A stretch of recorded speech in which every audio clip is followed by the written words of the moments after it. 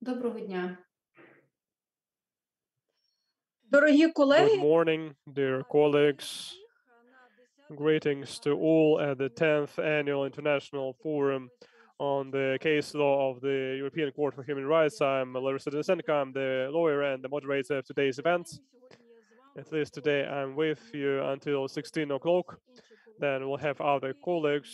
For the second year, we talk in online format. However, this means that we are more cohesive because today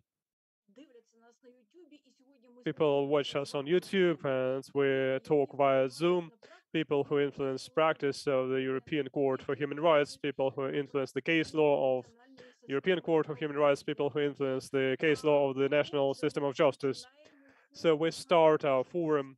A reminder that this forum is organized in cooperation with OSCE Project Coordinator in Ukraine, Council of Europe, Lviv National University, Supreme Court, National School of Judges, and according to the introductory words, I'd like to give the floor to Karin Rilke, Senior Coordinator of the program of the OSCE Project Coordinator in Ukraine. Please, Ms. Karin.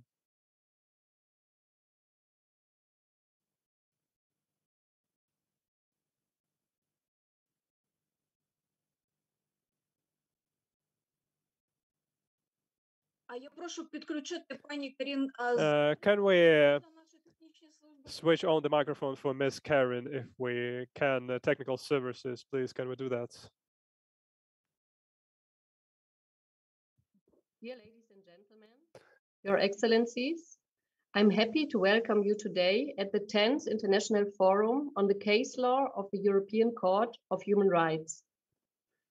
I would like to extend my gratitude to our partners, honorable speakers, judges of the European Court of Human Rights, colleagues from the Council of Europe, Supreme Court, National School of Judges, and Franko National University of Lviv for the excellent cooperation in promoting professional legal education and making this forum happen. Every year, the forum brings together judges, legal professionals, academia, prominent think tanks, and other experts in the field of human rights protection to discuss cases of the European Court of Human Rights and its impact on Ukraine. Since its first gathering in 2012, the forum welcomed more than 3,000 offline and online participants. I'm glad that despite of the pandemic, we managed to organize this event in online format to continue the dialogue on human rights protection, and hopefully we will have this event soon offline again. We recognize the fundamental role of legal professionals in safeguarding human rights and their constant work to improve the application of international legal instruments and standards.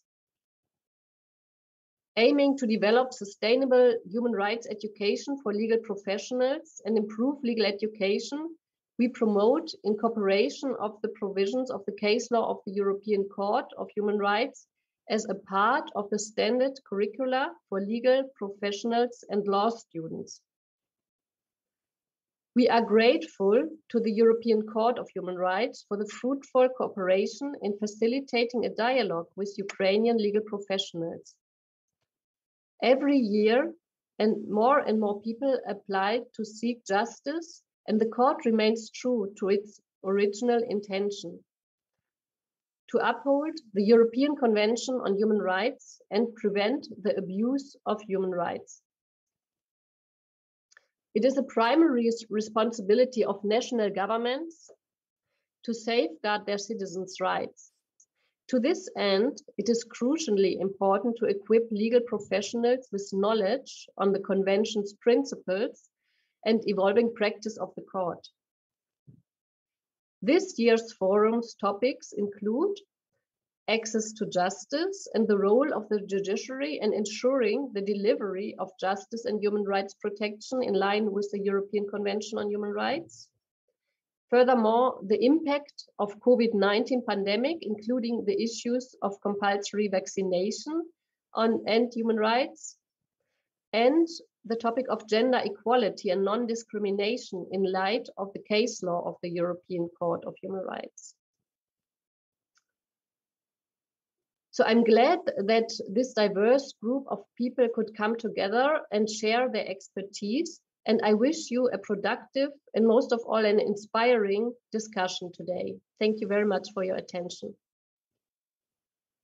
Дуже дякую, пані Рюлке. Thank you very much, Ms. Rulke. And now I give the floor to Mr. Sten Orlov, the head of the Office of the Council of Europe in Ukraine, the representative of the Secretary General of the Council of Europe on the cooperation of the Council of Europe. Thank you, Ms. Larissa. Dear participants, distinguished judges, rectors, legal experts, and colleagues, ladies and gentlemen. I am honored to welcome you here with my good colleague from the OSCE OPU, Ms. Rölke, today to the 10th International Forum on the Case Law of the European Court of Human Rights. As said, this event is organized by the OSCE OPU and us, the Council of Europe Project Support for Judicial Institutions and Processes to Strengthen Access to Justice in Ukraine, jointly with the national partners, the Supreme Court, the National School of Judges of Ukraine, and the law faculty of the Ivan Franko National University of Lviv. The present event is an example of effective cooperation through which the Council of Europe actively supports the efforts of the Ukrainian authorities in implementing the mechanisms designed to address a number of systemic and structural issues in advocating justice. This forum is dedicated to the discussion of the actual case law of the European Court of Human Rights and national practice, as well as the execution of the European Court of Human Rights judgments by Ukraine. It is aimed to consider how Ukraine could further facilitate the implementation of the Council of Europe standards to increase the efficiency of the justice system and improve its legislation, institutional frameworks in the areas of human rights, rule of law, and democracy. This will also assist Ukraine's efforts in meeting its obligation as a Council of Europe member state, and I should add also membership of other international organizations. For this forum, we invited distinguished speakers, namely judges of the European Court of Human Rights, Hanna Yudkivska, Latif Husseinov, and Armen Harutyunyan. Colleagues from other institutions of the Council of Europe will also take part in the forum, in particular Pavlo Pushkar, Nadia Zadorozhna from the Department of the Execution of Judgments of the European Court of Human Rights, and our other partners, the OSCE, has invited experts as well for this occasion. I would like to express gratitude to them for their involvement. The level of speakers from the Ukrainian side is especially noteworthy and shows the attention to human rights topics there is present in Ukraine today. The Ukrainian authorities must protect human rights by adopting and implementing laws and practices which protect the right to a fair trial and ensure the effective access to justice for all. Therefore, a closer exchange of information and best practices is required, and the forum is one of the avenues for that. As mentioned by my colleague from the OSCE, the topics that are going to be discussed in light of the case law of the European Court of Human Rights during these 2 days are indeed very topical. And some of them, of course, also in light of the 16 days of activism, which is ongoing, could feed directly into the debate here in Ukraine. The Council of Europe, of course, stands ready to support the processes of furthering the justice system and the improvements in the justice system in Ukraine, and will, of course, continue to support these efforts through the framework of the project operating within the Kiev office. However, as we all know, the responsibility for undertake the required actions primarily lies with the Ukrainian authorities, and nothing will change there. Therefore, it should be a firm political commitment to ensure the success and sustainability of all these endeavors from the Ukrainian side. We are confident that the Ukrainian society is determined to further strive for rule of law and legal certainty, as well as promoting human rights and strengthening democratic principles. We are here to support you in this endeavor. Once again, let me thank the co-organizers of today's forum for having this opportunity to discuss the actual case law of the European Court of Human Rights and the development in the sector of execution of the court's judgments. Once again, my special thanks to our colleagues in the OSCE project coordinator office in Ukraine. It is, I think, not only for the Ukrainian side, but also from us as international organizations, also an example on how we can cooperate in order to further progress in Ukraine side by side. So thank you very much for that. I wish you all the best for these 2 days, and thank you for your attention. Дякую вам всім, і я передам слово. And I pass the floor to Ms. Larissa. Thank you very much, Mr. Norlov. I have to intervene into introductions. I see questions in the chat. Dear colleagues, in order to use interpretation, we have ongoing interpretation where for Ukrainian and English. You can see in the Zoom small globe button. Please press the globe button and select the language which is preferable for your understanding. This is simple action. Please do this. And there are no tricks here. It is quite easy to do. And you can do it without my assistance. Now I would like to pass the floor to Mr. Stanislav Kravchenko, the head of Cassation Criminal Court, as part of the Supreme Court. Please, Mr. Stanislav, the floor is yours. Please use your microphone. Please unmute.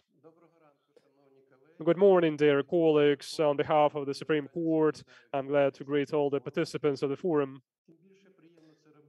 It's great to do this, given that we start our 10th International Forum on the case law of the European Court for Human Rights. It is traditional now that every year we meet in order to discuss important issues and trends on application of the case law of the European Court for Human Rights. I would like to thank our partners who preserve these traditions, and every year they organize this forum. In particular, the OSCE project coordinator in Ukraine, within the project support for professional education of judges, the project of Council of Europe support of judiciary in Ukraine, in ensuring the best access to justice.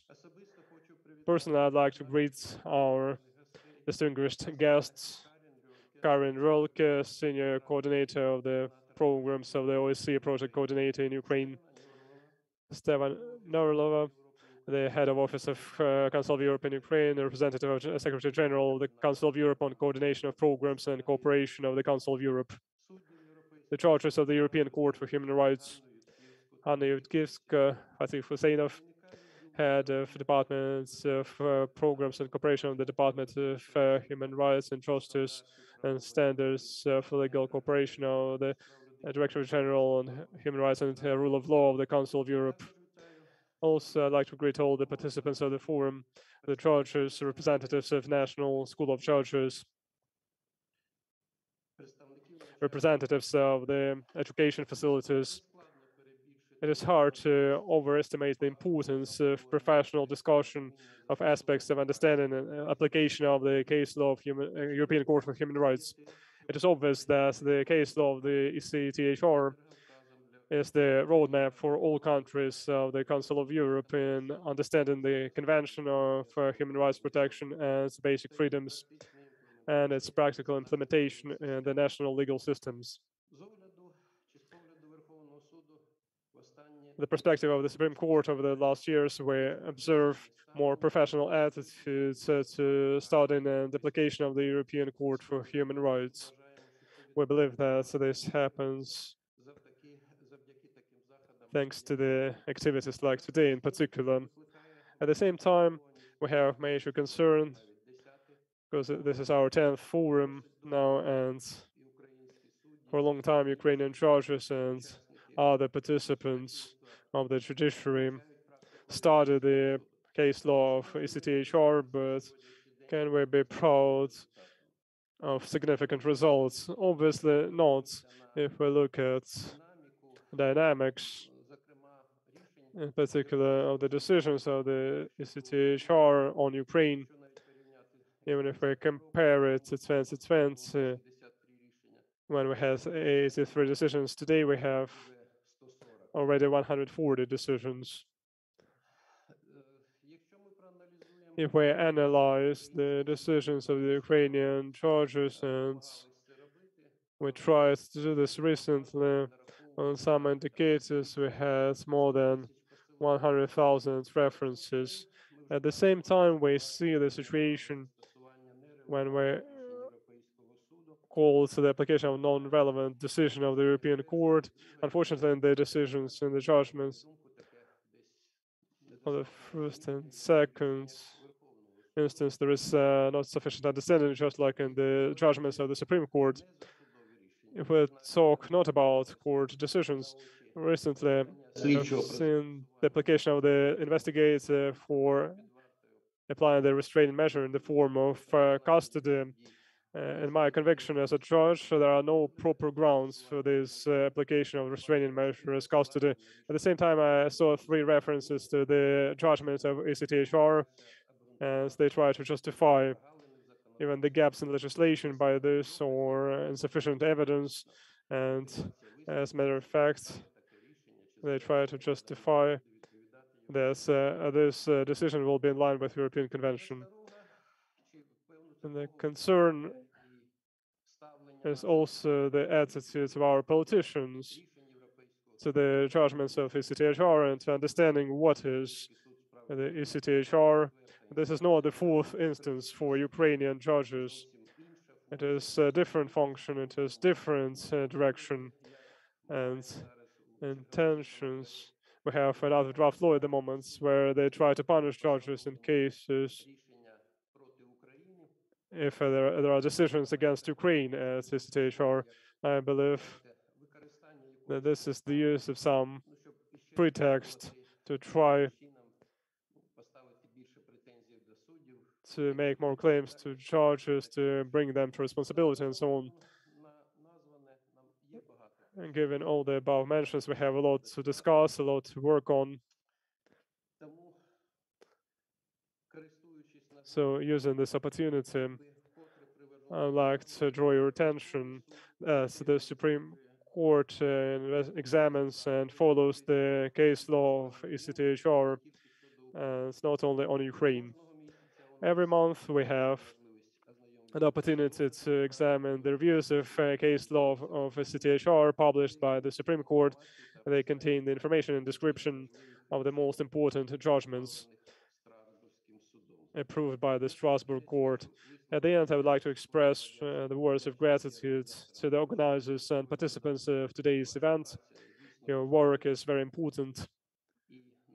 And so I wish to all of us to achieve the objective of today's event, that is to receive additional knowledge, to receive additional foundation for thinking about the processes which are going on in our country with legal application. Thank you very much. This is it from me. Thank you very much, Your Honor. And now I pass the floor to Mr. Mykola Nishuk, Director of National School of Judges of Ukraine.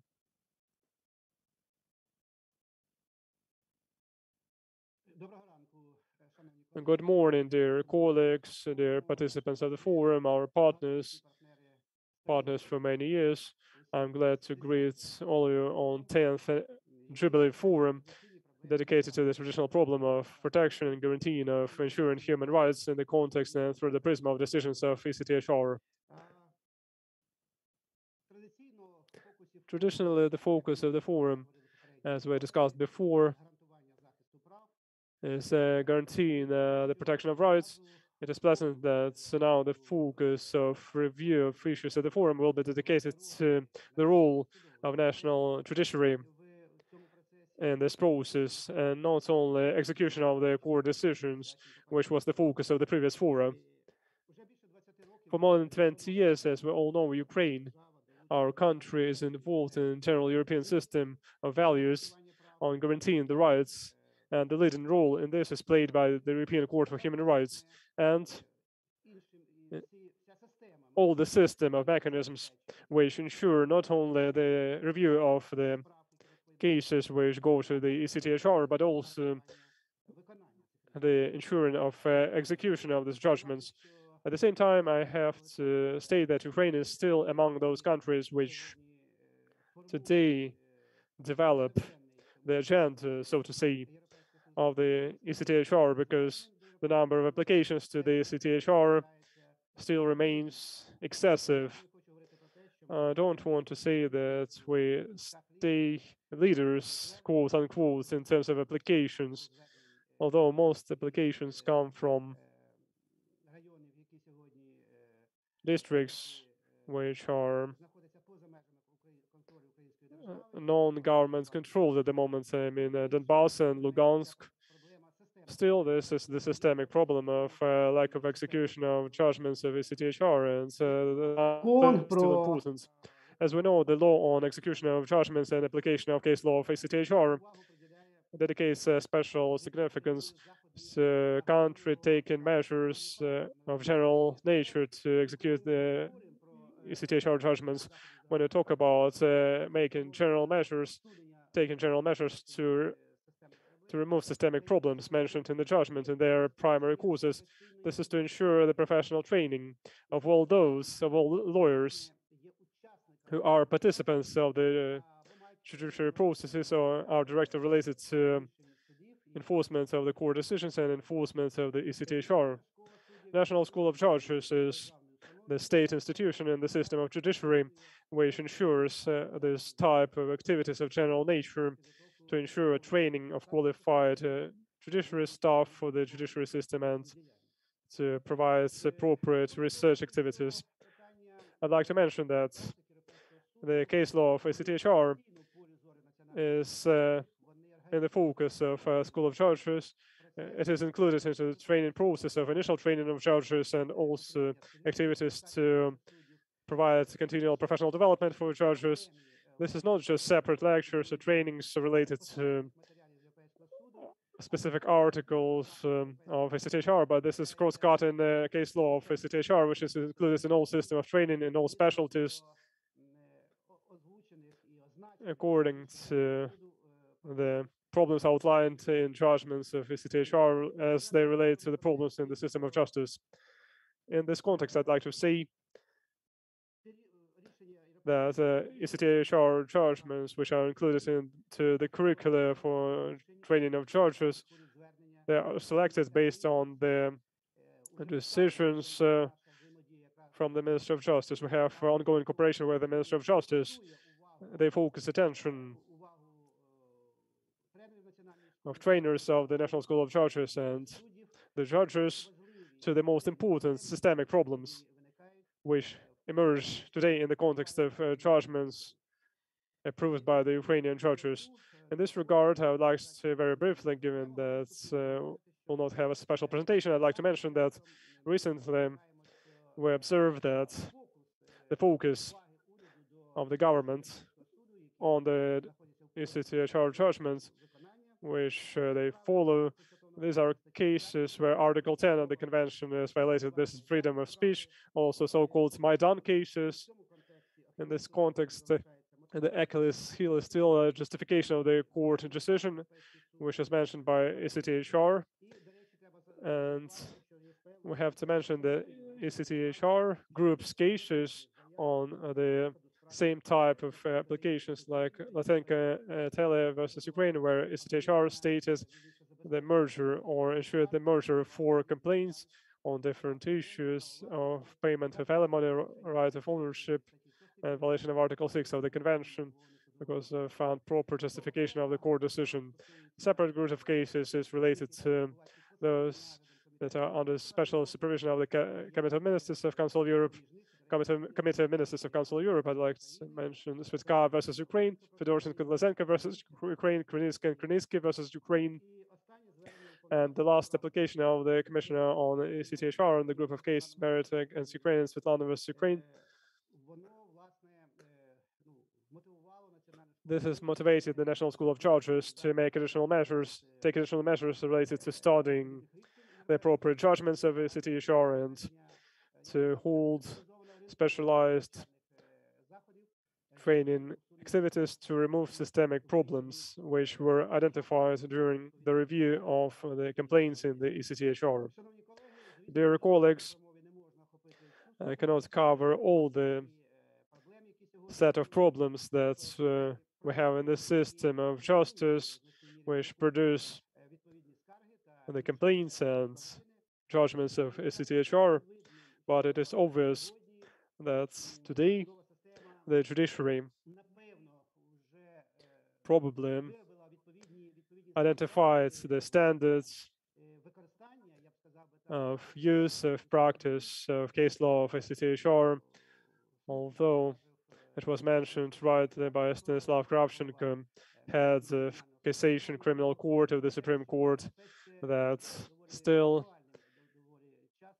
very often we have the reference to ECHR case law, but we have some movements in this area which demonstrate the enhancement of capacities of Ukrainian judges and their aspirations to be guided by the principles developed and by the European Court for Human Rights on the number of categories of cases. Dear colleagues, I wish to all the participants productive discussion.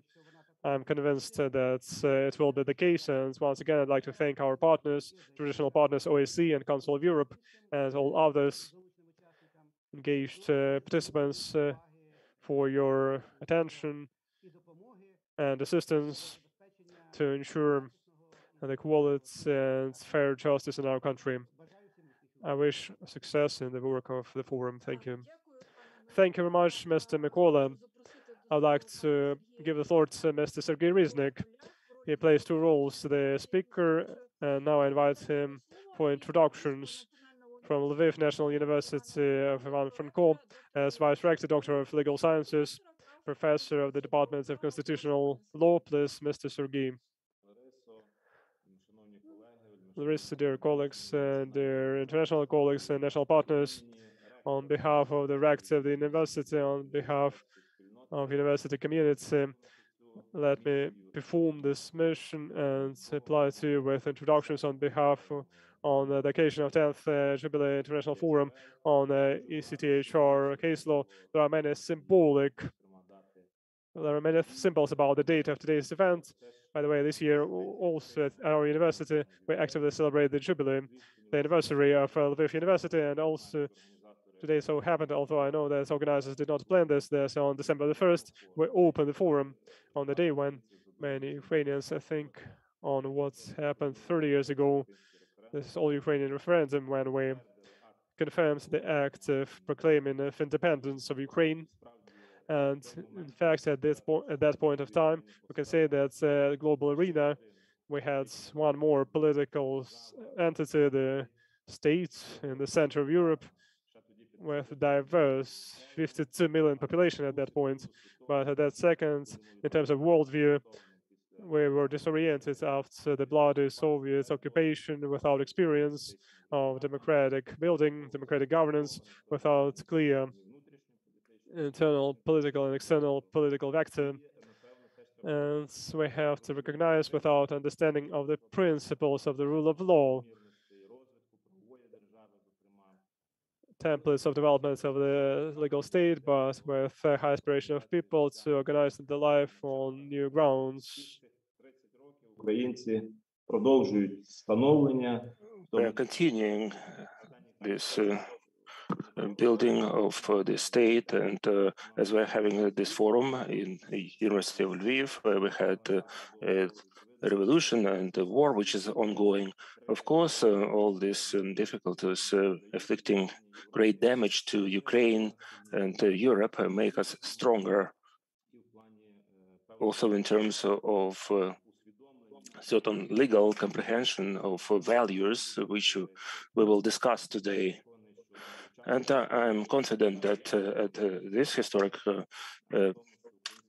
stage, we as the university are confident that Ukraine's nation will finish its basic establishment.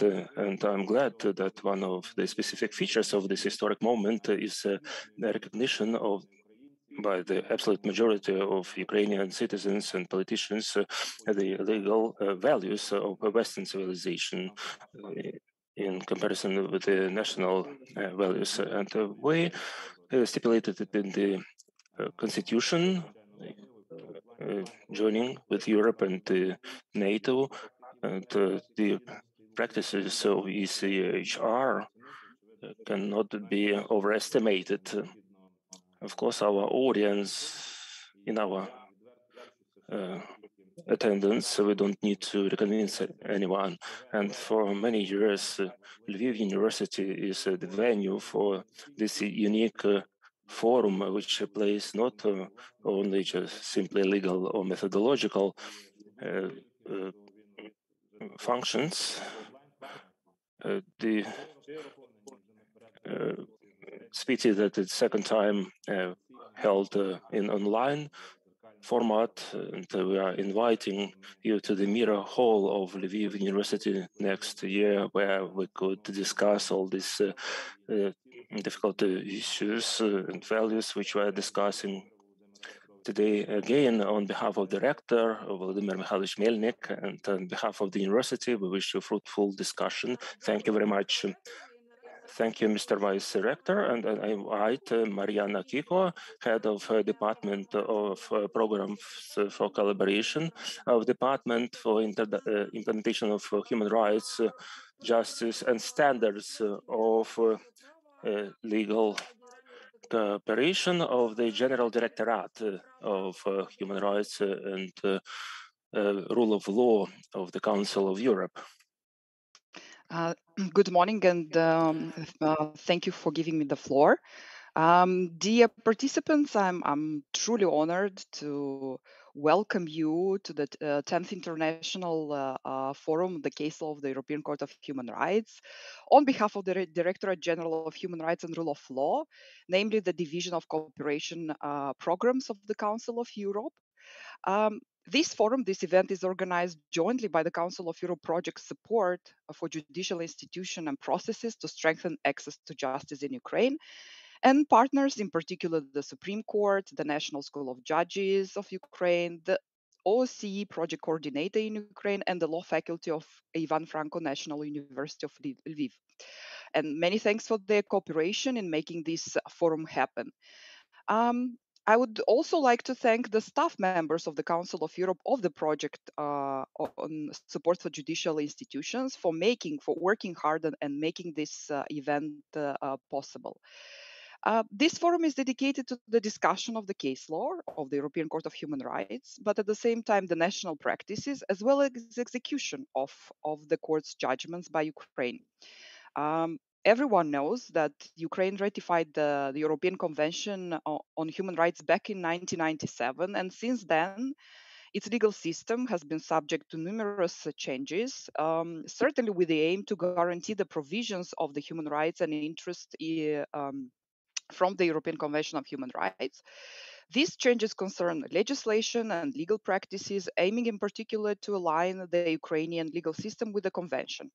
However, actually, as some of the speakers before me in their opening remarks pointed, there is much more to be done. In this regard, I would like to remind that the Convention must be interpreted as a legal instrument guaranteeing the respective right.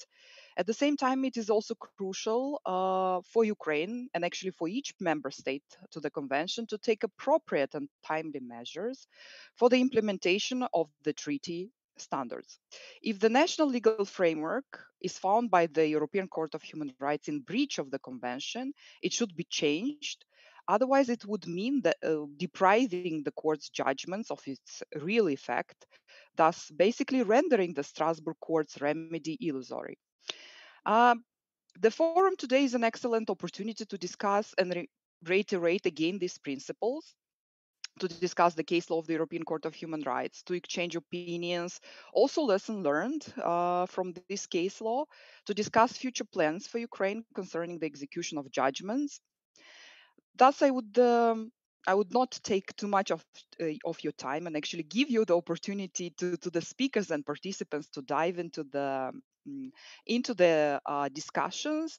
But before that, I would like to express my gratitude to the Council of Europe key partners, the Supreme Court, the Office of the Government Agent before the European Court of Human Rights, the Committee on Legal Policy of the Verkhovna Rada of Ukraine, and its subcommittee on execution of judgments of the ECHR and alternative dispute resolution, the High Council of Justice, as well as other judicial and executive bodies, non-governmental and international organizations for their firm commitment to join our efforts and improve the national system of the execution of judgments of the European Court of Human Rights, to ensure the protection of human rights and to strengthen the rule of law in Ukraine.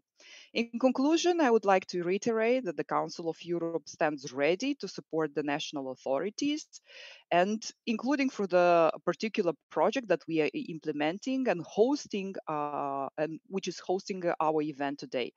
Thank you for your attention, and I wish everyone a fruitful event.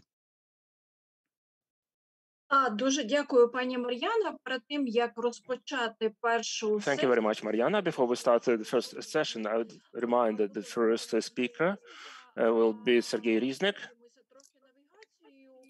But let's navigate through the agenda. I would like to remind you that you can watch us on the YouTube OSCE channel of the project coordinator of OSCE in Ukraine. You can join and comment. I hope I will be able to answer all your questions together with the speakers and take into consideration your comments. You can ask questions in the chat, of course, and write share your impressions and comments in the chat and address directly with questions to the speakers. I'll remind you that the first session will last till 12:30, and 12:30 we'll have a short lunch break. It sounds strange in Zoom because we can have lunch whenever it's convenient for us and reconnect again. But it may be difficult to reconnect, so I remember that at 2 p.m. we will have the second session. It's not less interesting. In terms of speakers of the first session, I like gender balance of the first session. In addition to Mr. Sergei, we will listen to Gana Yurkievska, Olena Borislavska, and Olga Yudkovich. I like very much that unlike many similar events, we have 3 women and 1 man on the speakers panel, which is very good, and this signals us how important are the voices, both male and female researchers. And I invite Mr. Sergei Riznik, Doctor of Legal Sciences, Vice Rector of Lviv, Ivan Franko University, Professor of Constitutional Law Chair. The presentation of Mr. Sergei is ECHR and Constitutional Court of Ukraine prospects for launching constructive dialogue. So, Sergei, the floor is yours. Thank you, Larissa, for this honesty to have the first presentation. I hope it will not violate the ethics standards. We've been working quite a lot on this topic, and I'm glad that this forum brought together people who are thinking alike. And as it was mentioned today, establishment of constructive dialogue between the lead institutions in this domain ECHR and constitutional law is very important, though for me it's almost the issue which is almost didn't get attention from researchers, but the provisions and the legal positions of ECHR is the very important influence on the constitutional justice in Ukraine. And constitutional justice, as we understand it, in constant in our state, it's in the course of establishment, in permanent process of establishment, and we have to solve the main objective for the state to protect human rights, and ECHR on many occasions also mentioned the convention as the constitutional tool for rule of law. And one of the first decisions, ECHR mentioned that the system of human rights protection is of subsidiary nature. So the protection of human rights and freedoms has to be provided, and this is the position of ECHR, by the national agencies. In the first place, the national courts have to acknowledge the provisions of the convention as the priority for the basis in their rulings. In this regard, the achievements and alignment of the constitution with the regulatory acts is the prerequisite for implementing it. And these powers of the Constitutional Court is actually a decision on the compliance with the constitution of legal acts. And in the last year, we introduced the constitutional claim system. This is a new tool, and we have a lot of materials to analyze. So this obligation of the state was reflected in the very well-known position of the Constitutional Court, according to which the court incorporate the provisions of the effective international treaties and the practice of interpretation and application of those by jurisdictions which are recognized by Ukraine, in particular is ECHR. And the Constitutional Court launched in Ukraine the so-called doctrine of a friendly attitude to international law. This doctrine is still being outlined in more details. Some even criticize its name, but it was an important step towards implementing a more comprehensible understanding of the constitutional law. And this concept, this doctrine, even among judges, is those who are practicing and those who are retired, was not well recognized. Mykola Melnik, the retired judge, in one of his opinions, said that the use of primarily or only the practices of ECHR to judge the decisions as unconstitutional is not correct. The position of ECHR, as this opinion of the judge, cannot be the leading and the only way to judge whether the decision is according to constitution or not. And we need our own interpretation of decisions of the court, and otherwise the national organ body of constitutional jurisdiction will become a kind of a branch of ECHR, which will check the compliance of the national legislation, not with the constitution, but with the convention. I'm far from judging this approach. I'll come back to this approach, but I would like to give you an example. For example, like in the UK, they express their attitude to the European Court and structural institutions in Europe.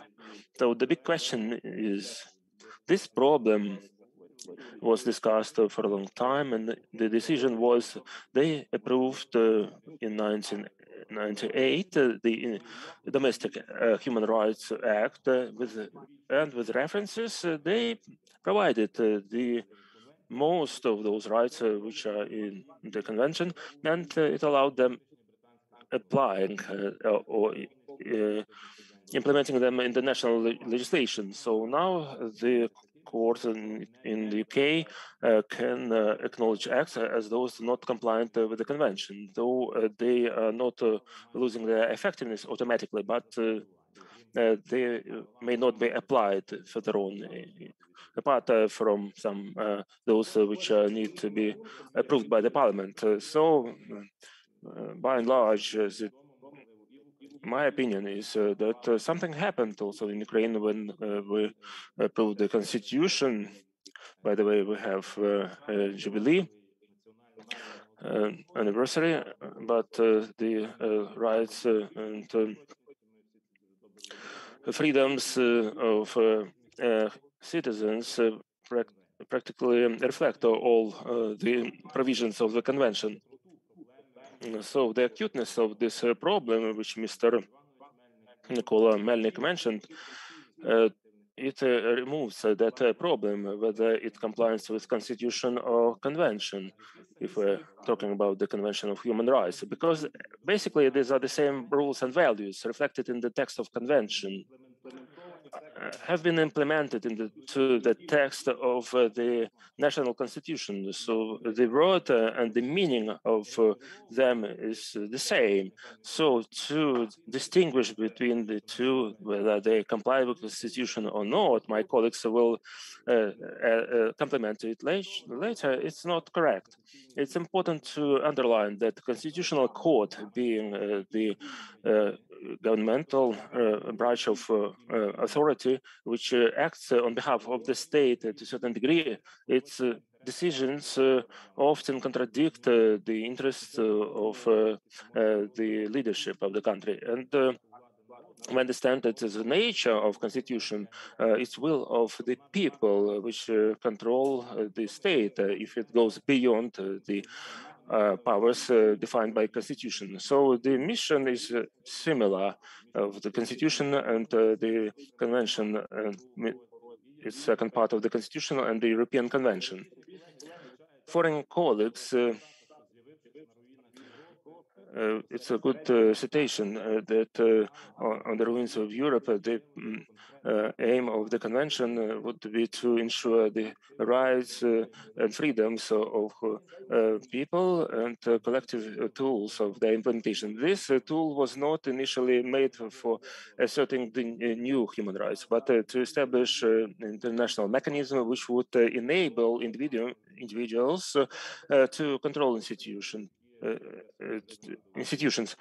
So, as I mentioned, Ukrainians have been aspiring to get own state for 1,000 years, and it's very important that there's a conceptual similarity between the convention, the European, and the Constitutional Court. So, again, if the European if there is a court decision which contradicts convention text, by its nature cannot comply with the constitution. So automatically, if it contradicts convention, it will contradict the constitution. It's important to remind again that the convention is not in line with the constitution. It's actually the basis, and we're lucky that our constitution was approved much later after the convention was introduced. At the same time, this does not exclude that the practices of the ECHR in some instances may be erroneous, and we should not worry about that, or could not be applicable. Which in Ukraine, which does not consider Ukrainian legislative framework. So these decisions and the interpretation of the convention it's possible by ECHR, but we should distinguish the text of convention from the constitution. And it's an important thing to practice, to test, though we have had such examples already. As I mentioned before, the Constitutional Court of Ukraine, in my deep conviction, cannot solve the issues whether the regulatory acts comply with the constitutions, which are related to direct violation of human rights, and which there are certain positions, established positions of ECHR, which can go contrary to that if it will not be properly argumented. So, in my opinion, ECHR, the Constitutional Court should treat the practice of ECHR as their own practice and use jurisprudence constant and in exclusive cases, it with appropriate substantiation, it can go against it.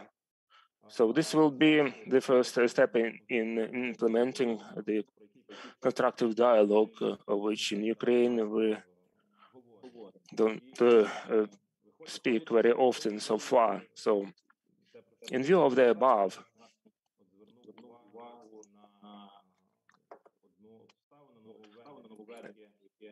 there is one novelty which we didn't mention today, but in order to establish this dialogue, it's very important to approve by Ukraine of the law on ratification of Protocol 15 and 16 to the Convention on Human Rights Protection.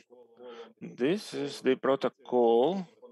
This law ratifies Protocol 16, according to which the higher judicial institutions of the parties can address ECHR to provide consultation opinions on principle in terms of interpretation of the freedoms and rights stipulated in the convention. What's interesting in the law, which I mentioned, it was approved 5th October 2017, it's stipulated that the highest authority, highest court is the Supreme Court. I'm not judging whether it's good or not, but I just give you the text. As of today, 24 countries have signed Protocol 16, and 16 have ratified them. Out of those 16 countries which have ratified the protocol and declaration on identifying the body which applies with addresses with the consultation to ECHR, in those countries, apart from the Supreme Court, also Constitutional Court is defined as that body. In Lithuania, it's Supreme Court, Constitutional Court, and High Administrative Court. In Romania, it's Constitutional Court, even the Court of Appeals, and the Supreme Court. Even in France, they authorize the Constitutional Board to apply with consultation requests to ECHR. So for me, it's obvious that to have this dialogue, acknowledging the high expert level of ECHR in this category of cases, in order to avoid the situation of conflict or unfair application of the convention, and to go beyond this framework of misunderstanding on protecting human rights at the European and national levels, I believe we need to review and revise this position even from the standpoint of these practices which we have seen based on example of those countries which are signing Protocol 16.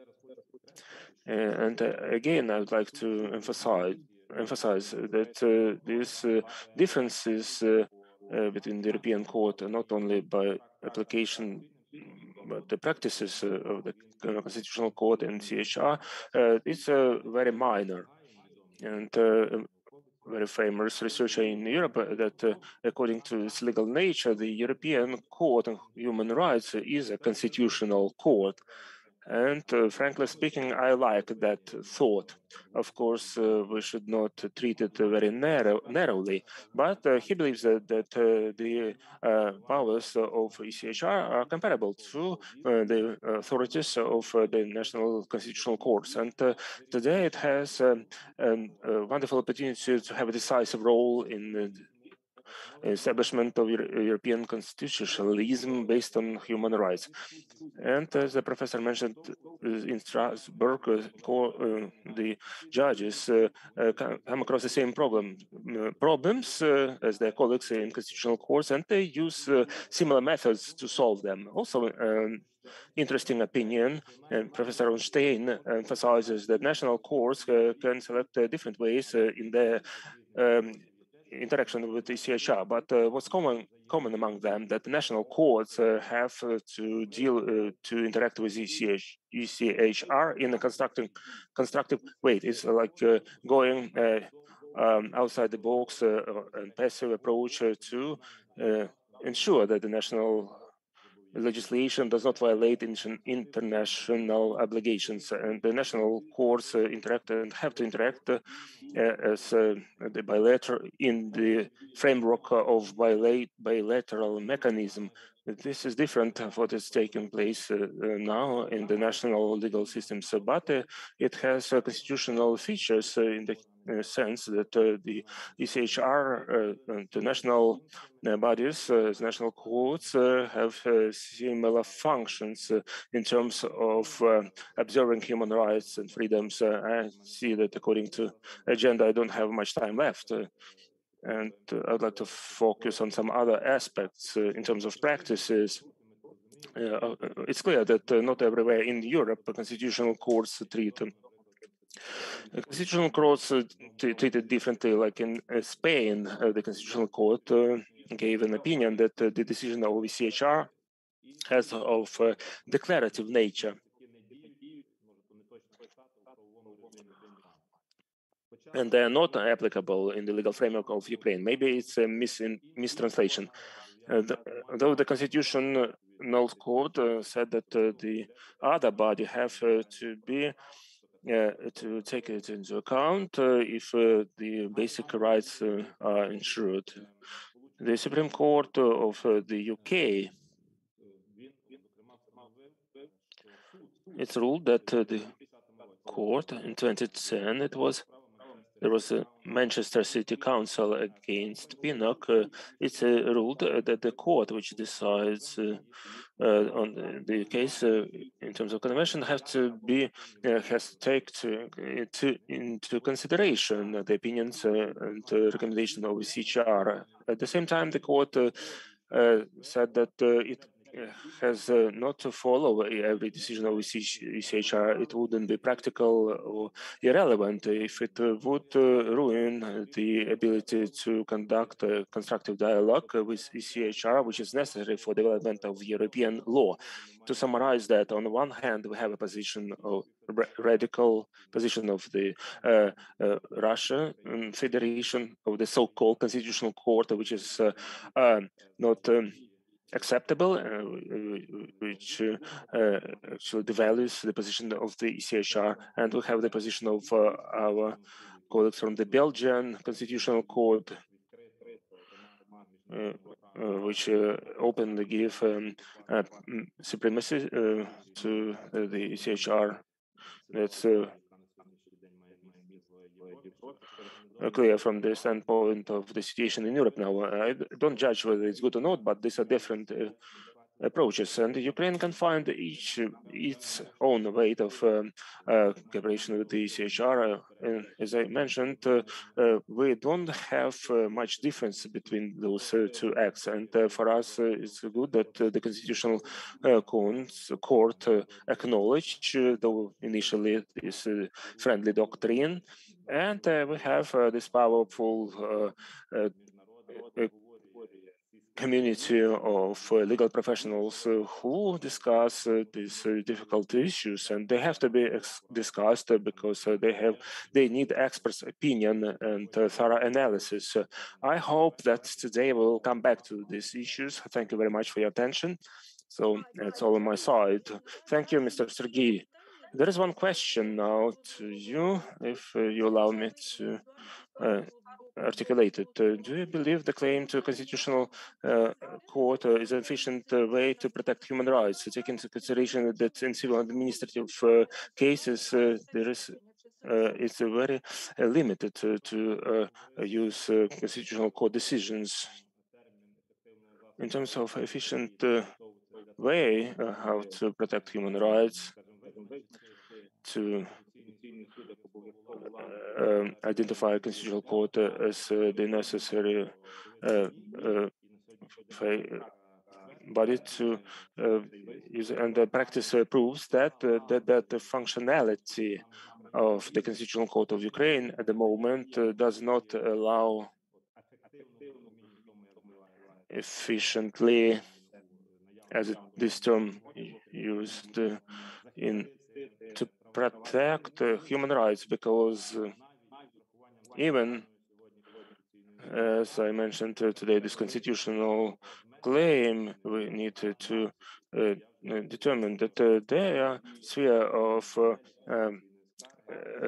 expertise is very narrow. As I mentioned before, the Constitutional Court, we don't have it in, we have a statute constitutional claim, because the person who received a negative decision by national courts can apply to the Constitutional Court only in terms of the application of the law in the narrow sense.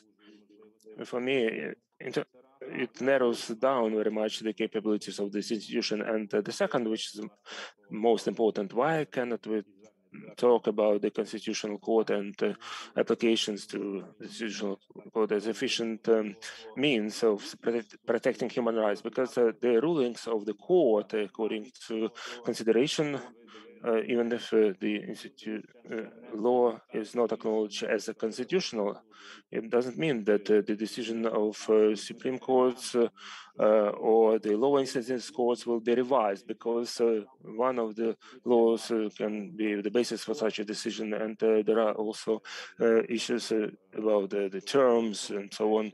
So in this context, the Constitutional Court performs its special role, and in this general role, it's sufficient. There are other tools which so far the court has not been using efficiently. Але я дуже прошу або відповісти в чаті. Вони Thank you, Sergey. There are more questions to you. Please answer in chat. They're very specific. They require definite answers. Or we may move this into general discussion when we summarize our session 1, or you can answer in the chat. It's up to you. And we move to our second speaker. I'm pleased that we have the judge of European Court of Human Rights, Hanna Yutkivska. Her time is limited, so it's important to listen to her and to have a discussion and talk afterwards. The title of her presentation is The Accessibility of Evidence, Lessons Learned. The floor is yours. Good morning, greetings, Larissa. I'm very glad to see you. I'm glad to see all our colleagues, although it's online and everyone switched off their cameras. Hopefully, next year the Forum of Judges will be held offline, because, you know, the important part of this forum is the discussion beyond the official presentations. I selected today's topic to discuss once again the admissibility of evidence and lessons learned. Why? Because we had lengthy discussions on this, but case law develops. I'd like to discuss the developments of practice, to look at the direction where it is heading, because the admissibility of evidence is what is faced by the lawyers in their daily activity and by the judges. We are going to discuss the fruits of the poisoned tree. I have 25 or 30 minutes, and I would really like us to have informative discussions. So please, I invite you to ask questions in the chat and to to take the floor and ask questions. The doctrine of the fruits of the poison tree was created by Judge Felix Frankfurter, who declared this in 1939. This is the stable term of the law, which is treated in the context of illegal investigations. Can we use the illegally received evidence in the judicial review? The metaphor is clear. If the source of evidence is poisoned, then the fruits, the evidence contains the poison, and they can kill the consumer. The consumer is the judiciary process in this metaphor. Two types of illegally received evidence are treated by the ECHR in their case law. The evidence received with violation of Article 3 of the Convention, I believe that this is obvious to all. Evidence received with torture or other forms of inhumane or degrading treatment, they cannot be used in the judicial review. ECHR case law in this regard is very clear.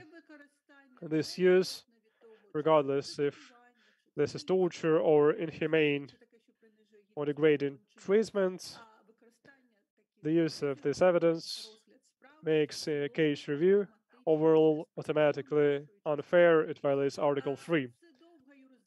This is a long jurisdictional line of the court when the court established that the claimant was treated inhumanely to receive evidence, regardless of the evidence value of the applications, regardless if the use of this evidence was decisive or played no role in ensuring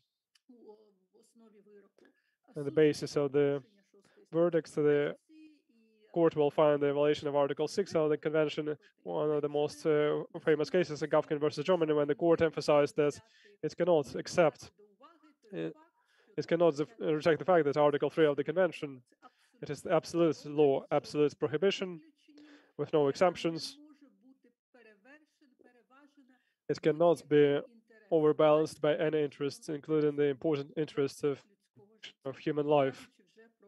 Not talking about ensuring a criminal case. This cannot be achieved by compromising the protection of absolute rights, of prohibition of inhumane treatments by Article 3. This case was related to abduction of individual, and the police did not torture. They threatened the torture in the situation when they believed that the child is still alive and the child still can be saved. This was found out later that this is not true. Even in this situation, there is absolute prohibition of torture. It cannot justify the use of these methods of investigation. This is not only about witness statement generated from the accused. It can be also physical evidence. Jaloko versus Germany case, there was violence, vomiting of the suspect to get the package of drugs that he swallowed.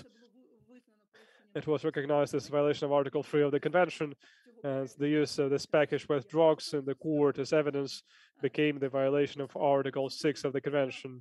There are many of these cases, in particular, unfortunately. This is our shame. We have many cases versus Ukraine. The courts used this before. Hopefully, this practice is in the past. Courts used the evidence, the evidence from the accused after applying tortures or inhumane treatments to the suspect. I'd like to emphasize two recent decisions which developed this principle. The violation of the right for fair trial would be not only the use of evidence received by applying force to the accused, but also by means of applying the force to the third parties. The court made this step, the development in this area, the case Quick versus Poland. It is the last year case. For the first time, they reviewed the admissibility of evidence received by inhumane treatments, not against specific individual, but against the third party. And second, it was not state agents, it was not police, it was private individuals. In that case, the claimant and another individual, Mr. D, who were members of the criminal group. that was doing drug trafficking. Mr. G was abducted and tortured by the competing crime group also dealing drugs to receive information. The recording of his application he made under torture to the members of this gang were recorded, and in the court case against the claimants that was reviewed many years after that, the courts were based on these recordings and this statements of Mr. G about his participation in the drug trafficking. But this evidence, this statement, was received as a result of inhumane treatment. As the court, ECHR, for the first time announced that the principles developed in the cases where when state agents made violence, they're also equally applicable to the statements received as a result of inhumane treatment from the side of private individuals. The treatment against this Mr. G by another criminal group reached the threshold of severity to be part of Article 3. This shows in the case against the claimant, not against Mr. B, it violated the 6th article of the Convention. And another recent case that's made an important step to extension of the doctrine of the fruit of the poison tree was the case Bahonka versus Georgia. And the case, the essence of cases, the drug smuggling, once again, the package of drugs was seized when there was a personal search from anus. So the claimant declared that the review of anus was violation of his dignity, and the drugs were given to him. It was not his drugs. And inhumane treatment in this case was not proven. In this case, the court had no evidence that, in fact, the treatment where the claimant reached the threshold of Article 3 of the Convention. However, what was found was procedural violation of Article 3. For the first time in case law, it was the last year case, rejecting the article on the matters according to Article 3, not establishing the inhumane treatment where the claimant to the court established it is impossible to properly investigate getting key evidence. It was impossible for the national courts to properly examine the statements of the claimants about potential inhumane treatments and to provide evaluation. And the fact itself that the national courts did not provide sufficient attention to the statements of the claimants on violation of Article 3. And still, the courts used the evidence. The general fairness of court review was biased irreversibly. So, exclusive procedural violation, non-investigation of statements of inhumane treatment, degrading treatments, and the use of evidence received from the stated violation without proper investigation of these complaints will lead to the fact that review of case will be declared unfair. It is generally recognized that the logic of doctrine of the fruit of the poison tree is related to so-called theory of restraining, according to which the possibility to exclude evidence should restrain the law enforcement agencies to do illegal actions going forward. When the judge excludes illegally received evidence from criminal proceeding, they deprive this attractiveness of the sanctions for the police. The rule of excluding the illegal evidence decreases the number of violations committed by the law enforcement in the course of investigation. However, there is another justification of this doctrine of the poison tree fruits and needs to exclude false evidence. This justification, in my view, is more important. This is integrity of the judiciary system. I'd like to quote this reference and this justification mentioned by Judge Oliver Holmes in the case Homestead versus United States. We cannot make the difference between the state as the prosecutor and the state as the judge. In the state with the rule of law, the existence of state will be under threat if it doesn't adhere to the law scrupulously. Our state is the strong, all-present teacher, good or evil, it teaches the people by its example. The crime as contagious. If the state becomes the offender, it creates the disrespect for the law. It invites every person to become law for themselves. It invites anarchy. To declare that when using criminal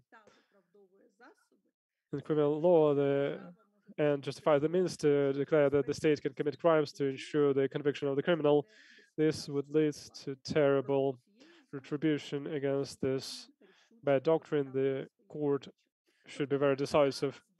The purpose of preserving the legitimacy of the judiciary has to overbalance the objective of factual precision. We're all lawyers, we need to remember that final objective of the process is legality and not search for truth, as we were taught in the Soviet times for some reason. Going back to the Bohomko case, this objective excluding the complicity with the illegal activity of the police. This is illegal indifference of the police on the complaints for the humane treatment. This objective serves the purpose of banning the evidence, even if it is not proven. If the accused states this is the result of the humane treatment, the evidence is disregarded, and the further investigation is not possible. The court should not encourage further unwillingness to identify circumstances of torture, hoping to preserve the important evidence for the future. The evidence received dubiously, if the doubt is not dissipated, they cannot be accepted without influence on the moral authority and integrity of the judiciary. And from the perspective of integrity of judiciary and trust to the judiciary system, and the states the position of ECHR on evidence received with violation of Article 8, not Article 3. All legal measures like searches and wiretapping, this position is criticized as inconsistent, as it always changes. It is balances on the edge. If using evidence received with violation of Article 3 automatically makes the procedure unfair, then when evaluating the use of evidence received with violation of Article 8, the court will be looking, as we really like, at the process of justice as a whole. This is also old practice. It initiates from Schenk versus Switzerland case. In the case of 78, when the court emphasized that it is the right for fair trial, but it doesn't establish rules for admissibility of evidence. It is the objective of internal domestic law. The court doesn't exclude the principles and in abstract the admissibility of this illegally received evidence. It only evaluates if the case review was fair overall. And here there was the jurisdictional line where the opinions of judges were different substantially. They decided if there was a violation of Article 6 or not by 9 votes against 8 votes, and taking into account different opinions of judges on the use and criminal procedure of the evidence received with violation of Article 8 of the Convention. Great Chamber reviewed the case Baker versus Russia in 2009 in order to establish some criteria. And in this case, as the evidence of the guilt of the claimants in the ordered murder, they used the recording of the individual who showed there are the executor of the crime, and they came to the house of the claimants as if they informed that the crime was fulfilled. The Article 8 of the Convention was violated regarding Article 6 of the Convention. In this case, the court, having reviewed all the factors, established the three-step test. First, the court declared that the claimant had the opportunity to contest the SIMP's measures and all the results received as the contesting procedure and when appealing against the verdict. So the first step was, had the claimant real opportunity to appeal the use of these measures, this evidence, and the rejection of this complaint of the court, was it properly motivated? Second, the quality of this evidence. Was it the only evidence for the court, or was it supported by many other evidences, and in this specific case, this evidence was not the key. There were many other evidence. And so the third point, other doubts that this evidence is authentic, was the reception of this evidence supported by enforcement of the rights not to make statement against yourself, the nature of use, nature and degree of this evidence. These are three steps. Until now, 10 years after that, after the case of Bykov, are reviewed by the court. And the problem is, in most cases, these three criteria, if it's the only evidence, if it is not supported by anything else, most likely ECHR will find violation of Article 6 in use of this evidence. If not, at present, the violation of Article 6 of the Convention is found by the court only if the quality of the evidence is problematic, if circumstances of receiving the evidence cannot exclude the doubts in its authenticity. For example, in the case Lviv versus Croatia, the key evidence was found during second search of the automobile, and the witnesses were only the policemen. The defense was not informed about this. So in this situation, we can throw in everything, so there is doubt in authenticity of evidence that was not removed. In recent case, Budak versus Turkey, the main evidence against the claimant, participation of claimant in the terrorist act, was the documents that were found during the search that was illegal.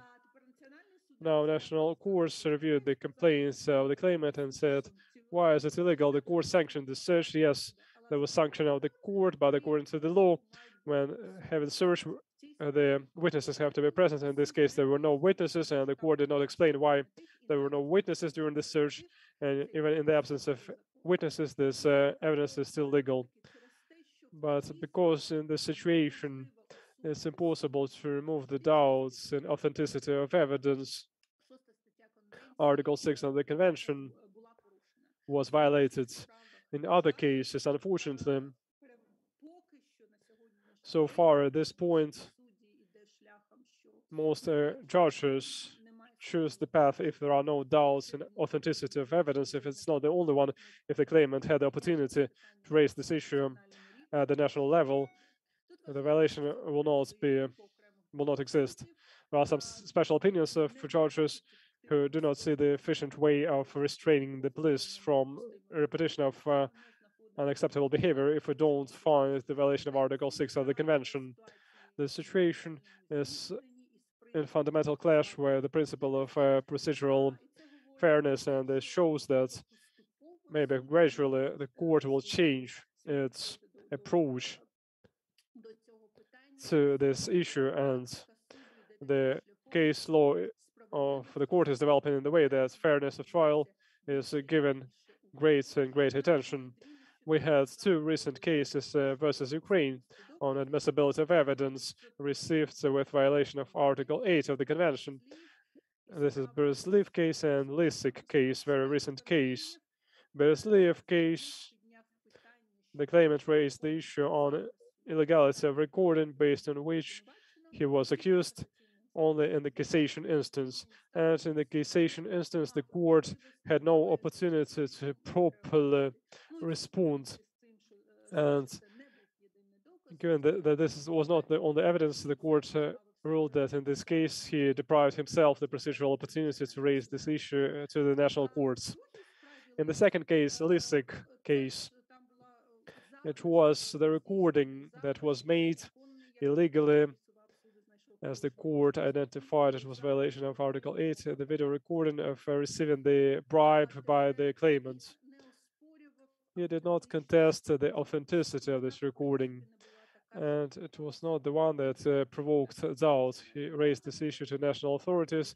They responded that we don't see a special problem. Once again, authenticity was not contested. It was not problematic to him. It was not the only evidence. And most judges found no violation of Article 6. I had special opinion on this. In this case, there were problems for me, even if we apply this Bykov test that I mentioned before. In principle, I believe it was my duty to emphasize once again the full Bykov test for fair trial, and hoping that the opinion of minority today is the opinion of majority tomorrow. I believe that the court is moving along this path anyway. Financial courts that had no advantage of the ECHR to evaluate the fair trial overall, because we look at when the years passed and when the court review by 3 instances was completed, we had this luxury to evaluate the procedure as a whole. National courts had no luxury like that, so it would be better for them to exclude false evidence, especially if it is not the only one, and the verdict may be built on other evidence received legally. And another small detail, in one of the recent cases, the court reviewed the use of a statement of the witnesses as accomplices in exchange for immunity or other advantages. This is the deal with the investigation. In the view of the court, this is an important instrument in fighting the serious crime, but using this evidence can put in doubt the fair trial against the accused, and we can raise delicate issues because, in essence, this witness statement is open for manipulation from the law enforcement. It may be made exclusively for the objective of receiving advantages offered in exchange. It's not 100% true, or for the revenge. It also exists. This may be problematic, the statement may be problematic, and there is risk that the person may be accused and judged based on unverified statements, which may be biased. We have to properly evaluate this. Using these statements is not sufficient to make the trial not fair. It depends on the specific circumstances of each specific case, in particular, if the accused had the efficient opportunity to appeal against the legality of disagreements between the witness and the law enforcement. Maybe there are other procedural guarantees, the opportunity of interrogation of this witness is providing other evidence, and so on. This should be also taken into attention. I'm sure Larissa, they have more time to discuss provocation. They have chance to do that. You do have this opportunity. 2 questions so far. I can see them in the chart.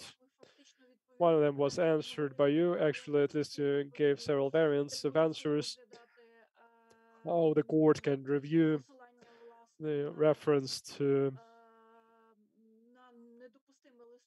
inadmissible correspondence during as the evidence, but I believe we can fit the general discussion, or we can answer in the chat, please. Let us just a couple of words on provocation. This is important for us. We know that the first known protection with reference to provocation in history failed. God did not give Eve for eating the apple and given it to Adam, although she referred that this was not her. She was cheated by the snake, but thousands of years after that, so the legal doctrine took into account the manipulative nature of human nature and the huge resources that the government has to influence someone and to turn them into criminal. And they made the conclusion that the investigative authorities should not check the ability of individual to resist the temptation to commit crime if this opportunity is given. Free will of the individual can be undermined and manipulated, and the individual cannot be responsible for actions which are committed under the influence by means of manipulation from the law enforcement. The investigative tactics, including provocation, which may be admitted, and the court recognizes this, they have to be used for discovering ongoing crime, disclosing ongoing existing crime, and not creating crime. Now, this is very clearly, it has to be distinguished by the national courts, and this is clearly distinguished by the courts. 2 types of cases are reviewed by the court.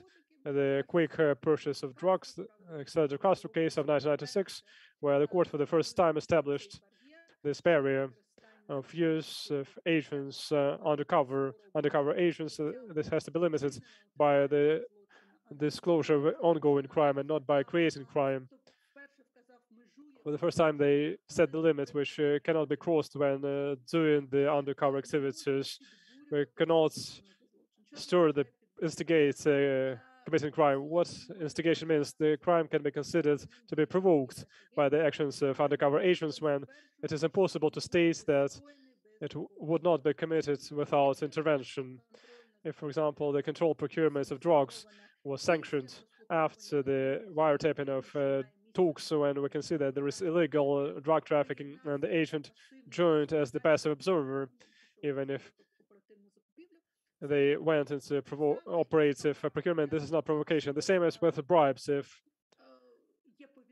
there is a notification, if we have a notification from the individual that is demanded a bribe, if they go to law enforcement, and if they receive instructions to record the operation, this is not provocation. Provocation is like Romanauskas versus Lithuania, when district attorney claimant that worked as district attorney and his friends acted based on the instructions of anti-corruption agencies. He offered the bribe for closing the criminal case against the third party. First he refused, and then for the second time he refused, and then for the third time he said, okay, I will close this case. And in this way, he was caught and he was convicted. Дії антикорупційного органу вийшли за межі розслідування Went beyond the investigation. There was no evidence that in the past that a person committed certain crime.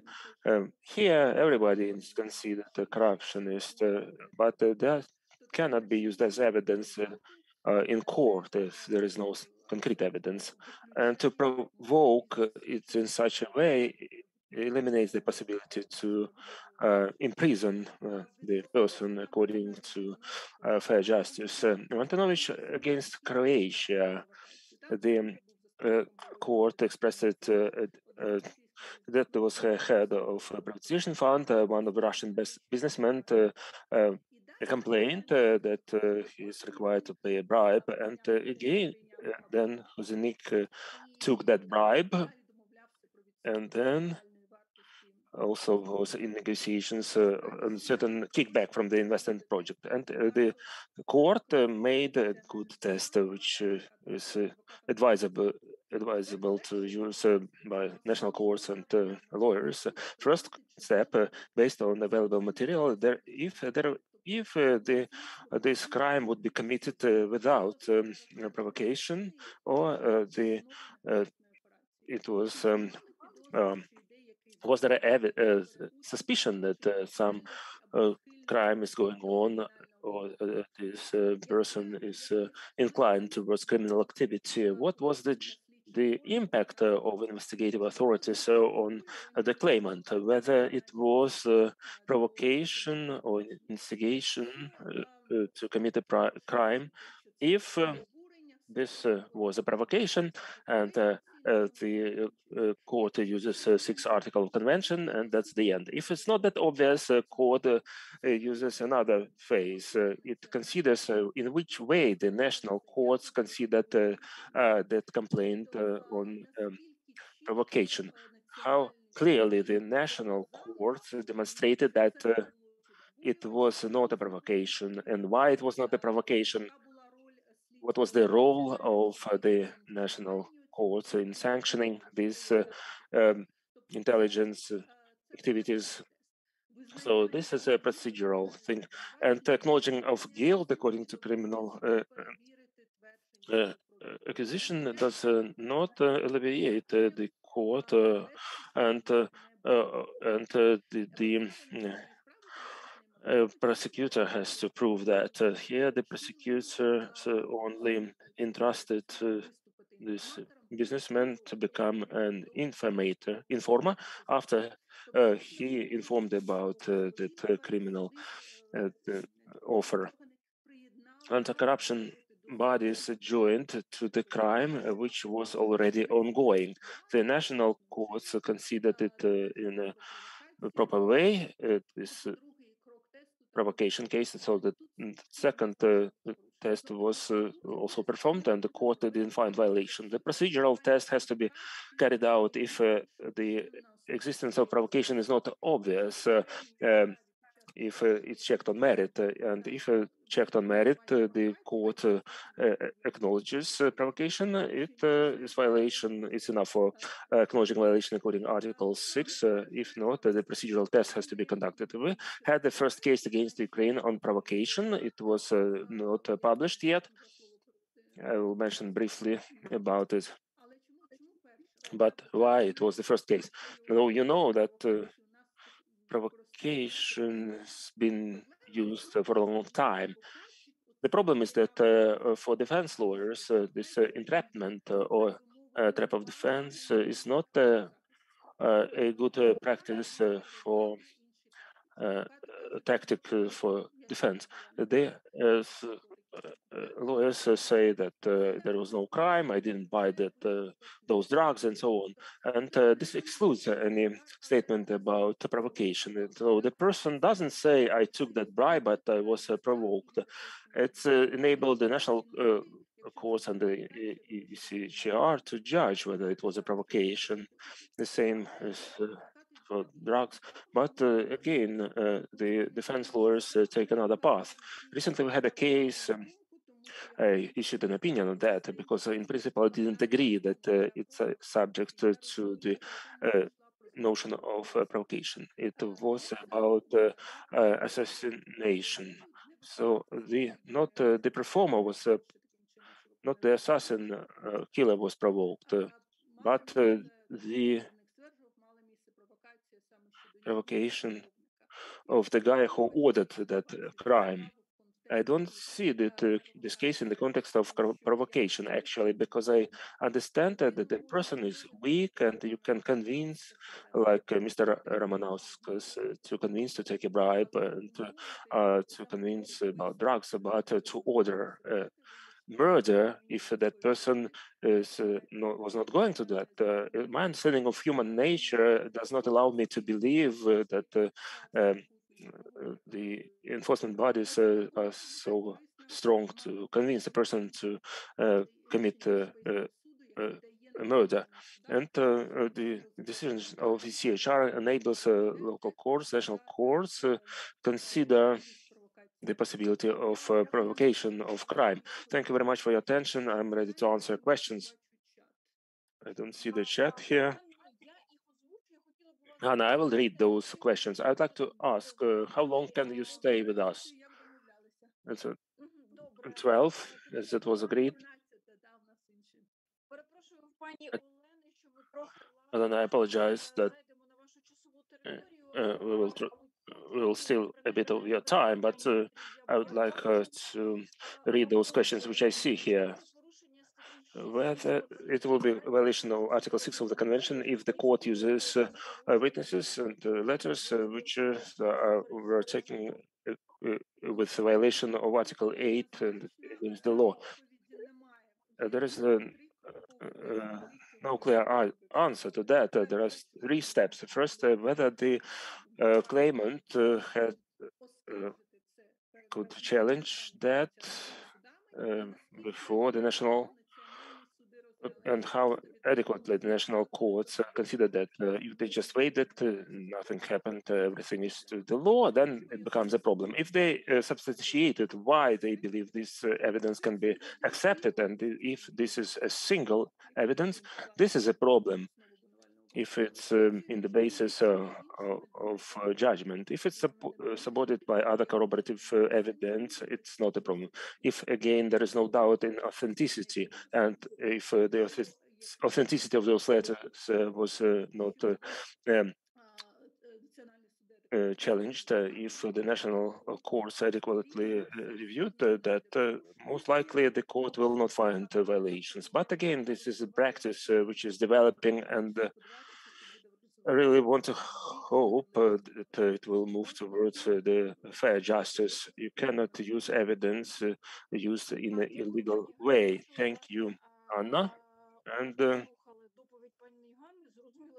If you listen very attentively, it has to be asked before cassation and to consider the authenticity and the number of evidence accepted and considered by the court. The second question, it's important. It's clear that the doctrine in the US created several doctrines, doctrine of inevitable evidence. And what's the ECHR and what was its decision in Slovenia? You know that the US is not are not the members of convention, and they have a different the approaches to evidence and to provocation. Very often you can hear from certain representatives of certain enforcement agencies, you see in the US they use these entrapments and provocations wonderful. It can be wonderful, but again, they are not signatories to the convention. And ECHR, based on the convention, has developed its own tests, and any inevitable disclosure, if it's not supported later by the guarantees required by the ECHR, it won't be used as the exclusion. Thank you, Anna. And the last question. What's your opinion? The attitude to ECHR to long investigations and delays?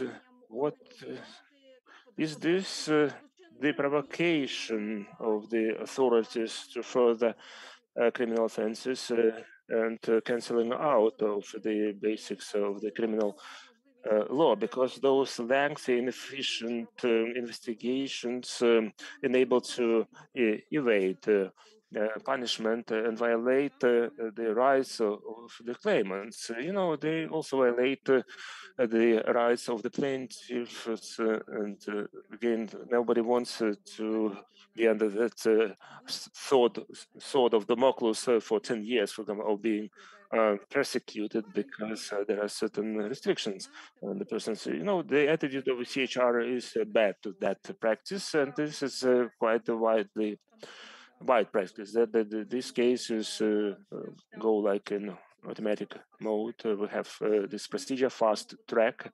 We quickly communicate because there is nothing to talk about. It's lengthy. Criminal investigation is violation of rights of all participants in the process. So I would like to say that in the course of time, less and less of complaints of this nature we get. Maybe there is an opinion that at least partially this was solved in Ukraine, and it was about the cases which were initiated a long time ago. So in a nutshell, ECHR's attitude is bad to that, and we hope at least that this problem will be solved. If it's not solved yet, it will be solved in the near future. Thank you, Anna, for these comprehensive answers, and we're coming to our third presenter, Elena Borislavska, Doctor of Legal Sciences, Professor of the Chair of Constitutional Law of the Lviv National University, named after Ivan Franko. And the topic is conventional and constitutional jurisdiction, synergy and controversy in protecting human rights. So, Elena, the floor is yours. Thank you, Larissa. Good afternoon, good morning, dear colleagues. I would like to start from expressing my gratitude for this possibility to talk to you today and present some of my ideas and to listen these very interesting and comprehensive presentations of my colleagues. After this interesting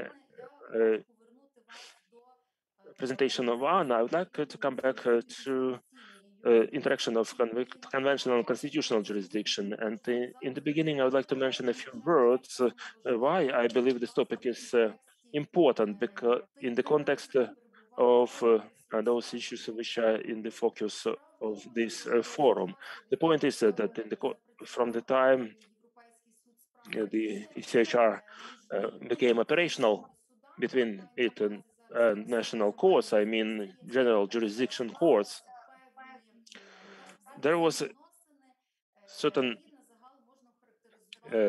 relations were established, which we can characterize as mutual understanding relations. And one more subject appears here: constitutional court or another body of constitutional jurisdiction. And sometimes these bilateral relations, complemented by the third party, reminds us that proverb about a horse cart with a fifth wheel. There are certain reasons why it happens like that. And I'm very much against that now after the constitutional claim, the Constitutional Court got a new impetus for its active activities.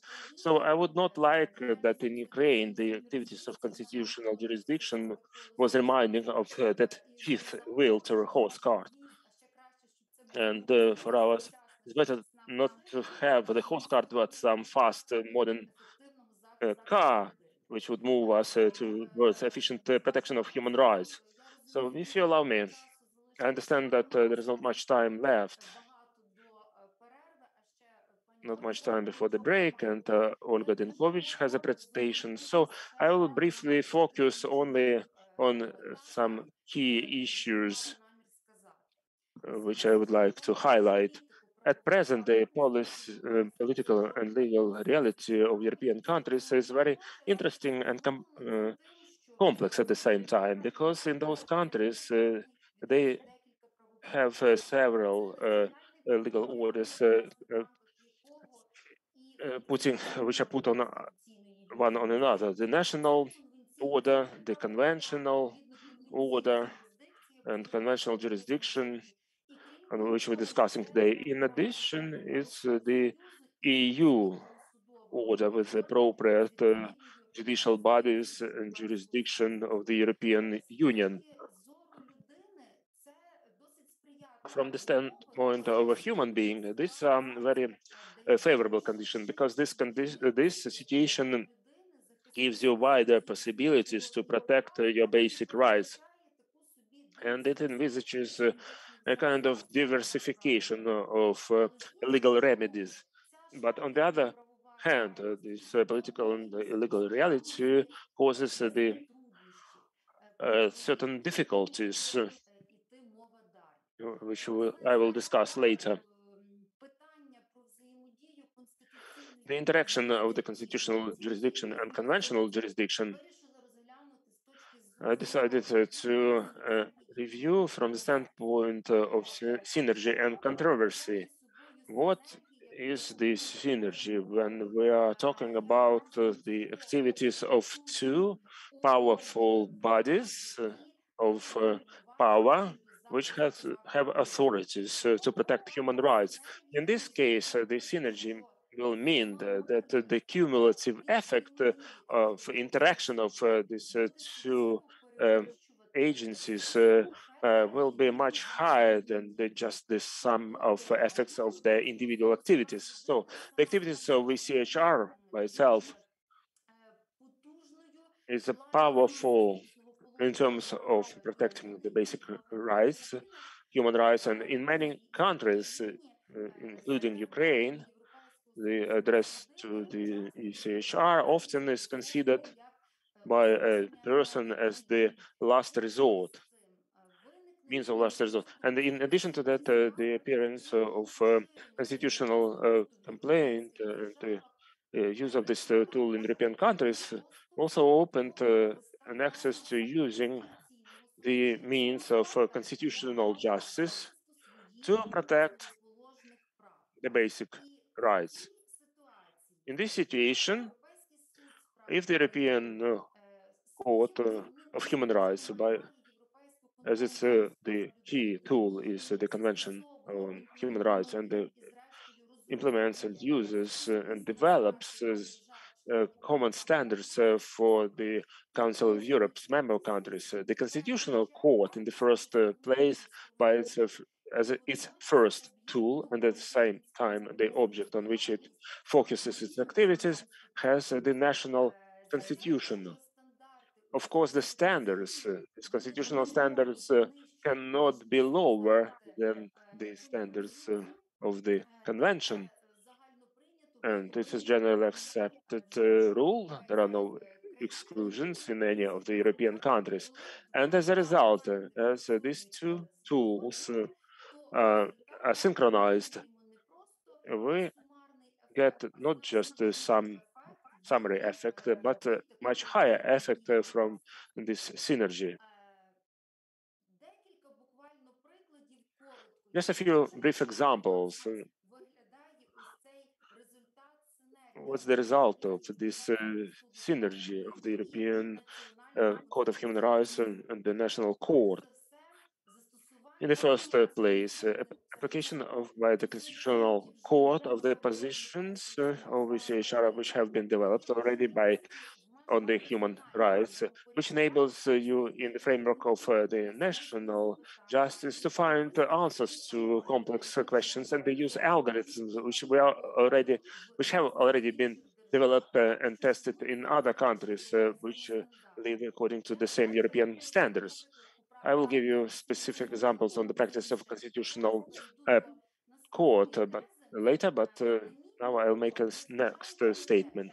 In my opinion, despite the fact that sometimes the general jurisdiction courts are not quite loyal to the positions of the bodies of constitutional jurisdiction, but nevertheless, when the position of ECHR are reflected in the judgments of the Constitutional Court, it's instrumental in the implementation in practices.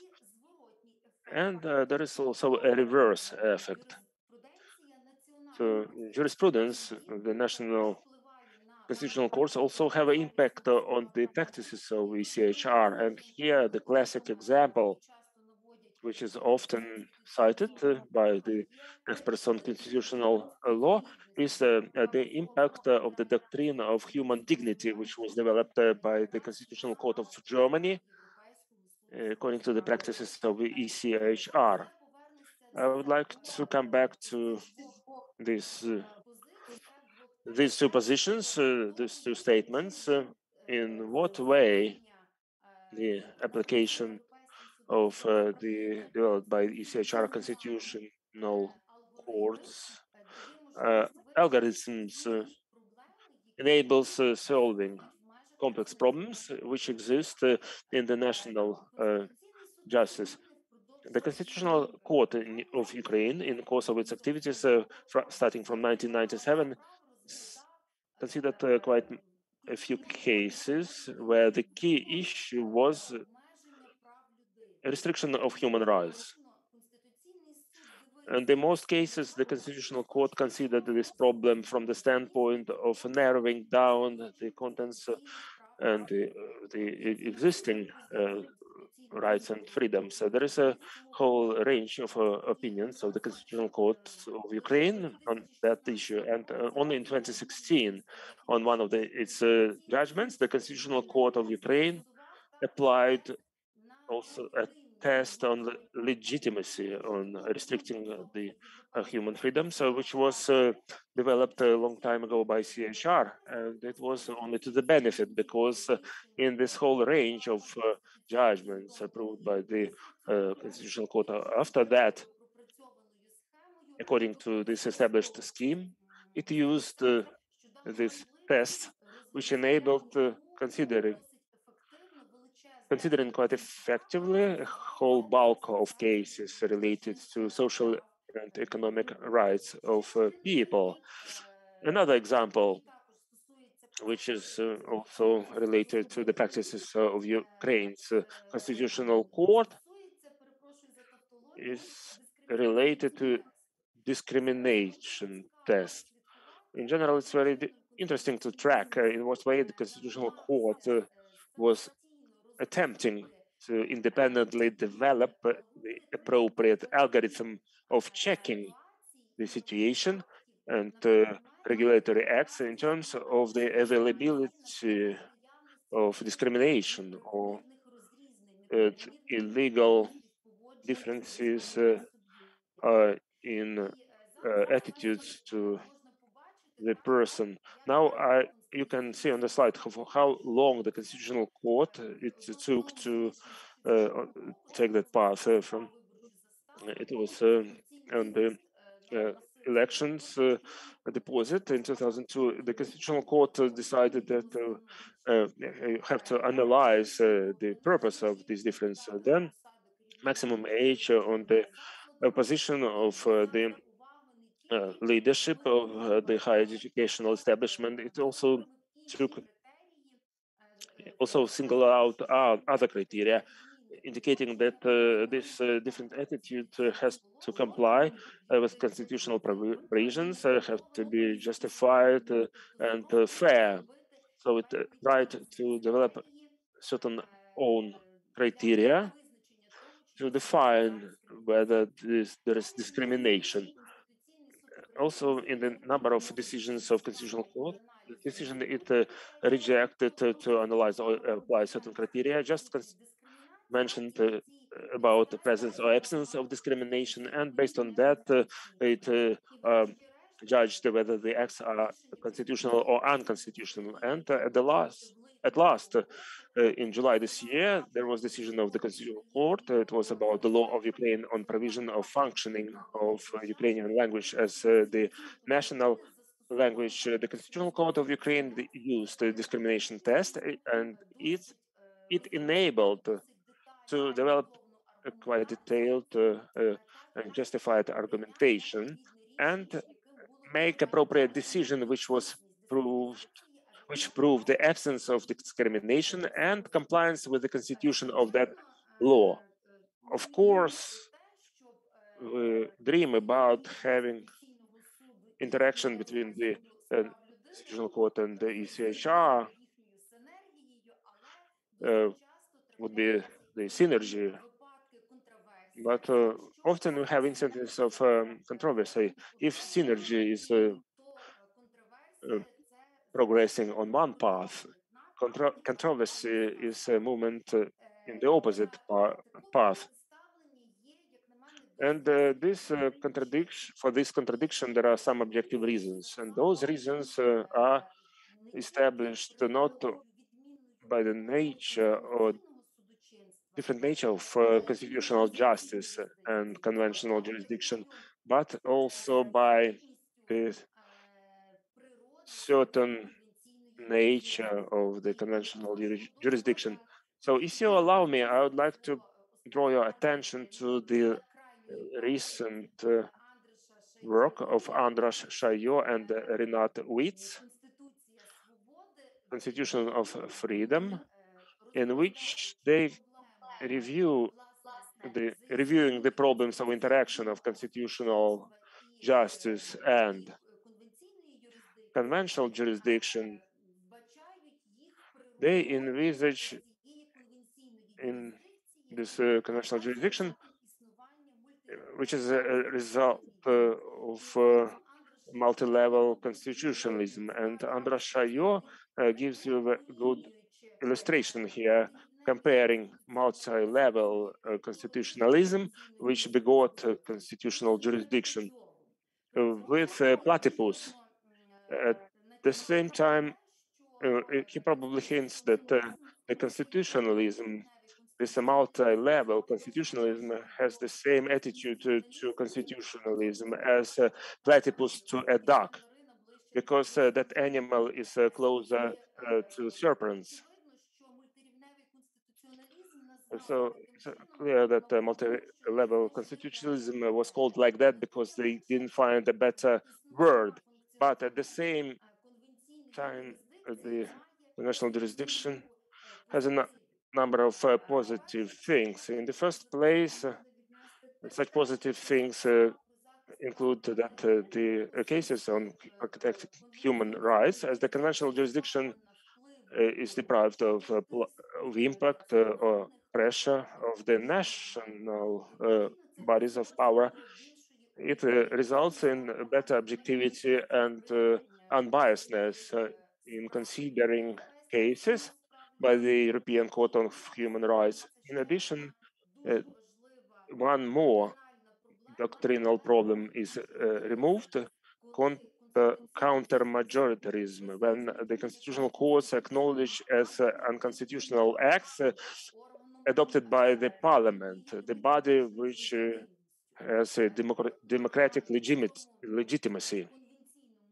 Here, at this conventional level, this problem is also removed, eliminated. But there are what are the disadvantages here? The European Court of Human Rights as the body of conventional jurisdiction and representative of this supranational constitutionalism, according to its nature, is doesn't care about national peculiarities, which can be considered as constitutional identity. And we see it in the past few years, even a decade, in the whole range of European countries, in what way and how fast the doctrine of constitutional identity was developing. It develops in the negative sense. It is negative that national courts, first of all, the constitutional courts, referred to the constitutional identity in the cases when they justify unacceptability for application of implementation of the judgments of the ECHR or of the European Court of Justice. This trend, we may say that this is trend now in the European countries. It was set not on the judgments of ECHR, but on the decisions of the Court of the European Union. But it was also disseminated to the jurisprudence of the ECHR. Just several broad examples. Reference to the doctrine of constitutional identity as a justification that in national legal order, the courts, in particular general jurisdiction of courts, for various reasons, cannot apply the judgments of the court. That I would like to demonstrate is Tarico case. It is the conflict situation that was created by this case. It's had the duration of several years in Italy. It was related to the issues of criminal justice, criminal law that are in the focus now. In particular, it is the statutes of limitations issues. Based on the EU court decision, the statute of limitation on some crimes have to be shortened. Moreover, this decision, the implementation of this decision was required the retroactive implementation of its requirements.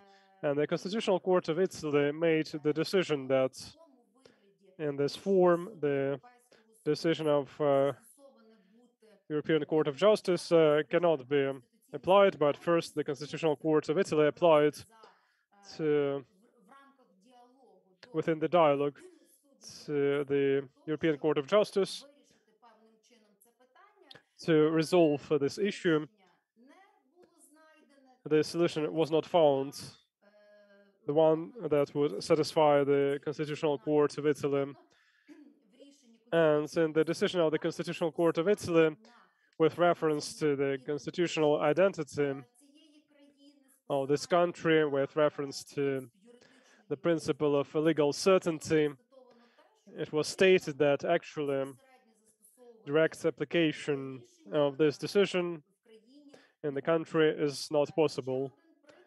Another example of application of the doctrine of constitutional identity as the counterbalance to the position of the European courts is the decision of the Constitutional Court of Belgium. I will not discuss it. This fabula is well described in the publication in the article of Baron Andrei Allen in the Ukrainian Journal of Constitutional Law, where he clearly outlines why and how the Constitutional Court of Belgium, referring to the doctrine of constitutional identity, actually filters the position of the European courts before their application within the national legal order. And in the context of the reviewed problem,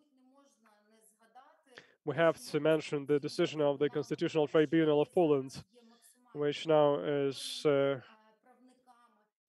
very much discussed by the lawyers. It was made on November 24 this year. On the basis of this decision, the Constitutional Tribunal of Poland actually determines that the first sentence of Article 6 of the Convention of the Protection of Human Rights and Basic Freedoms is not in line with some provisions of the Constitution of Poland. This is the negative example, but once again, it is the application of the doctrine of constitutional identity, which in my deep conviction in its nature has absolutely positive message. But however, in this competition of jurisdictions, it is applied in this negative key. And to finalize, as I understand that we're behind our schedule, but these are important matters. When we look for the ways to solve the conflict between conventional law and national constitution, the focus is the provisions of the constitution on how to balance the provisions of the constitution and the provisions of the international law. So it is very difficult here. The situation in each country, the constitution of each country is unique, and it's very difficult in this case to apply off-the-shelf algorithm developed in another country. There may be several options, several variations that will allow us to find a way. It's one story when, according to the Constitution, the European law or international law has the primacy over the national constitution. And then the constitutional courts directly refer to international law when interpreting the provisions of legislation and the constitution. This position in particular is protected by the Constitutional Court of Belgium. By the way, the position of the Constitutional Court of this country is the opposite. The different story is when the national constitution has the primacy over international law. However, when we talk about European countries, in this situation, most often the constitution is treated by the Constitutional Court as the open document to international law. So it is interpreted, it is treated in the light of international law and the positions of international courts, and in the context of the discussed problems in the light of the position of the ECHR. This approach is organic to the Federal Constitutional Court of Germany and also Constitutional Court of Belgium. There is one more option when national constitution recognizes the generally accepted principles and norms of the international law, and in this way they become the integral part of national legal system and the constitution. If we talk about ways of solving the conflict, which options are available and in which direction we can move in Ukraine? The closest for us is the experience of Germany, and this experience was borrowed by the Constitutional Court of Ukraine when the Constitutional Court of Germany interprets the fundamental law of Germany as open to the European law, and it commits to take into account the judgments of supranational courts, including the ECHR. Similar position was taken by the Constitutional Court of Ukraine. Sergei Vasilyevich mentions in detail this issue. I will not repeat. The Constitutional Court formulated the doctrine of friendly attitude to international law. And going forward, what we should apply, in my view, is this option of application of the dialogue between the Constitutional Court and the European Court for Human Rights. The appropriate experience is very positive in the Constitutional Court of Belgium. Partially, it was mentioned by Sergei Vasilyevich today. There was a question on this, so I'll not elaborate on this. Thank you very much for your attention, and I am ready to answer your questions and to have the discussion. Thank you very much indeed, Ms. Elena, for sharing the results of your analytical applied intelligence. So far, I see no questions to you. Hopefully, we will have some at the end of our first session if they appear, and we don't have time. I really ask you to respond to questions in the chat. And now I invite for the final speech of the first session of the forum, Olga Zenkovich, the coordinator of the candidate of legal sciences, the vice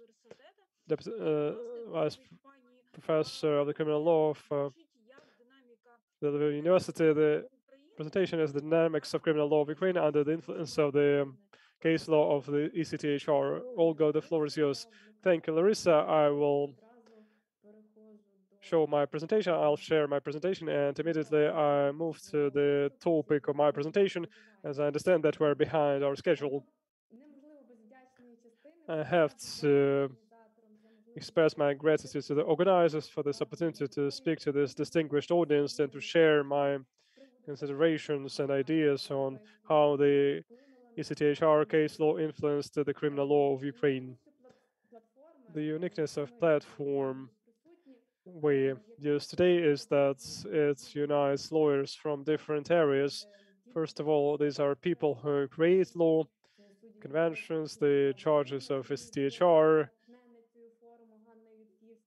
with Hanna Yutkivska, the inspirer of the forum. Also, those who apply the law, the convention, judges, advocates, representatives of public agencies. And the third group are scholars and professors who broadcast the law of the convention to the future generations, and all who study the trends and prospects of development of national law, taking into account these values. I belong to the third category. So today, today's presentation will be covering how was the development of the criminal law taking into account the standards of the ECHR case law.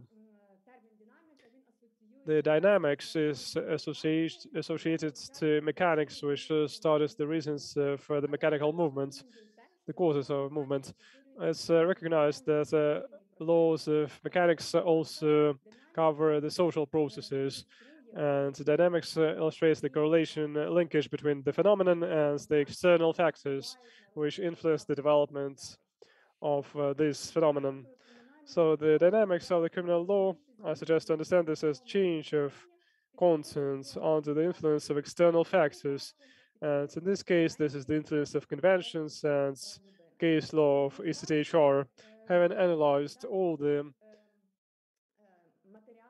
legal material related to the criminal issues, I managed to separate three key spots which were influenced by ECHR case law. First is the understanding of the notion of criminal offense. Second, understanding of the notion of punishment, and also the practice, the case law of ECHR. Its most practical implementation on criminal law effects was through a substantial feeling of the principles of the criminal law. What changed in the understanding of these three matters?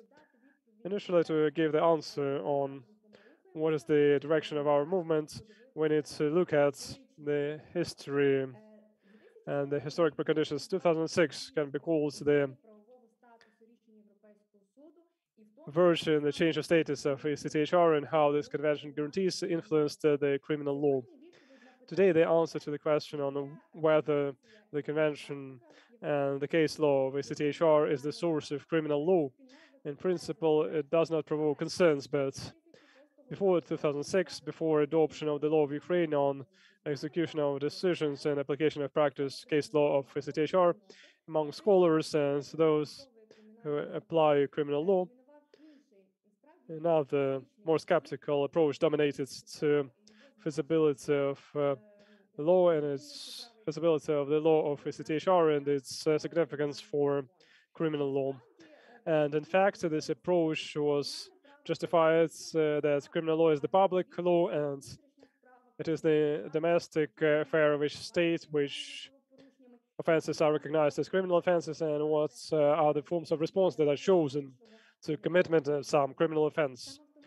That is why in the spirit the relation between criminal law and ECHR law can be illustrated by the first law of Newton, which is the basis of classical dynamics. Every body continues to preserve its status quietude or proportional straight movement until its status not changed by the forces applied to this body.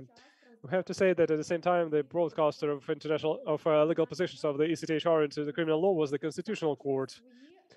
Through its decisions, the Constitutional Court ensured the process of integration into conventional standards into the criminal law.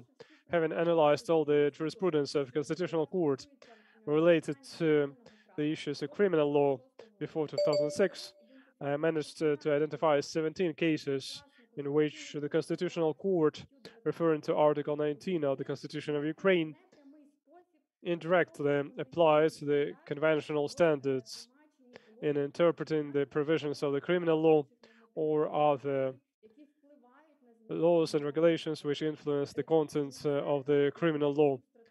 The most illustrative is the decision of the Constitutional Court in the case on death penalty and the decision on appointment of milder punishments.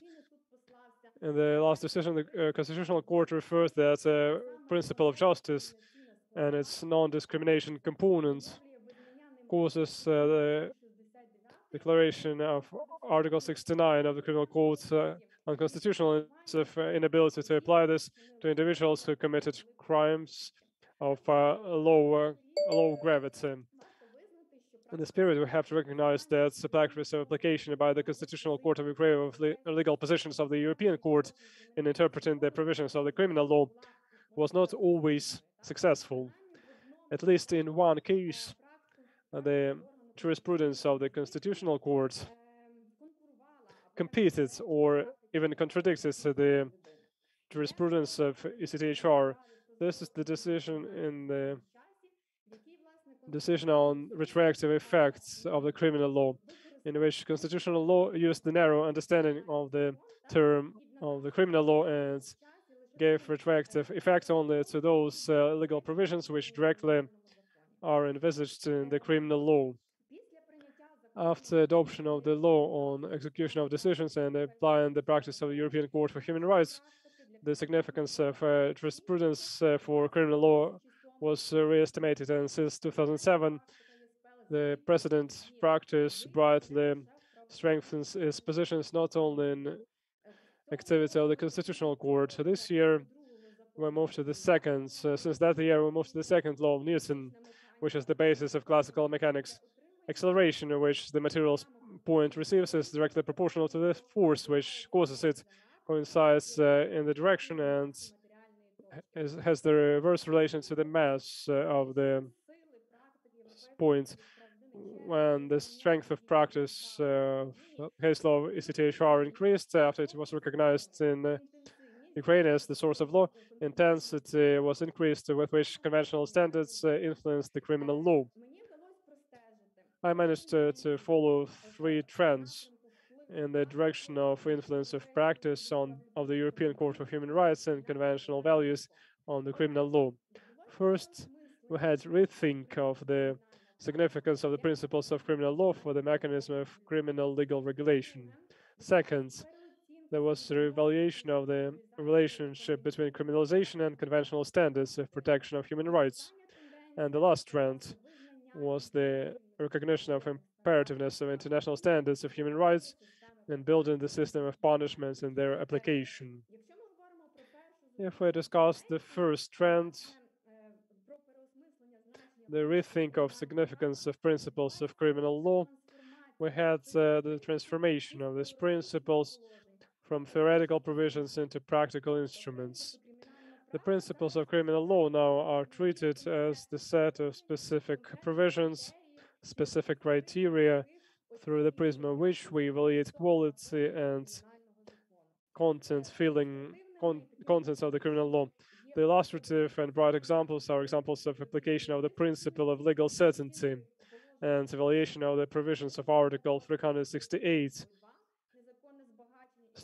illegal enrichment and Article 365 when the court makes illegal decision in terms of their compliance with the principle of legal certainty in the understanding of the European Court of Human Rights.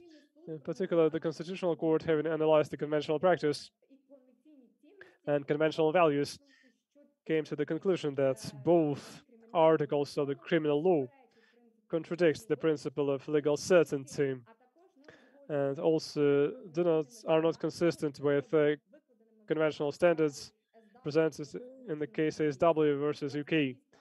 In this case, the ECHR emphasized that any offense has to be clearly defined in the law. This requirement means that the individual has to know from the appropriate wording and, if necessary, should be interpreted by the court, which actions or inaction the individual can be brought to criminal responsibility. It has to be clearly prescribed in the legislation. Another trend is trends of evaluating the relation between criminalization and conventional standards of human rights protection. In this topic, we can follow two changes. First, it was recognized that criminalization has to happen in line with the principle of proportionality of limitation of human rights. What exactly we discuss here? Proportionality and criminal law were mostly treated in terms of issues of system of punishment.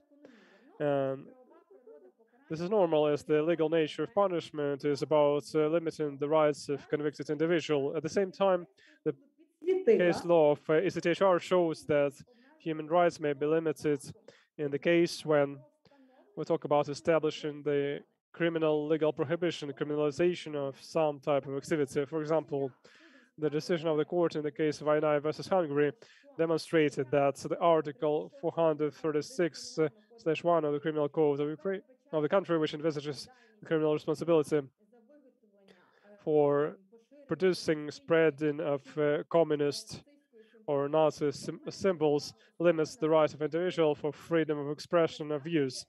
And in fact, the trends appeared. So the issue that the majority of sides of criminal offense, which we name small prohibits, this limits the rights of human beings. And it's obvious that this limitation cannot be arbitrary, and in a specific case, the establishing of the criminal prohibition should be evaluated if the criminal measure or prohibiting criminal norm is the right measure of response of the state to the infringement of rights, which is sufficiently severe or not severe to restrain the rights of people. There is experience of applying this principle in the legal drafting. For example, in the past, the main scientific experts department proposed to reject the draft law on criminal responsibility for libel and for undermining the reputation of a public official because they're not in line with the principle of proportionality, and also the legal positions of the European Court in the case of Lingus back in 1986. Also, proportionality is part of the definition of criminal measures are appropriate in responding by the state to the commitment of illegal activity. For example, the Constitutional Court once again applied this principle of proportionality in their decision on Article 366.1, recognizing that criminal responsibility for failure to file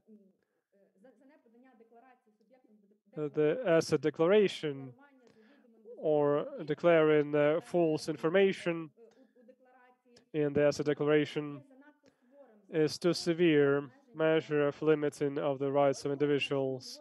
Also, if we talk about this trend, we have the understanding that the actions for which the state envisages criminal responsibility can be divided into two groups. First, these are those illegal actions which the state has the duty to criminalize. And second group is those activities which the state may criminalize, but only adhering to the principles and guarantees envisaged by the convention. If we analyze the changes made in the criminal law in 2017, it's the change of conceptual approaches to the legal protection of sexual freedom and sexual integrity, and also appearance of the number of provisions related to application of the domestic violence. They were the response of the legislator to the practice of the ECHR in the cases Opus versus Turkey, Sandor Jankovic versus Croatia, and C versus Bulgaria, in which ECHR determines the field of those actions for which the state is obliged to envisage criminal responsibility to fulfill its conventional duties. And the last point, or the last trend, which I would like to show is the imperative nature of international standards of human rights and building the system of punishment and their application. It is the topic which now is in the focus of the science community and practitioners. We all know about the recent decision of the Constitutional Court of September 16, when it's declared unconstitutional the provisions of Article 81 and 82 of the Criminal Code in terms of inability to apply them to individuals who are convicted to life in prison. If we analyze the change which are made to the Criminal Code and Criminal Procedural Code and other laws and regulations on individual punishment procedure, we can state that we had transfer of emphasis from punishment function of the criminal law to correction and rehabilitation of the individual who was convicted to punishment. Also, we had change of status of this convicted individual.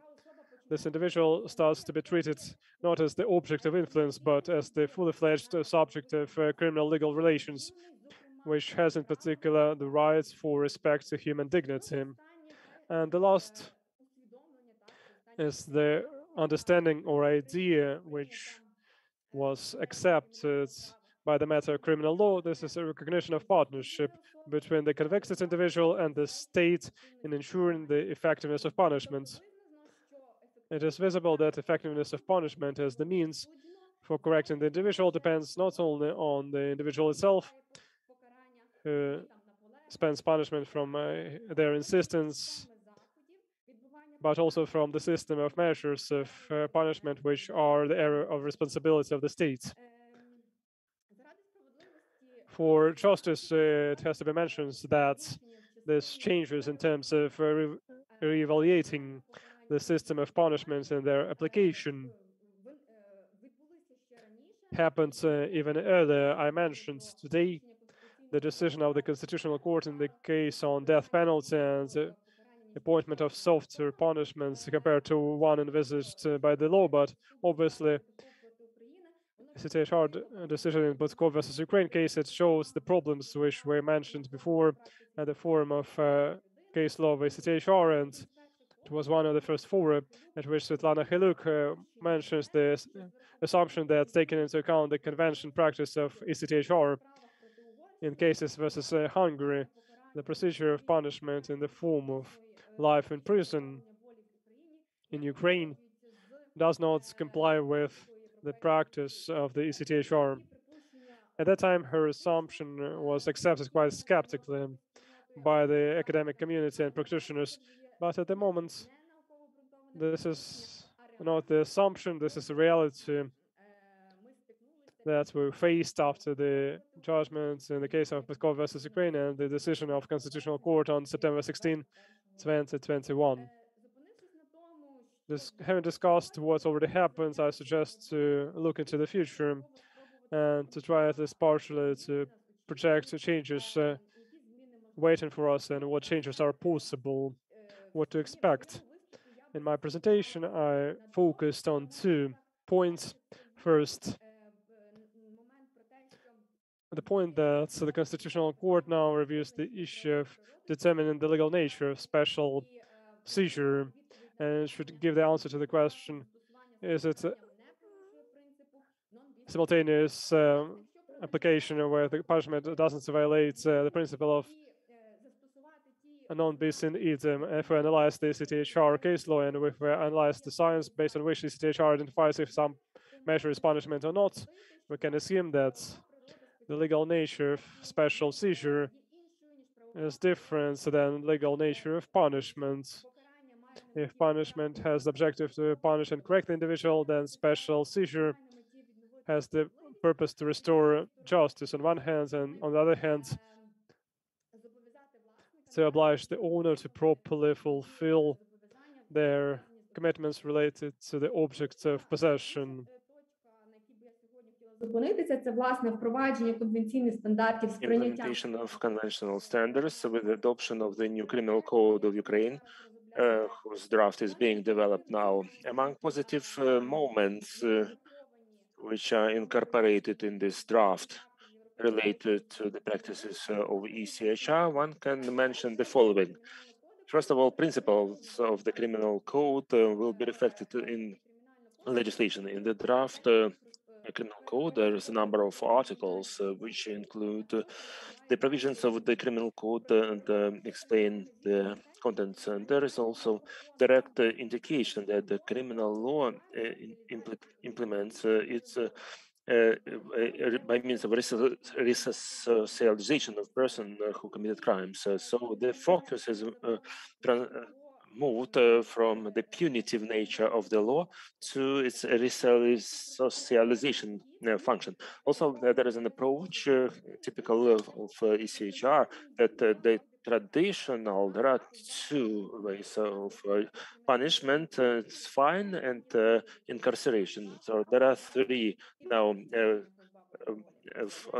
penalty, imprisonment, and life imprisonment. So in the draft, it says that the criminal law incorporates the provisions of the ECHR, and it gives us a reason to state that this law will allow direct implementation of ECHR judgments in terms of interpretation of criminal law provisions. And at the end, I would like to say that the practices of ECHR, my wish is that it follows the second Newton law and not transform into the third law. It's the efforts is the same as resistance, so the result is 0. That's all on my side, and I'm ready to answer questions. Thank you very much for a wonderful summary of this first session. Several times I asked in the chat our colleagues whether someone wants to express their views and initiate the discussion. I don't see active questions in the chat on YouTube. So with clean conscience and with gratefulness to all of you, I can say that we can make a break and we will start again at 2 p.m. with revitalized bodies, organisms. I'm quite confident that Petro Moisevich Rabinovich will have a very nice lecture, who is stating that the ECHR is a politician. Well, let's use the same link to start again at 2 p.m. I wish you enjoy your meals. Thank you and see you again.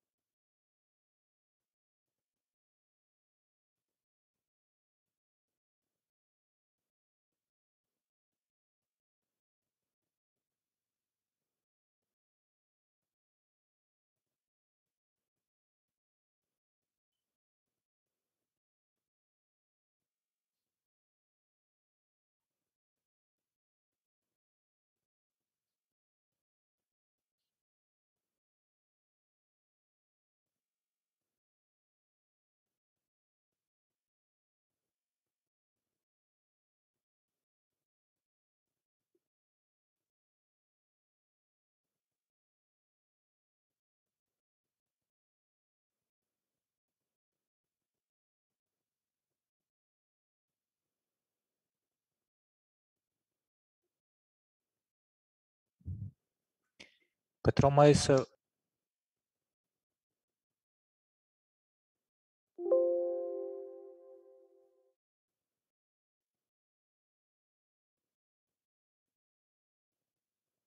Один. Петро Моїсеєвичу, чи чуєте ви мене?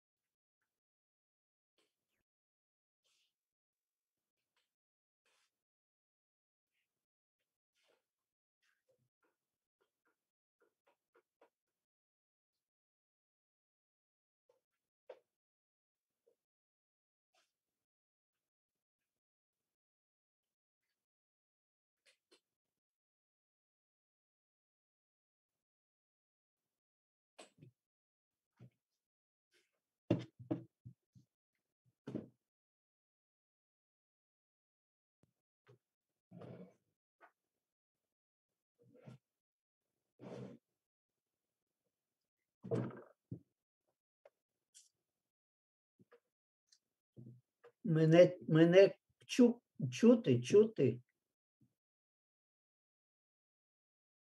Мене кликали?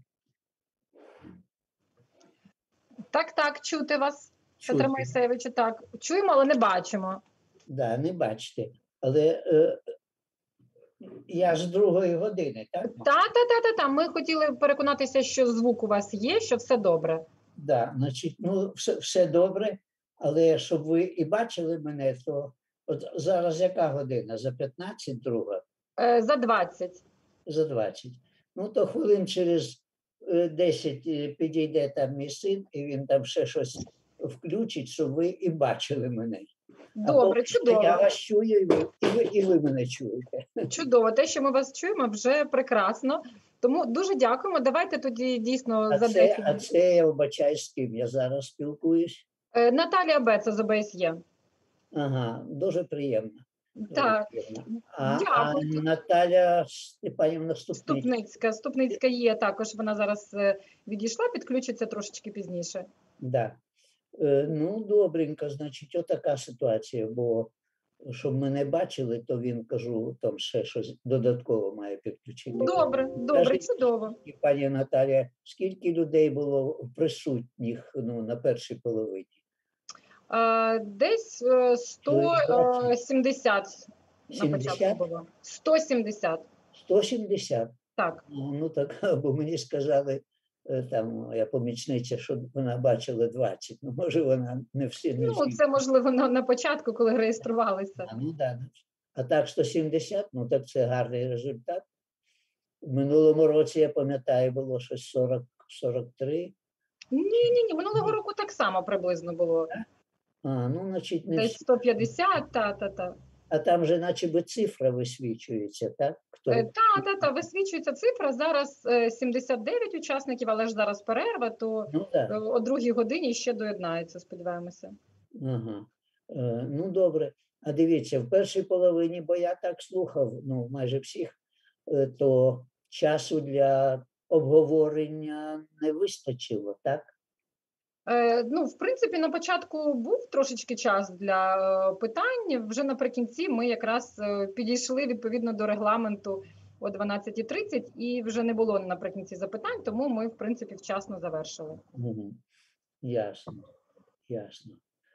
Ну, добре, то в моєму розпорядженні... Добре, Петре Моїсеєвичу, тому тоді чекаємо на вас десь за 10 хвилин, ще раз перевіримо тоді відео, щоб все було добре. Чи мене Так.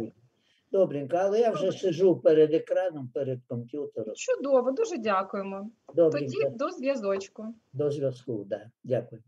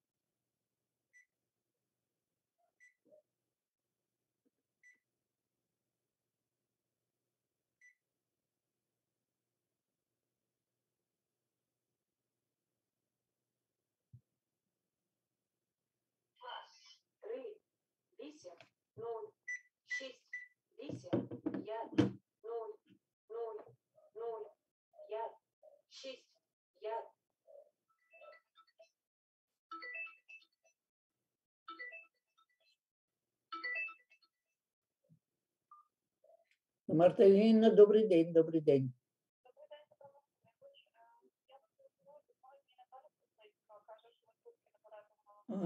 Ні, так, вона мені дзвонила, але там все зривалося. Але зараз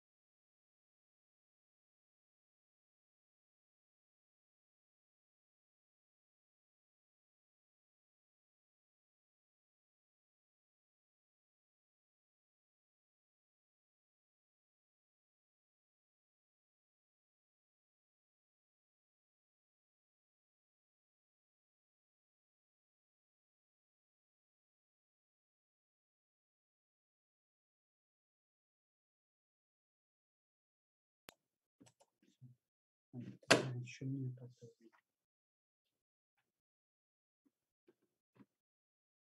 Но они звонили мне уже.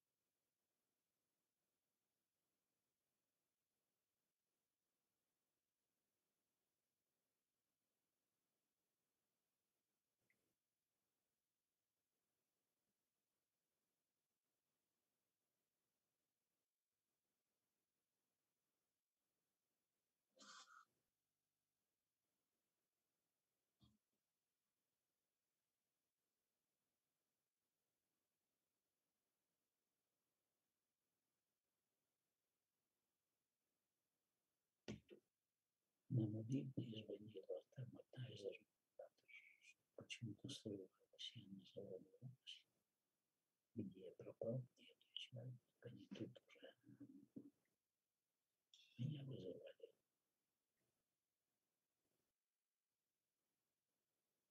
Сказал, что все в порядке.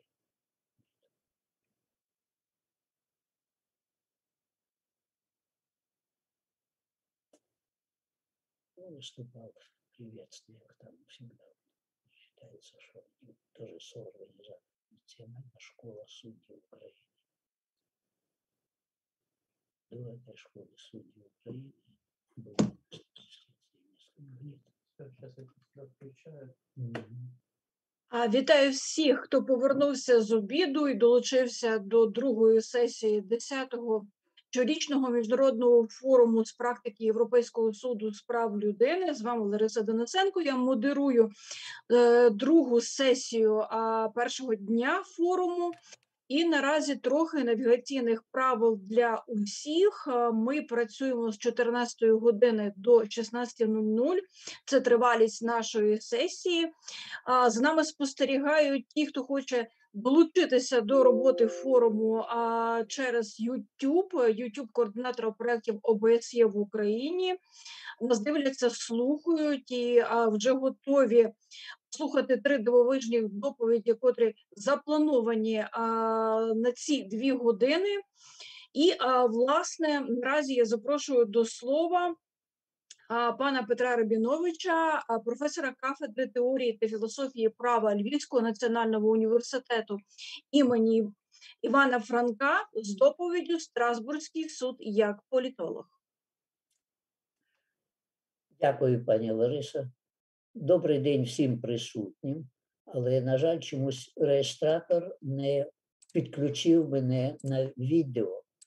Ну, мене чути нормально, я вважаю. Я всіх чую. I was not connected on video, but I can hear everyone.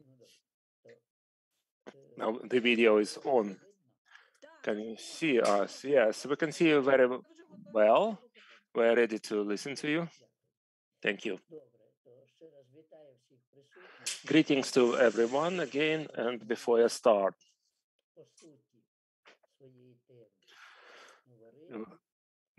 talking on the subject of my presentation, I will give you some background.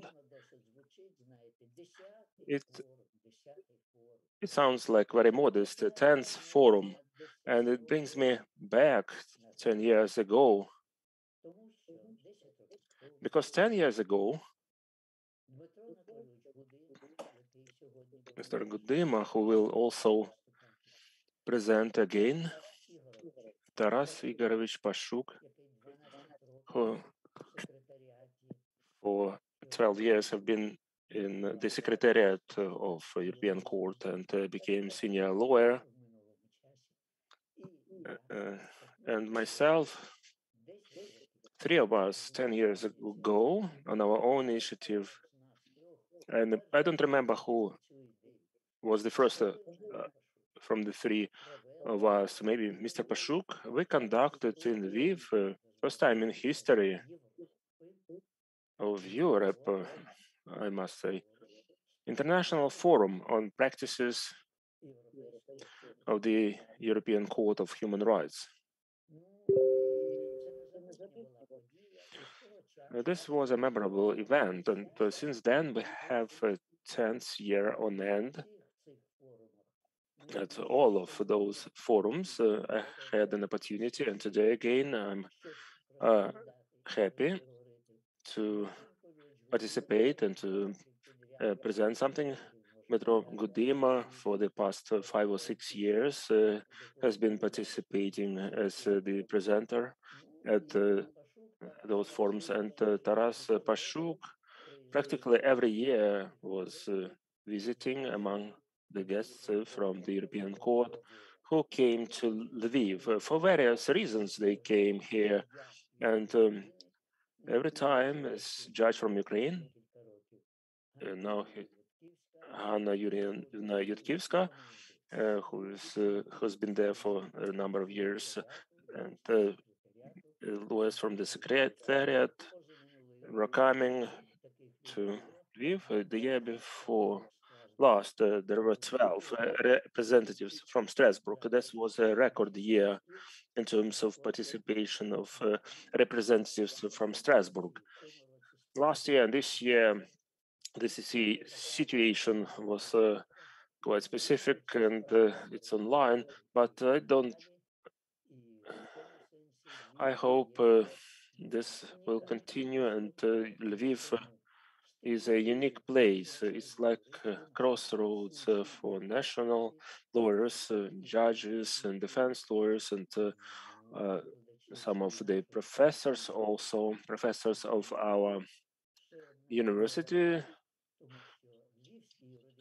because Lviv School of Law was the first lawyers department in Ukraine, where in 2006 we started teaching on the practices of ECHR. It was in March 2006. There was a unique law adopted in Ukraine on enforcement of decisions of the ECHR in Ukraine. And then I came to the dean, Mr. Boyka, and the last two articles were saying that when the lawyers, the attorneys, and the judges were trained and retrained, you have to provide the knowledge of the European Convention on Human Rights. We as lawyers, shall we enforce this law? Yes. And from September 2006, Tamara Dudas and myself started lecturing on this subject. This was a bit of background, and let's go down to business. What invoked me? What was the reason for me to make this presentation, which looks like not a legal issue? European Court of Human Rights as a political scientist. It looks like we're having a meeting of lawyers. There are three reasons behind that. Why this year, unlike my previous presentations, I have focused on politological aspects of activities of ECHR. The first reason or first factor is that when at this angle I reread, I don't remember how many times, the text of the convention in the third iteration of the Ukrainian translation, but maybe not everybody knows. But first translation was probably sanctioned by the Minister of Foreign Affairs of Ukraine, but Sergei Petrovich Golovatiy identified a lot of errors in translation. So the second translation was presented, and then Vladimir Butkevich, who over 10 years presented Ukraine in the European Court of Human Rights. Or it was Butkevich who was the first. Now he's back to Kiev. And we've been friends for a long time and have been colleagues with him. He noticed also some errors in translation.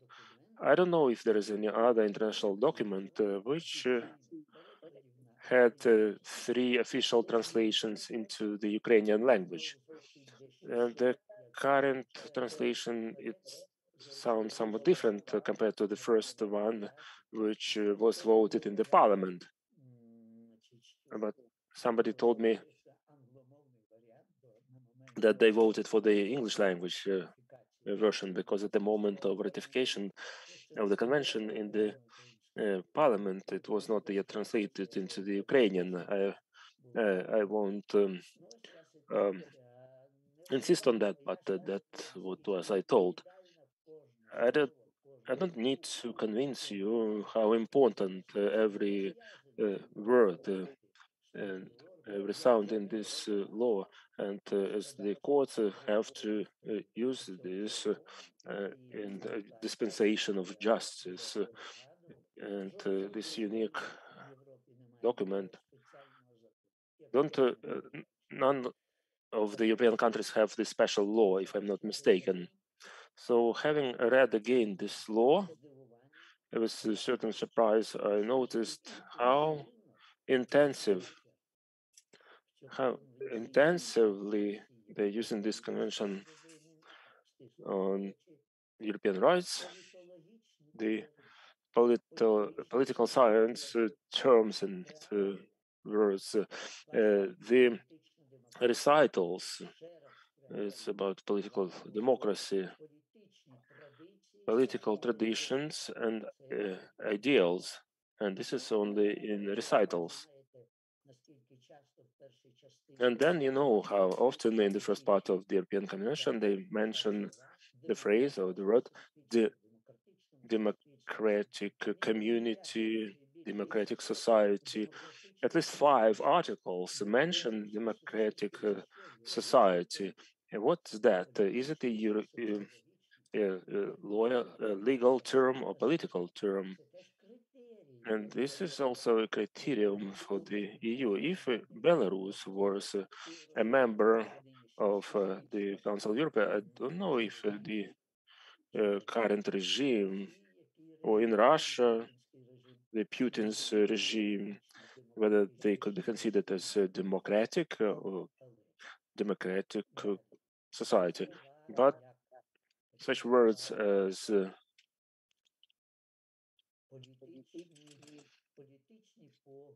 political views,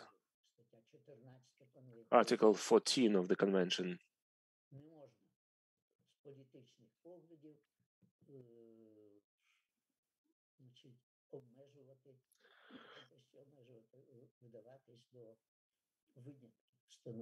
one cannot use exceptions because of political views or deprive this or that group of certain rights because of their political views. Article 15 of the Convention, which allows the state to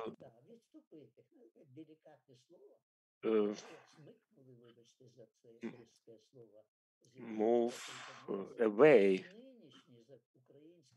And this wording was used in the current Ukrainian legislation, which allows the Supreme Court to move away. We didn't have this wording in our legislation before. To move away from its previous legal position. It doesn't say refuse or reject the political position. It's a separate topic.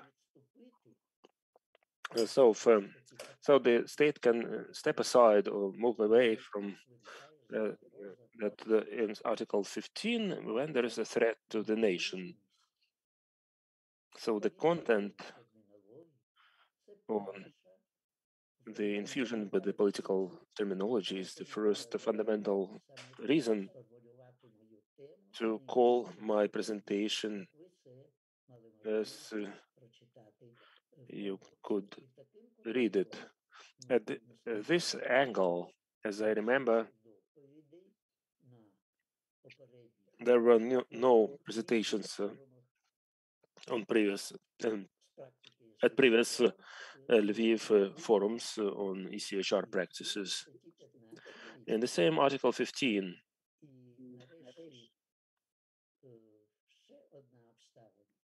there is one. The second reason. So I mentioned about 3 reasons. The second reason is that about a year and a half between our higher judicial bodies, it's a Supreme Court on one hand and Constitutional Court. In the previous presentation, and Mr. Anatolovich will mention about the Supreme Court, his presentation. They exchanged some statements because the Grand Chamber of the Supreme Court, in one of its judgments, I think it was in 2018, allowed itself this phrase that Constitutional Court is a political body,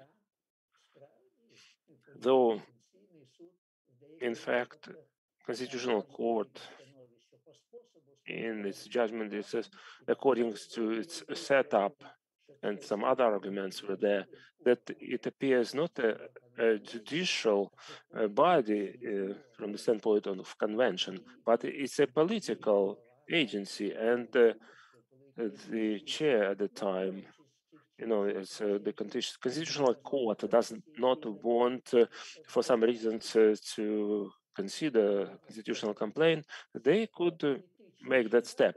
They mentioned that it's a political issue when refusing to start the proceedings on that constitutional complaint. So they said that's a political issue, so the Constitutional Court will not deal with that. So as in that ruling of the Grand Chamber, they used, I don't know, maybe accusation, you can call it or not, but the statement that it's a political agency. Then the chair at the time of that court, Stanislav Vladimirovich,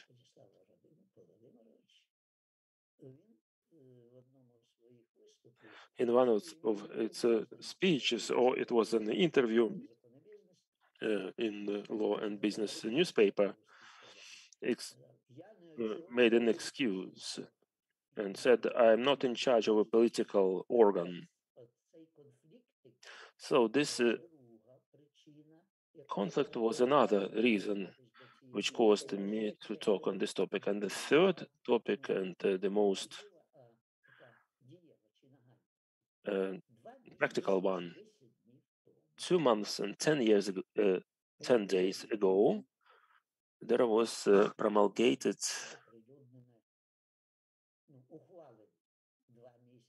or approved 2 months ago and 10 days, on 21st of September this year, a unique, in certain sense, unique decision of the Constitutional Court was made.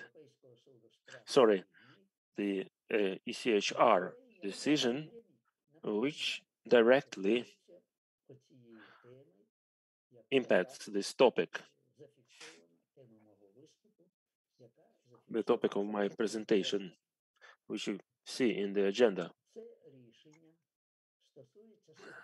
This decision is about the situation in 2008, which appeared in Armenia.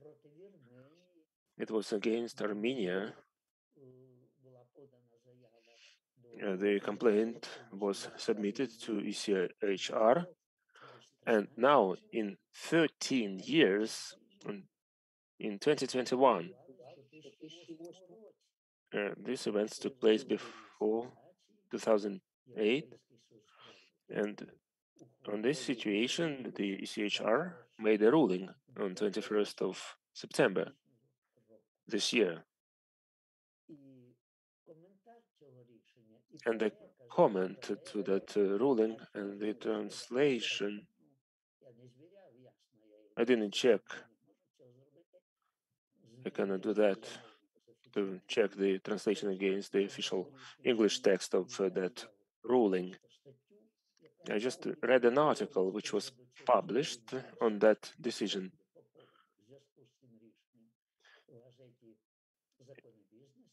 In the Law and Business newspaper, it was an editorial article, and there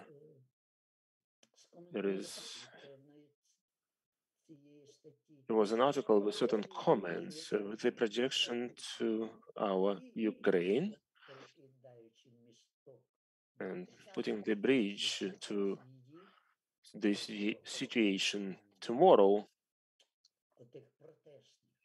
There was some protests which have to take place or announced from 1st of December, starting from 1st of December. And those protests of the certain social groups or organizations which will demand that the president has to remove from office the head of presidential office, and the tomorrow's position also has a reference to this decision of ECHR. And these considerations I can put forward and start my presentation. The sabbatical of that article in the Law and Business newspaper, the phrase from Article 15 of Convention, the threat to the nation, is a phrase from the European Court ruling.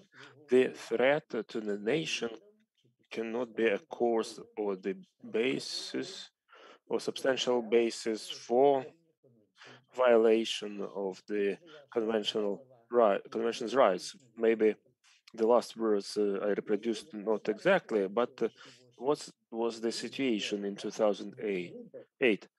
There were elections in Yerevan, elections of the president.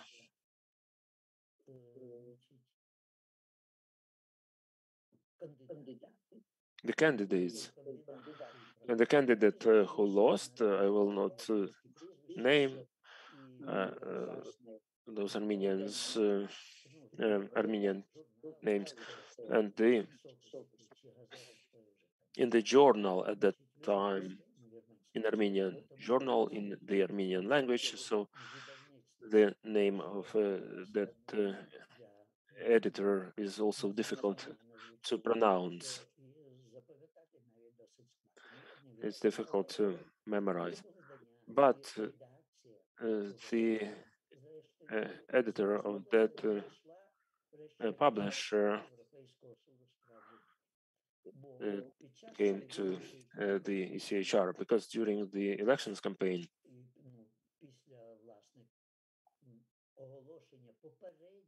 after announcement of the preliminary results of voting at the presidential elections in Armenia, the president in office at that time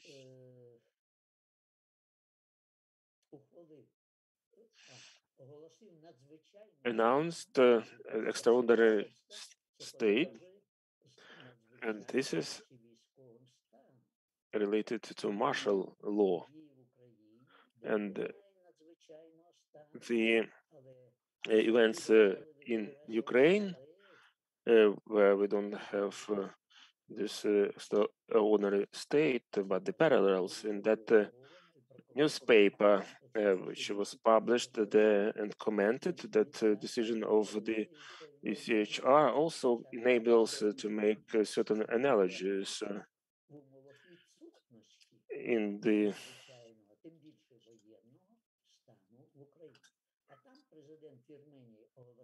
as in the absence of the state of emergency and the martial law. And Armenia announced and informed the leadership of the Council of Europe and the President of the General Assembly of the Council of Europe on stepping away from the certain obligations under the European Convention on Human Rights and the state of emergency. And the president prohibited TV channels, newspapers, so that the newspapers and TV channels in this state of emergency, the give materials or highlight events whose interpretation was contrary to the official position of the authorities, so which contradicted the official interpretations which were provided again by the current government at that time and president at that time in Armenia. That was invoked the editors of the opposition newspaper to reach ECHR, and in 13 years, the ECHR on 21st of September, I mentioned again, made a judgment which the editors of Law and Business newspaper said that it's relevant for the audience of this newspaper. It's issued also via internet. So it deemed it important to deliver this information to the people of Ukraine and to the Supreme Court and National Court of Ukraine.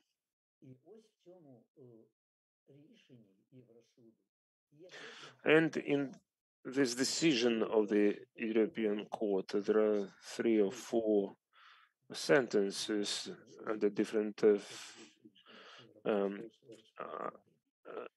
paragraphs. There are about 70 paragraphs in total. And the key idea of this judgment is these wordings are not even of legal nature, but of political nature. For example, the quintessence or the core of democracy or the fundamental criteria for diagnosis whether the society is democratic or not democratic is the possibility for political debates. The possibility for political debates is the major requirement or the main sign of the availability of democracy in the country. If opposition media are prohibited, whether it's TV channels or newspapers or opposition meetings, demonstrations, this is a sign that this is attack on democracy. And the European Convention and the European Court as the watchdogs are the watchdogs of democracy. So this is a pure political science. And the Article 15 stipulates also that that the state, or was it in the decisions of ECHR, when applying Article 15, they are allowed to step away from.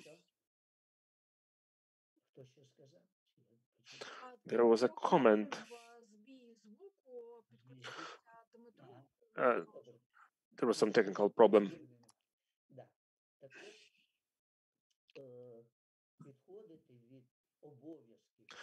So moving away, it says temporarily. You have to mention that we're refusing certain provisions of her convention, whether it's to the end of this emergency state or till the end of the war, because it mentions that it's temporary. And the second, and what is most important here, this sphere, as the government uses its powers, the state has wide powers of its government when applying Article 15. But the application of this government has to be done, attention, under the supervision of the Council of Europe. So under the supervision of ECHR, under supervision maybe committee of ministers of the Council of Europe. So having this supervision, the ECHR makes the diagnosis using the political judgments. This convention allowed it to do it legally, to make this diagnosis of political or ethnopolitical nature. And here, the European Court of Human Rights comes to stage, and it included this wording in this decision 2.3. One of them is even used in the subtitle of that article, which I mentioned. The threat to the nation cannot be the course, and so on. And in this decision, maybe for the first time, maybe not, not that much knowledgeable about the practices of ECHR, but in this judgment, the European Court of Human Rights gave an interpretation, and it has an autonomous interpretation of the convention, because it's not restricted by the national legislation, not national authorities. It gave its interpretation how the threat to the nation should be interpreted.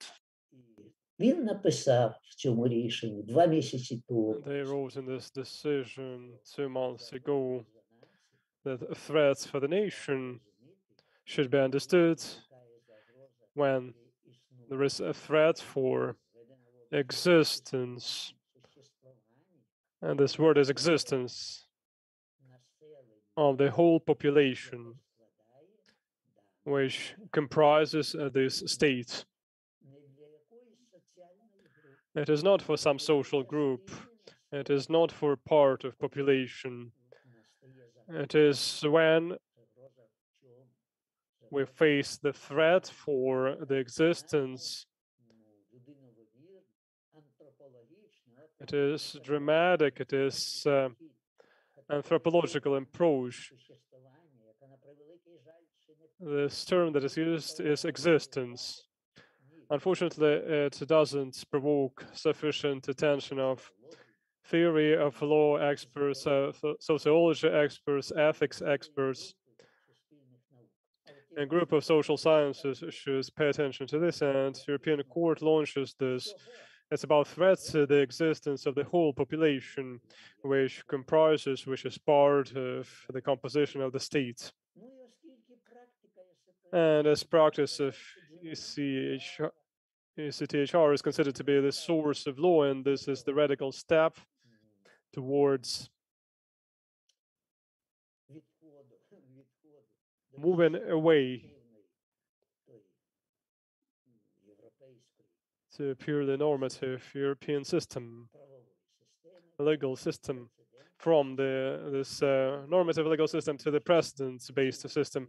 The steps were undertaken in Ukrainian legislation when it was specified in 2016 that the decision of the Supreme Court is compulsory for all lower instance courts. Then it was mitigated for clear reasons. It was specified that lower instance courts have to take into consideration, they should not execute or comply with the decisions of the Great Chamber. The legal positions of the Great Chamber are not compulsory for the low instance courts. It is specified that low instance courts should take this into consideration, and there is some affiliation here where the Court of Appeal or District Court takes into account the position of Great Chamber of the Supreme Court. The Ukrainian legislature allowed the Great Chamber of the Supreme Court to review, to reject from its previous legal positions. And this is some complicated procedure that is introduced for that. And there is hidden way in which our legislator provides to our constitutional court the same discretion, but the wording is very tricky. Constitutional court has the right in the last article, so the current law on the Constitutional Court, it is specified that the Constitutional Court has the right to clarify and to develop their legal positions. The word "to develop" is very wide, and from this angle, we can make the U-turn And we have at least 10 of those decisions in our constitutional court, when today they state that this is black, and in half a year, in 3 to 5 years, they say that the same thing is white. And on this mat, we do our thesis research in Lviv, and now we follow these developments. This is also the developments. This is the developments of legal positions of the Constitutional Court. These are open, frank steps, whatever is your attitude to this, but these are steps towards not the normative system of the European Union, but it is the step towards the common law. It is the step towards the legal system of the common law. It creates more room for maneuver, more room for adaptation. The word adaptation is good. So we can adapt legal texts and legal enforcement texts to change the social conditions. Imagine our cassation administrative court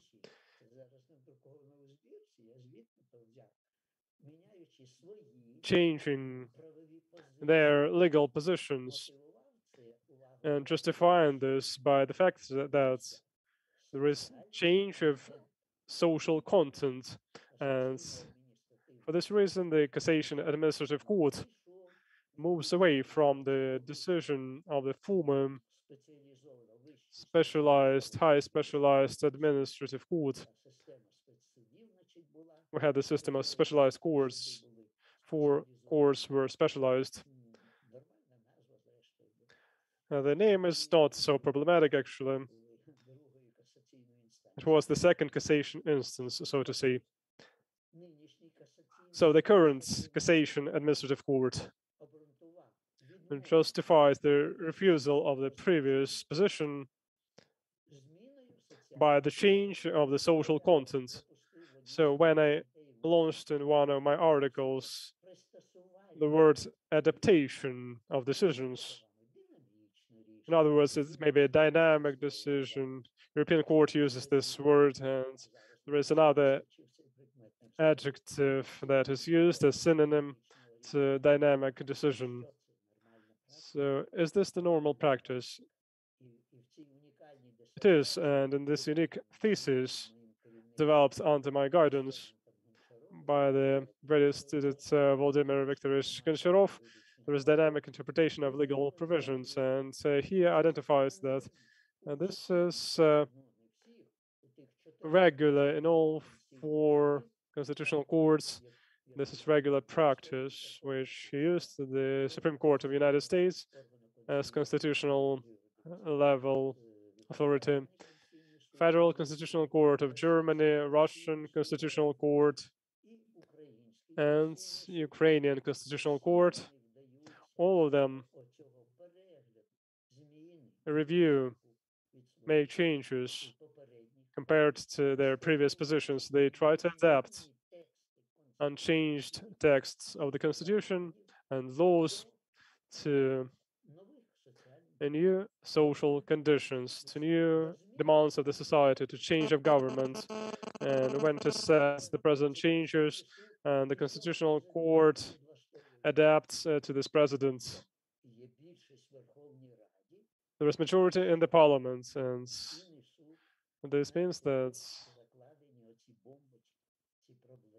there are some problems that are potentially in place. And the up-to-date example, the Constitutional Court of Ukraine yesterday, 2 days ago, approved this decision. You're all familiar with this.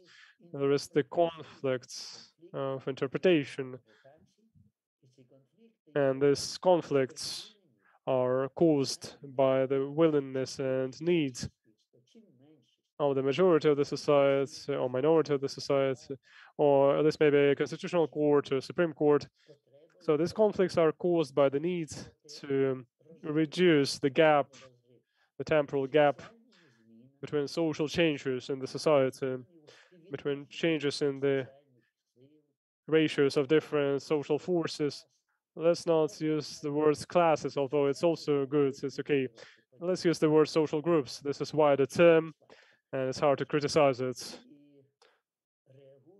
And when we respond to changes in the relationships between social groups after every elections,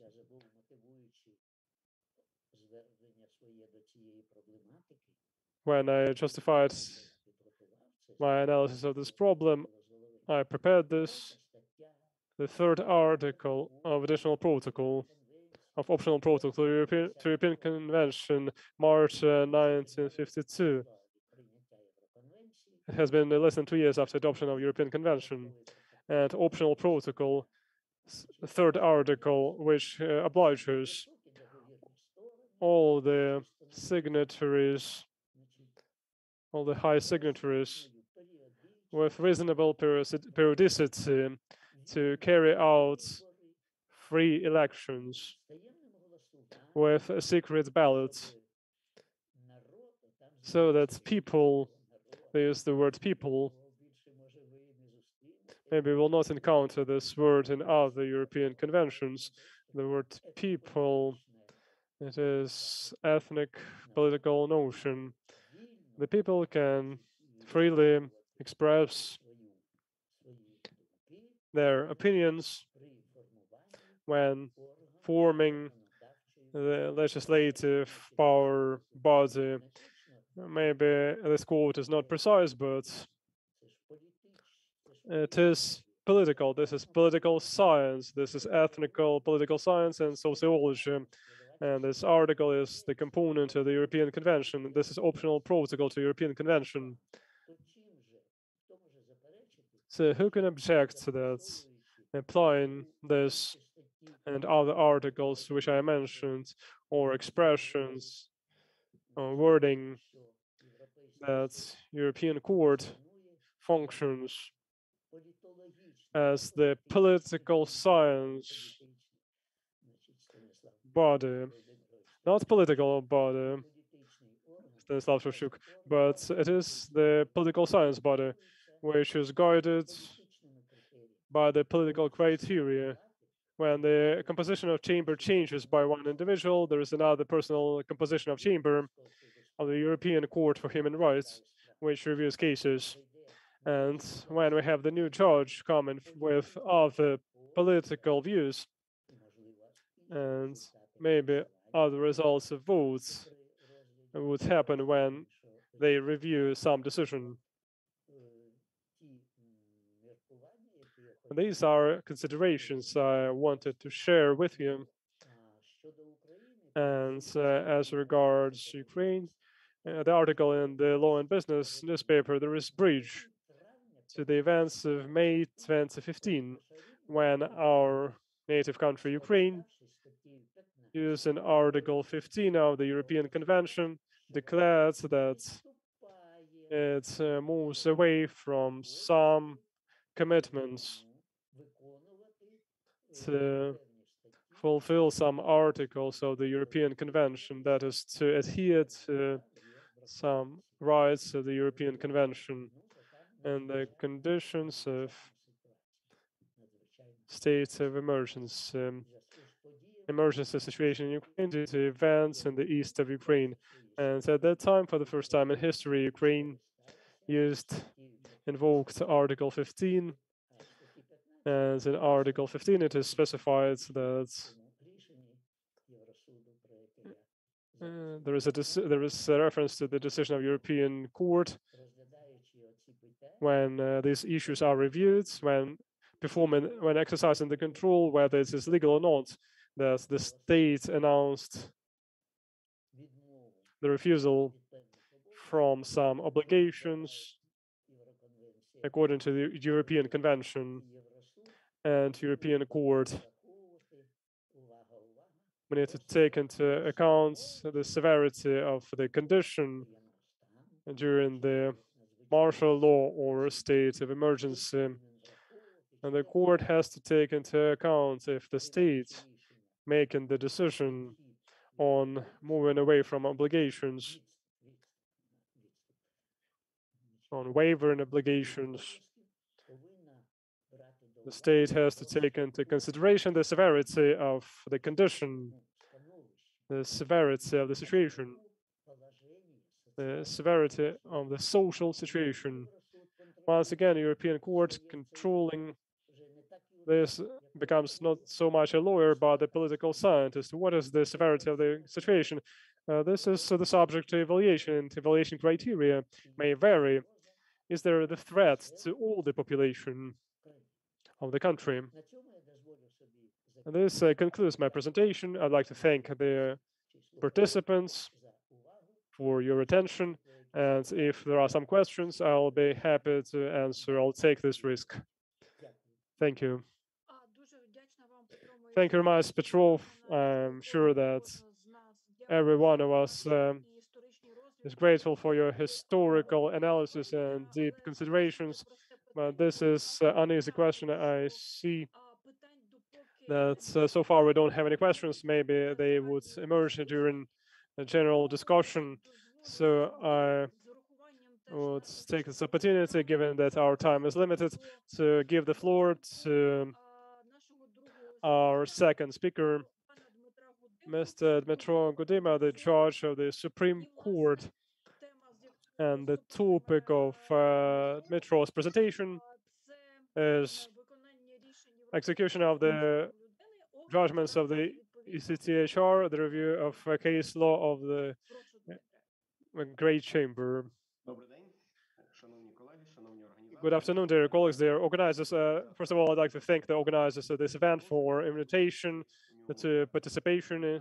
I remember the time when we only started to work on organizing the first forum, and it is pleasant that the tradition of holding the fora continues, and so this is our 10th forum. I was pleased to hear my teacher, Petro Masevich, who led me into legal profession, in particular into research life. It is always interesting and informative to listen to him. And now let us discuss some aspects of practice of the Great Chamber of the Supreme Court. The aspects of the case law of the Supreme Court related to the execution of the ECHR judgments.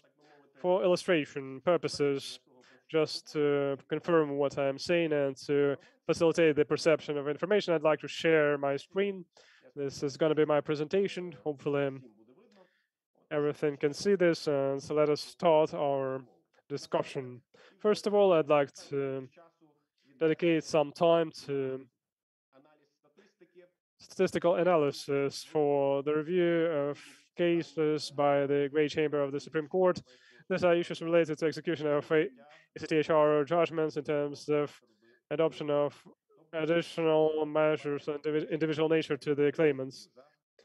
A review of the decisions of national courts based on exceptional circumstances. Some illustrations that can show how often, in principle, it is possible to review based on exceptional circumstances based on the decision of the ECHR, of the decisions of national courts in the Great Chamber, how often the claimants make mistakes in which jurisdictions and so on. Over 4 years, which passed almost 4 years, in the Great Chamber, we reviewed on the merits 103 proceedings related to taking additional measures of individual nature. These are the ones where review was on the merits. And you can see that in the slide that the leadership positions in terms of full satisfaction of the claims filed by the claimants belongs to administrative jurisdiction. 12 decisions, much less is civil and criminal jurisdiction, and over incomplete 4 years, only one judgment was as the commercial jurisdiction. And during review of the judgment execution in the case of Batkivska Turbota Foundation versus Ukraine. Also, overall, if we look at this, fully satisfied claims were overall 24. Partially satisfied claims, a little bit more, 28. Judgments, and out of them, the lead, so to say, in terms of number, is the criminal jurisdiction.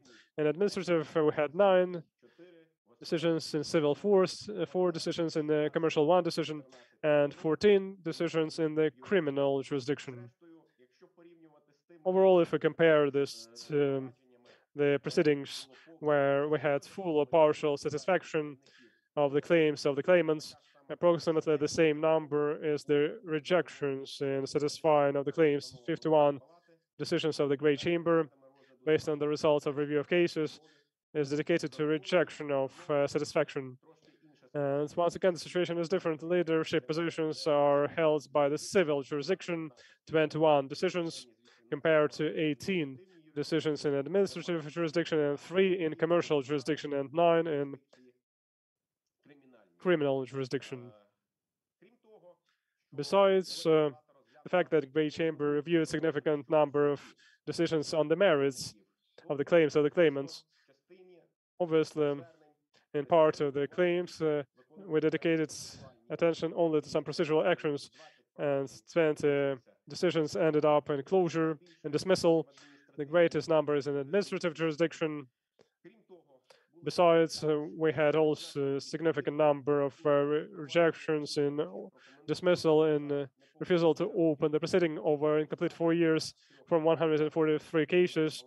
The Great Chamber refused in opening the proceeding on the review of decision of the National Court on exceptional circumstances. The main reasons for these refusals, the main reasons are frequent situation when the claimants manipulate the decisions of European Court for Human Rights, providing to the Supreme Court the judgment of ECHR, which does not concern the case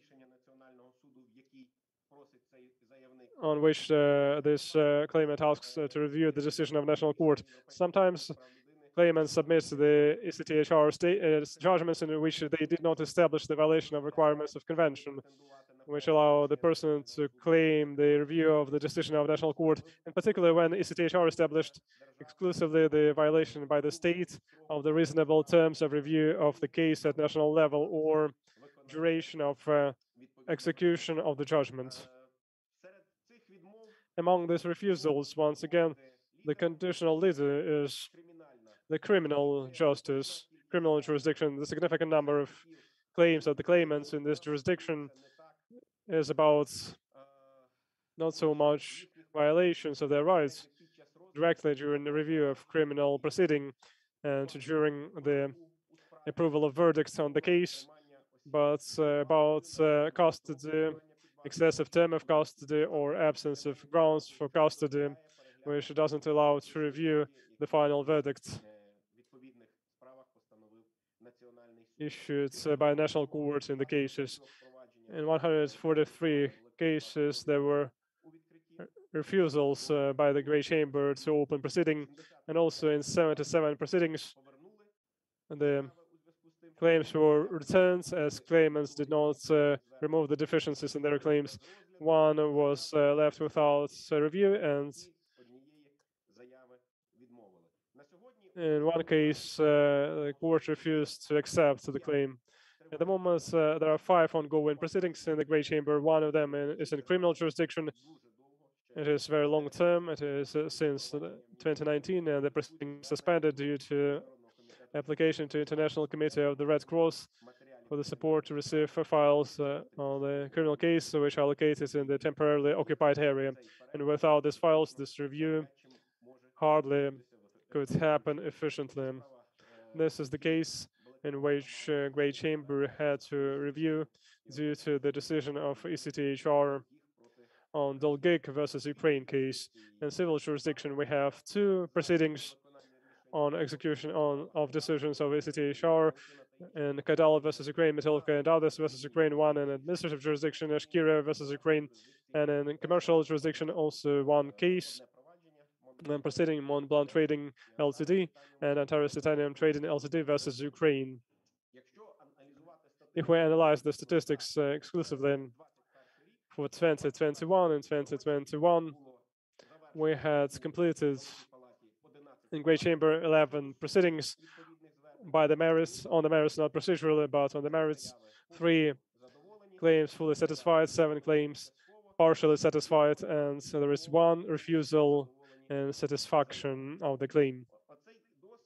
This experience of several years of work demonstrated at least significant deficiencies in the procedural law, which are related to execution of ECHR judgments in terms of applying additional measures of individual nature in terms of review of decisions of national courts, as ECHR recognized in their judgment the violation of convention by Ukraine. Let's discuss some deficiencies in this procedural law. First of them, in my view, is related to the term of proceeding at national level. It is easy to remove, but this problem appears almost in every proceeding. The problem is related to the 30-day term for review of the appropriate decision of the national court after initiated the proceeding on the exceptional circumstances.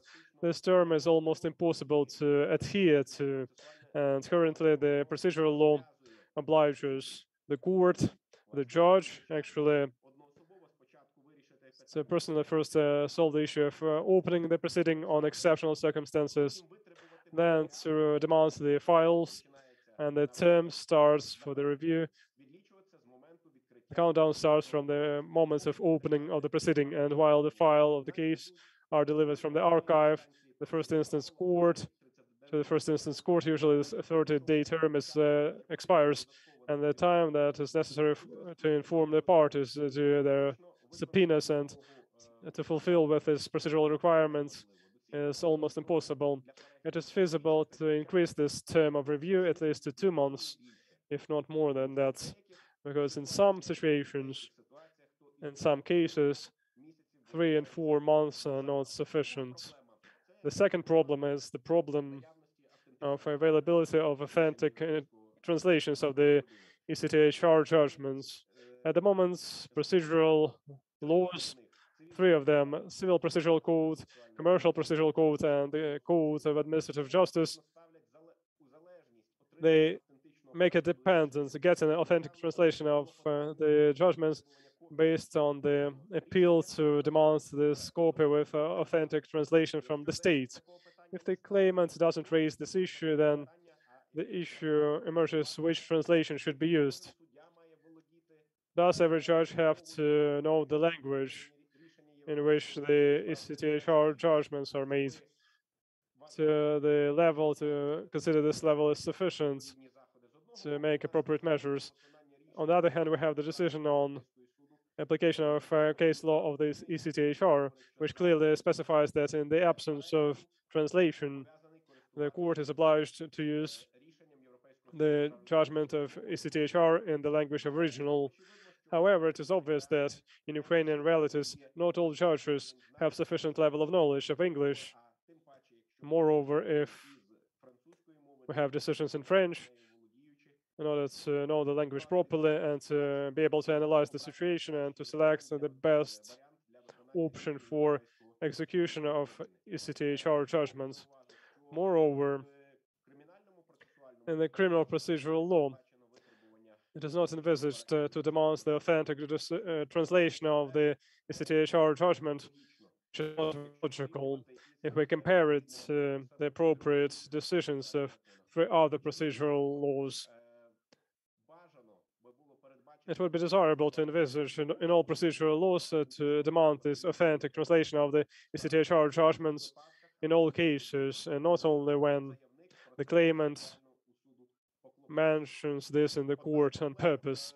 One of the problems facing us in the Supreme Court over these 4 years in the Great Chamber, when we talk about individual measures to execute the decision of ECHR, it is the problem that the claimant, sometimes the other part as well, they don't go to the court hearings, and often we have the need to postpone the court hearings because they don't come, or it is impossible to issue the subpoena to the parties and to the claimant there are no clear consequences if the person doesn't go to the courts, if these individuals are summoned to the courts.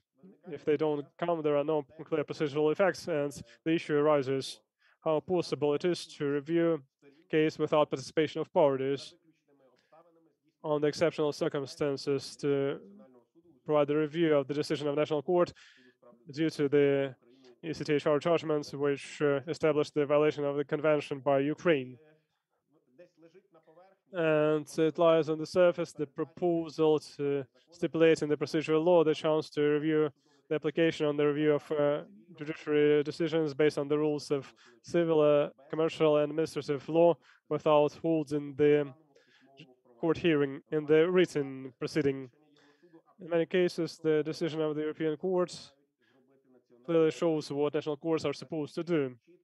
It is so clear that holds court hearing for this and listening to the opinion of all parties to the case, having the files of the case and application and review of the court decision which came from the interested party, from the claimant. Actually, in the court decisions, in many cases, this need is absent. There is another problem linked to, unfortunately, improper addresses on review to the court where it was incorrectly decided whether to open proceedings or not. In many cases, there are the obstacles which cannot be overcome if there are refusals to open proceedings. They are linked to procedural obstacles with the documentation of the address to the Supreme Court. At the same time, the decision of ECHR clearly indicates that this review cannot take place in principle, and the procedural drawbacks in the application, which may be missing, they not allow this to consider for opening or not opening the proceedings. So it would be useful to have in the law this refusal to review. And in 2018, in one of its judgments, the Grand Chamber listed the criteria when it cannot be used individually as to review at the national level. These are violations of the convention, which can be removed only by means of the general action. There are many complaints again in these situations when additional actions of the general nature makes it impossible to make certain steps by other bodies such as Parliament. There are situations when the claimants submit applications for review of court decisions based on ECHR rulings where there are violations not related to that person but related to another person, and there are grounds to refuse such applications. And the third situation, very often applications with complaints of claimants on decisions of national judges, who violated the reasonable time periods to initiate proceedings at the national level, which ECHR mentioned, and the reasonable duration by a review of those decisions is impossible. Also, such claims should be refused. Again, they should not be accepted, not to fuse the proceedings.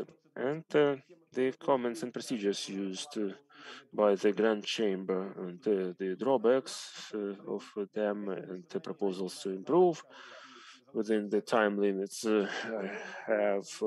I will review the rulings of the Grand Chamber in 2021, where there were decisions to apply additional measures to enforce ECHR judgments.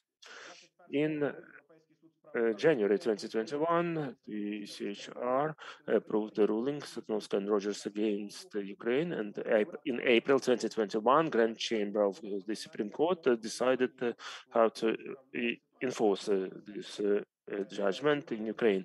It was about the family conflict when a citizen of Ukraine, a mother, came together with the father to Ukraine, and the father is the UK citizen, so the mother and children stayed, and the father returned to the UK, where the mother has not returned, and that UK citizen litigated against the mother and claimed that it's illegal to keep the children in Ukraine and required to return her back to the UK.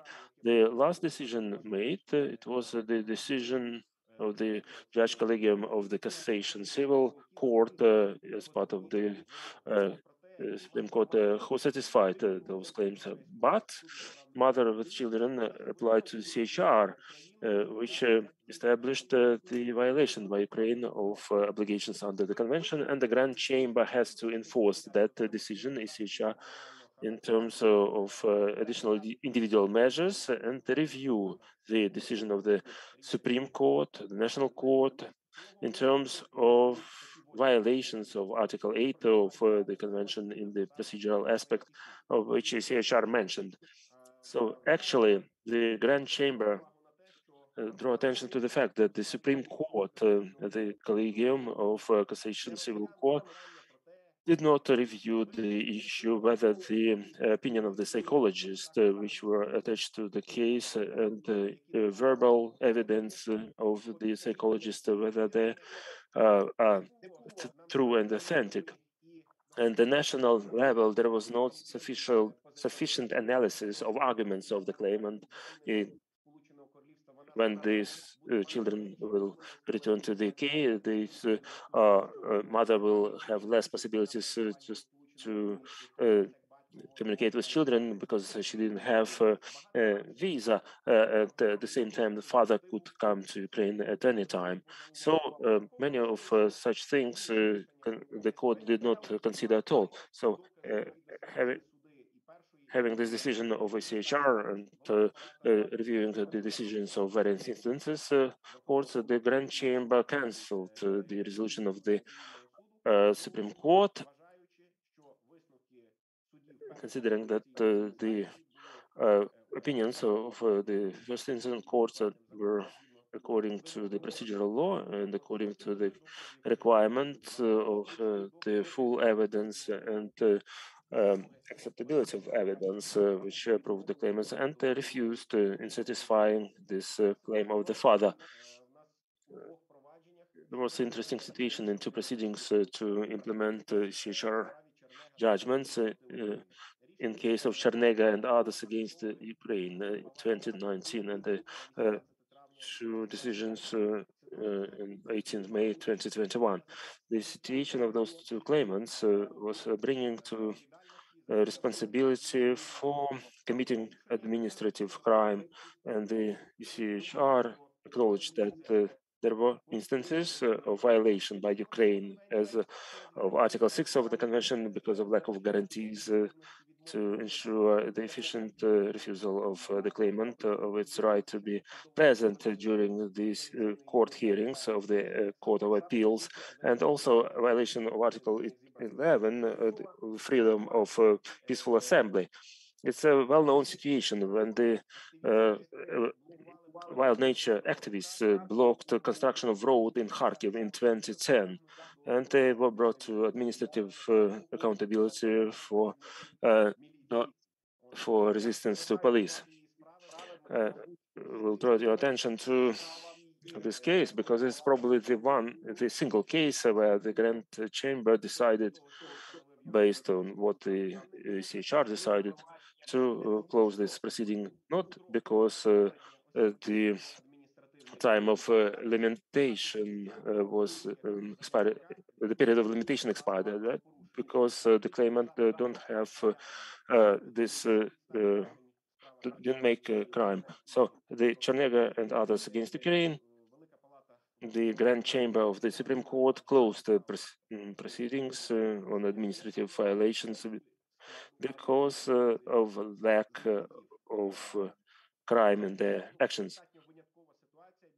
This is an exceptional situation, and it's caused some discussions among colleagues, and there are different opinions which say that the ECHR is not the court which can examine all evidence and decide to close procedures.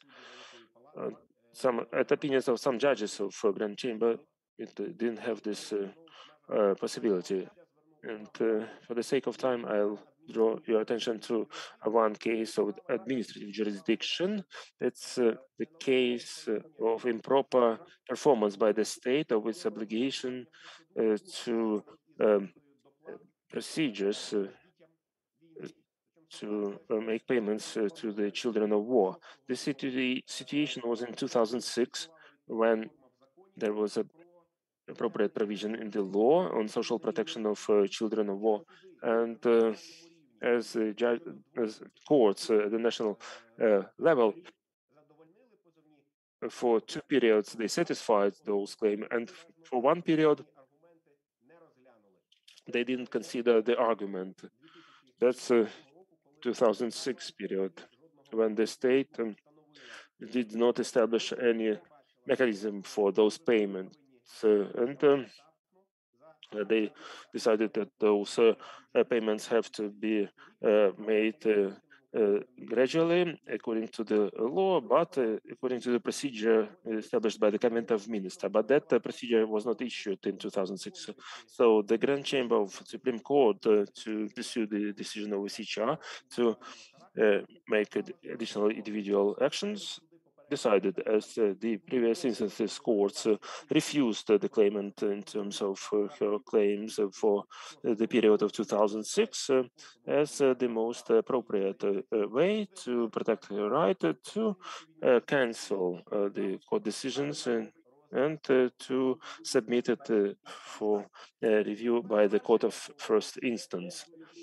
And without analyzing all cases, I will circulate this presentation to organizers and all rulings of the Grand Chamber in 2021. I would like to draw your attention to one case which changed the practices of the Grand Chambers in terms of the 10 years period when a person can apply to review the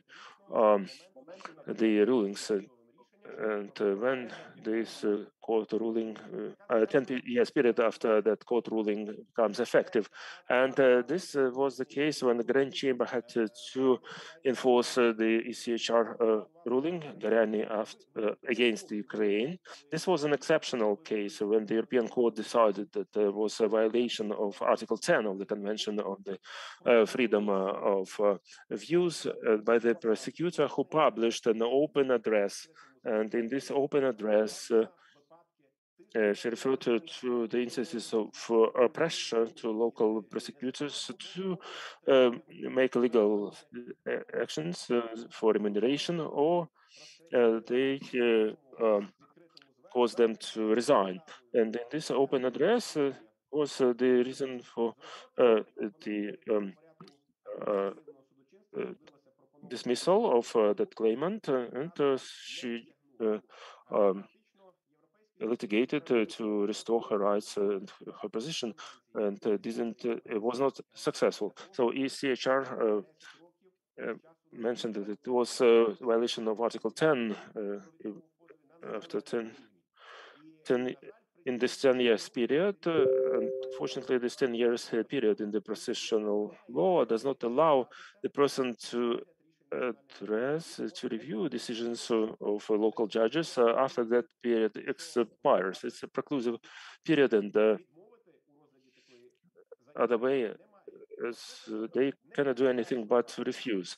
So it was not the first instance that in the course of 2 years the Grand Chamber came across such approvals of decisions by ECHR after the 10 years period after the judgment was effective at the national level. In the previous situations, the Grand Chamber decided that the grounds for reviewing of this appeal, there are no grounds. And in the case of Gariana against Ukraine, this issue was raised again, and as the claimant didn't make any violations, and depending on her will, this 10-year period was violated. And as decision of ECHR appeared later, after this 10 years period, the Grand Chamber of the Supreme Court decided that they can review the decision and partially satisfy her claim, and to refer this case to the Court of Appeal. So we stepped away from the previous practice, which started in 2019 during enforcement of the judgment of ECHR of Katenka against Ukraine. In terms of this formal adherence to the procedural law and 10-year period. Thank you for your attention. I will be grateful to answer your questions if there are any. Thank you very much, Dmitry. And I'd like to address the audience. Are there any questions to Dmitro Godima? So please ask those questions. Unfortunately, I cannot see any of the participants. Me too, I don't see, I just see the speaker on the panel, but I can read the chat. I just see the appreciation, words of appreciations to Petro Moisevich. It's pleasure to see. And they also thank you for this comprehensive presentation. There are many details and interesting things we can learn from this succinct analytics. Dmitry, I will articulate the question. It's not about enforcement of judgment of ECHR. It's rather about your opinion. Is there still a tendency when judges cite too much decisions of ECHR and the judges of the first instance or appeal, Court of Appeals, but in fact, I cannot judge whether it's manipulation or not. It's probably just not in-depth understanding of decisions. Or is this ECHR citations is the minimum standard which I used for the motivation part of judgments? It appears that in many cases, the reference to judgments of ECHR to justify decisions of the National Court, they are superfluous. And very often decisions and procedural documents are overloaded with citations of ECHR without link to the specific cases which were considered and the practices used. This is the biggest problem. And this problem, in my opinion, has the course in the education of lawyers, when the law schools do not train lawyers to make texts with certain algorithms of presenting information.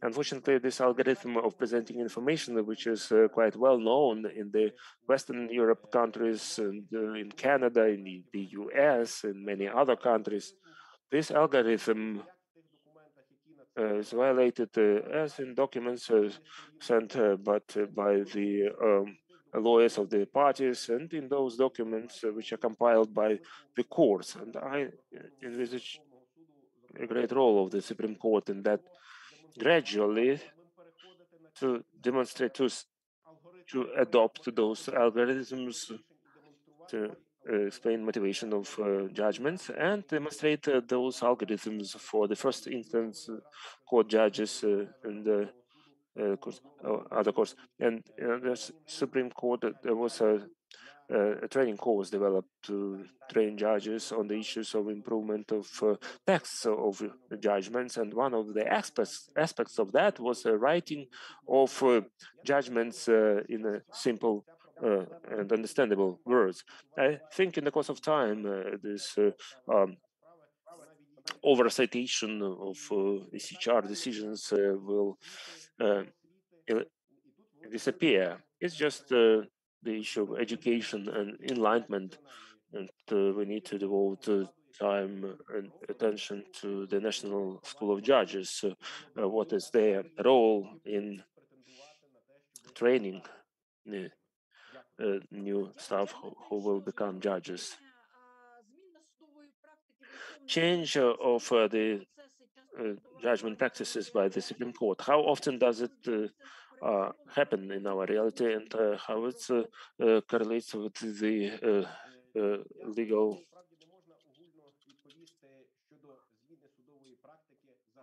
We cannot say about change of court practices in general. If there is uncertainty because of mutually exclusive approach to solving the same problem and the different departments of the Supreme Court, there is no algorithm which could enable me to see what are decisions in the cassation, administrative, or criminal court. If it's on the same problem is considered by the Grand Chamber, and the position of Grand Chamber could be different from what is the civil or business court of cassation decided. As this electronic, digital, or mathematical algorithms to track court practice are lacking. In many cases, these practices, these contradictions we have to solve by stepping away from the position which was taken in the past. And there is another problem, Petro Moisevich mentioned about it. It's a change of society relationships, or change of the society context. Many practices established many years in some civil cases is not perceived by many lawyers, people who are not lawyers, but judgments should be understandable not only for the expert, but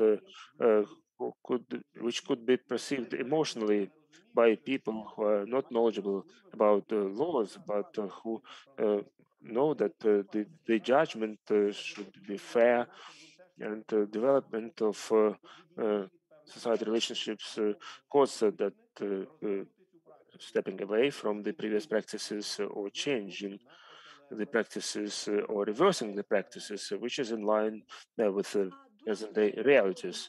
Thank you very much, Dmitry, for your answers. And now we're switching to the next speaker in the second session. I invite the Judge Latif Husseinov, and the topic Mr. Husseinov is right for judgment established by law. Recent changes in the case law practices of ECHR. So the floor is yours. Good afternoon. Do you see me and do you hear me? Yes. Yeah, okay. So, dear colleagues, dear friends, it's indeed a great pleasure for me to meet you again, although online, at the prestigious annual Lviv conference. I hope next time I will be able to see you and to greet you physically and to meet my Ukrainian colleagues and friends, among which I cannot but mention distinguished scholar Petro Moisevich Rabinovich. This year, I have chosen a subject that goes into the heart of the rule of law. This subject has become, unfortunately, a highly challenging development, specifically in a number of European countries. This is the right to a tribunal established by law, guaranteed by Article 6 of the European Convention on Human Rights. In a recent Grand Chamber case, Gudmundur Andri Asradsson, the court said, in the light of the principle of the rule of law, which is inherent in the entire convention system, a tribunal must always be established by law, or more precisely, established in accordance with the law. Indeed, an organ not established according to the legislation would be deprived of the legitimacy required in a democratic society to hear individual complaints and to resolve legal disputes. Article 6.1 of the Convention indicates the establishment by law as the first, most preliminary requirement for a court and the guarantee of a fair trial. The verification should therefore begin with the question, is the court established by law?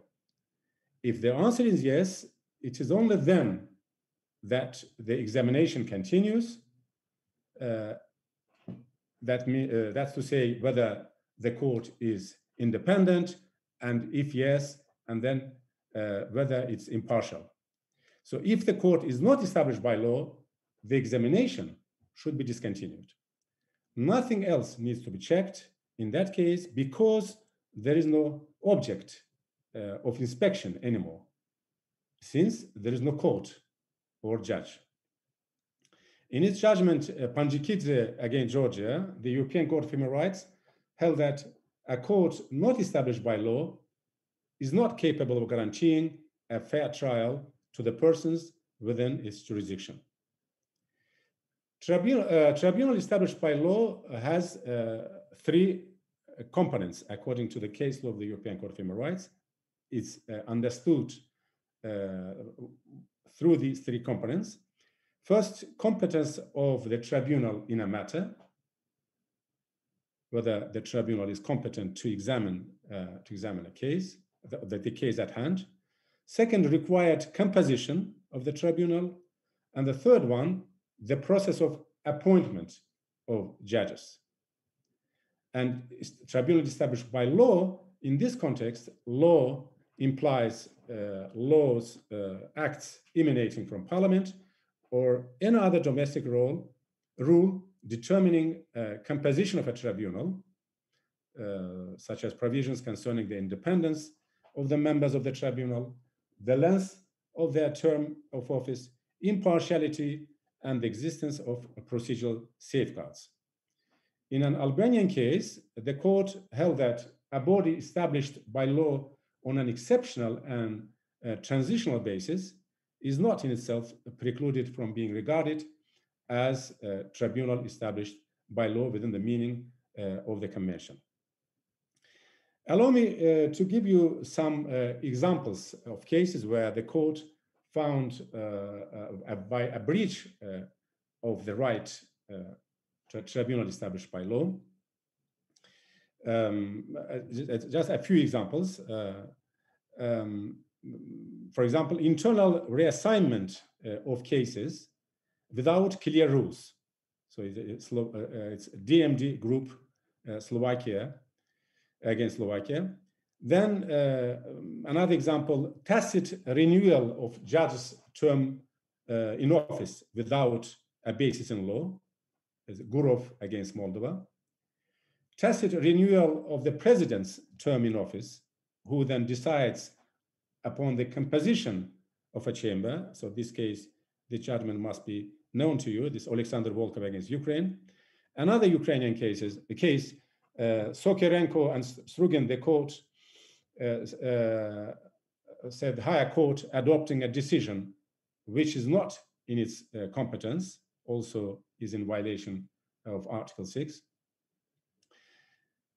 Another example, the same judges deciding upon a case after remittal, which was not possible under the relevant domestic law, is Lavens against Latvia. Improper composition of the court with regard to the appointment of lay judges. The Russian cases, Posukhov against Russia and Yegorichev against Russia. Tacit prolongation of the exercise of jurisdiction in a particular composition after the relevant law was repealed and no new law adopted, is Panjikidze and others, Georgia, the case that I mentioned. And final example, flagrant disregard of the procedures in the appointment of judges. This is Gudmundur Andri Astradsson case against Iceland. The last case, this Icelandic case, is the one I wish to speak about in a more detail. The Grand Chamber judgment in this case was delivered precisely 1 year ago, on the 1st of December 2020. This landmark judgment, for the first time, answered to the question whether Article 6 is applicable to the appointment of judges by the other branches of government in a member state. The judgment has developed the court's case law as regards the concept and scope of the right to a tribunal established by law. First, briefly about the facts. The applicant was convicted in March 2017 of driving without a valid license under the influence of drugs. His appeal was heard by the newly appointed Court of Appeal, which had been set up in January 2018. The applicant requested that one of the judges in the panel withdrew from the case on the basis of a judgment of the Supreme Court of 19 December 2017, which had found irregularities in her appointment. The Court of Appeal examined the case, nevertheless, so rejected the request, the motion about the recusal, about the withdrawal, and upheld the applicant's conviction in April 2018. The applicant appealed to the Supreme Court, submitting that that judge's appointment had not been in accordance with the law, and thus he had not enjoyed a fair trial before an independent and impartial tribunal established by law. He also alleged that there was a political motive behind that appointment. However, the Supreme Court dismissed the appeal on 24 May 2018, although it accepted that there had been irregularities in the procedure of the appointment of that judge. The Supreme Court held that there were insufficient reasons to conclude that the applicant had not been given a fair trial within the meaning of Article 6 of the Convention. So how was that judge's appointment? The independent Icelandic Evaluation Committee had assessed 33 candidates for 15 judicial posts on the newly established Court of Appeal. I must say, up until that time, the Icelandic judicial system had consisted of two tiers. So first instance and then Supreme Court. So it was decided to perform a judicial reform and to introduce the appeal instance in Iceland. So that was the idea of establishing a Court of Appeal. So of those 33 candidates, the evaluation committee then recommended a list of 15 candidates whom the committee considered to be the most qualified, was allowed by the existing law, by the applicable law, to introduce changes into that list, but provided that the proposed candidates fulfilled the minimum requirements, and that proposal would be accepted by Parliament. Ultimately, the Minister of Justice of Iceland chose 11 candidates, so instead of 15 candidates, from the committee's recommendation, and added 4 others, including the judge in question, the judge that sat on the case of the applicant in the composition of the panel. Parliament accepted the proposal to remove the 4 candidates from the committee's list and to add the minister's 4 candidates by a majority single vote in January 2017. And then the President of Iceland signed the new judges' appointment letters, including the judge in question. 2 of the 4 candidates who had been removed from the committee's list by the minister's proposal, they sued the state on the basis that the resulting judicial appointments had been unlawful.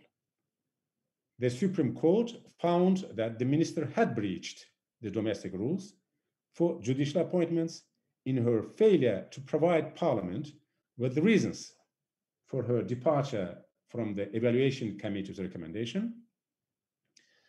The Supreme Court also held that the procedure by which Parliament had approved the proposal of the minister was flawed because it had conducted a vote en bloc for the amended list, as opposed to voting on each candidate separately, as was provided by the law. Before our court, the applicant complained that the judge in question of the newly constituted Court of Appeal, which had upheld his criminal conviction, had not been appointed in accordance with the relevant domestic law, and he alleged that, therefore, the criminal charges against him had not been determined by a tribunal established by law, within the meaning of Article 6, paragraph 1 of the Convention. In connection with that submission, the applicant further complained that he had been denied the right to an independent and impartial tribunal. The case was first examined by a chamber, which found a violation of Article 6. After the chamber had found a violation in this case, that's interesting, the Minister of Justice of Iceland resigned from her position. The case was subsequently referred, upon the government's request, to the Grand Chamber. This case was, for the Grand Chamber, for the court, an opportunity to clarify the concept of a tribunal established by law and its relationship with the institutional requirements of independence and impartiality. The following 4 important elements can be driven from the judgment. First, the articulation of the object and purpose of the right to a tribunal established by law.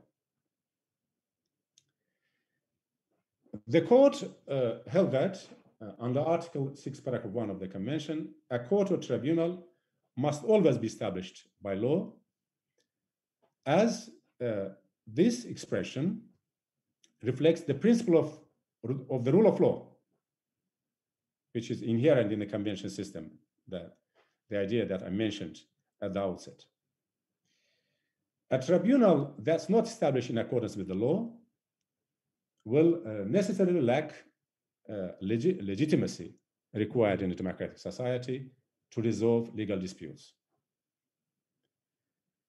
The object of the term established by law is to ensure that the judicial organization in a democratic society does not depend on the discretion of the executive, but that's regulated by law emanating from Parliament.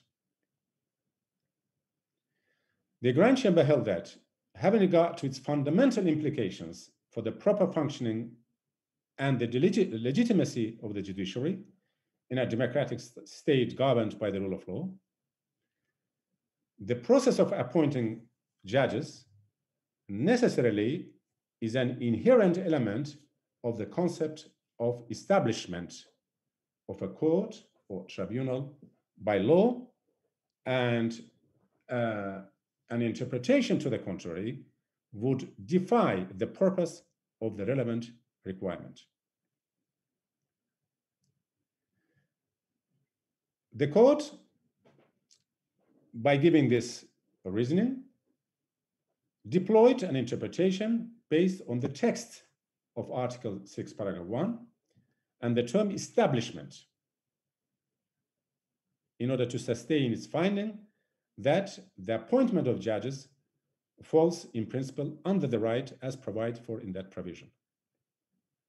Second element, the right to a tribunal established by law was defined as a stand-alone right under Article 6 of the Convention. The court held that the right to a tribunal established by law is a stand-alone right, although it has a very close interrelationship with the guarantees of independence and impartiality. This finding is very important. Firstly, by advancing this interpretation, the court concluded that it was not necessary to examine separately the applicant's complaint as regards the lack of independence and impartiality of the Court of Appeal judge in question. And secondly, the court found unnecessary to take a position on whether the trial of the applicant had lacked overall fairness. Thus, if a judge who is appointed in violation of Article 6.1 of the Convention, according to the test set out by the court, and I will come to this test some later, adjudicated a case dealing with the person's civil rights or a criminal charge alone or in a composition, in a multi-member composition, there is no need for a separate analysis of the actual fairness of the trial.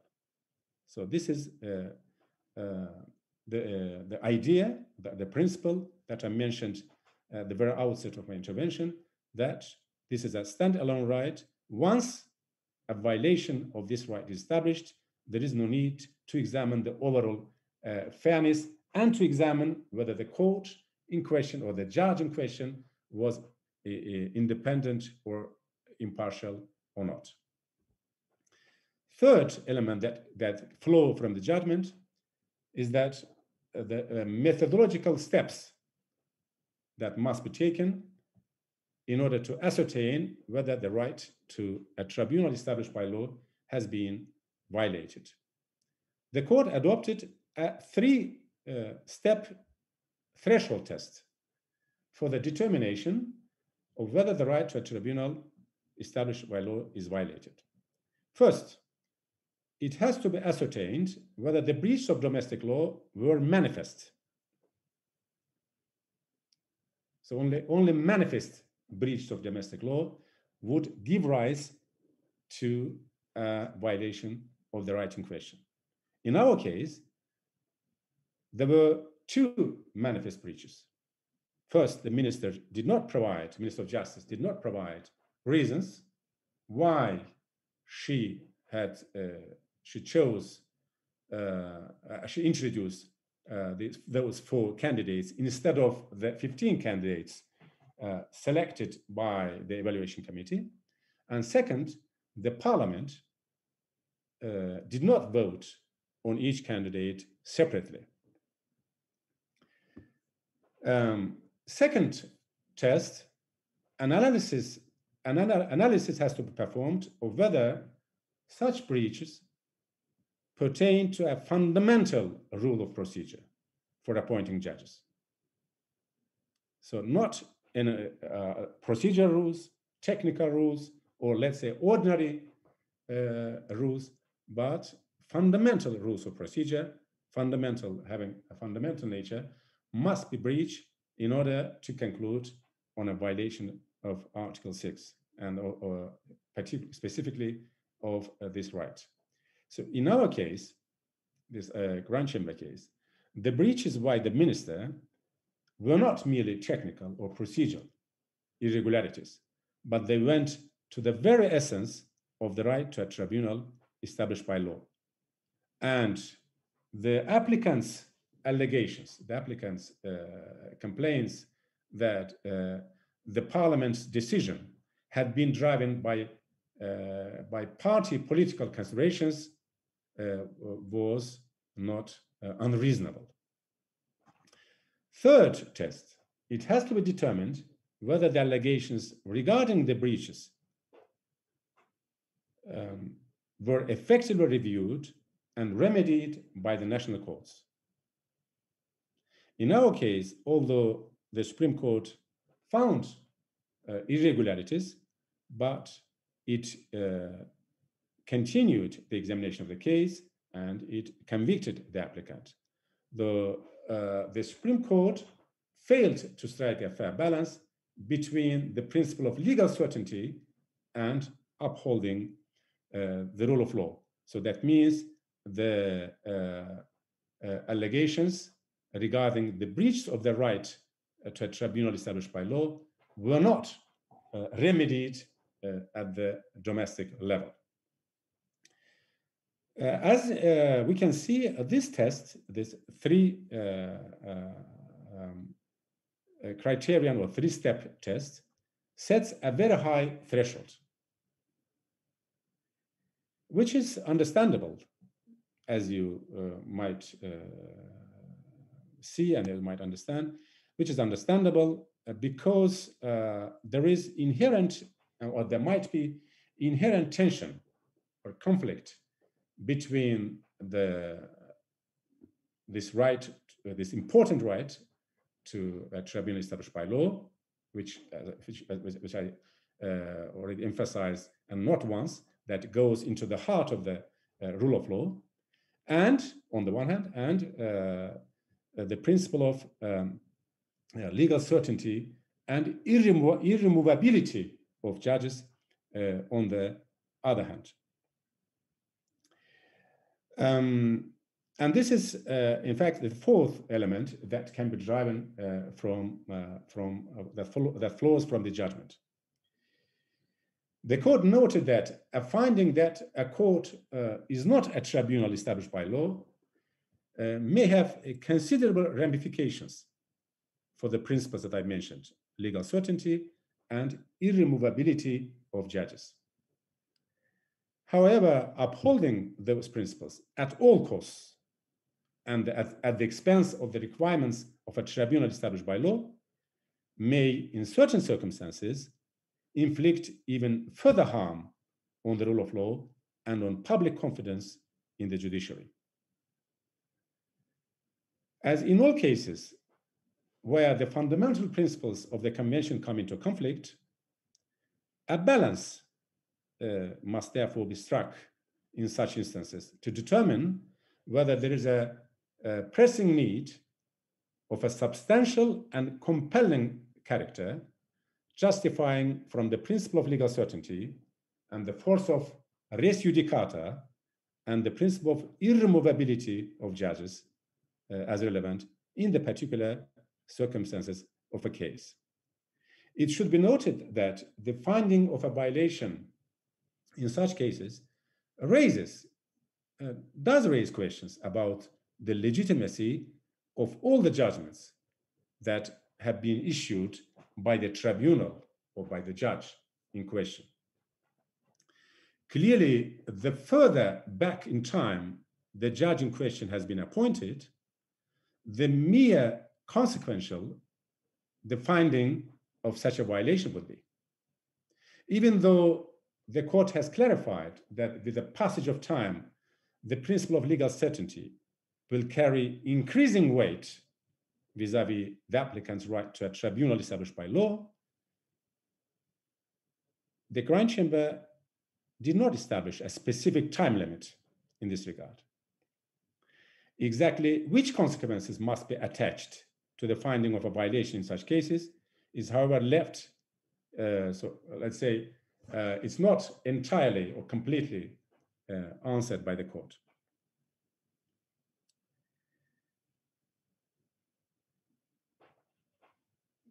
It only stresses that the finding of violation in this case may not be taken to mean that all judgments issued by the Icelandic Court of Appeal must be reopened. That was the statement made by the Grand Chamber under Article 46 of the Convention. When the court made its position clear on this provision, on this matter, the court specifically emphasized, let me repeat, that the fact that there was a finding of the violation doesn't mean that all the judgments delivered by the Court of Appeal must be reopened. Rather, the court left it to the Committee of Ministers to supervise the execution of its judgment. So, as one commentator said on this point, that the court left to the Committee of Ministers hot potato, and not only to Committee of Ministers, but especially to the domestic courts.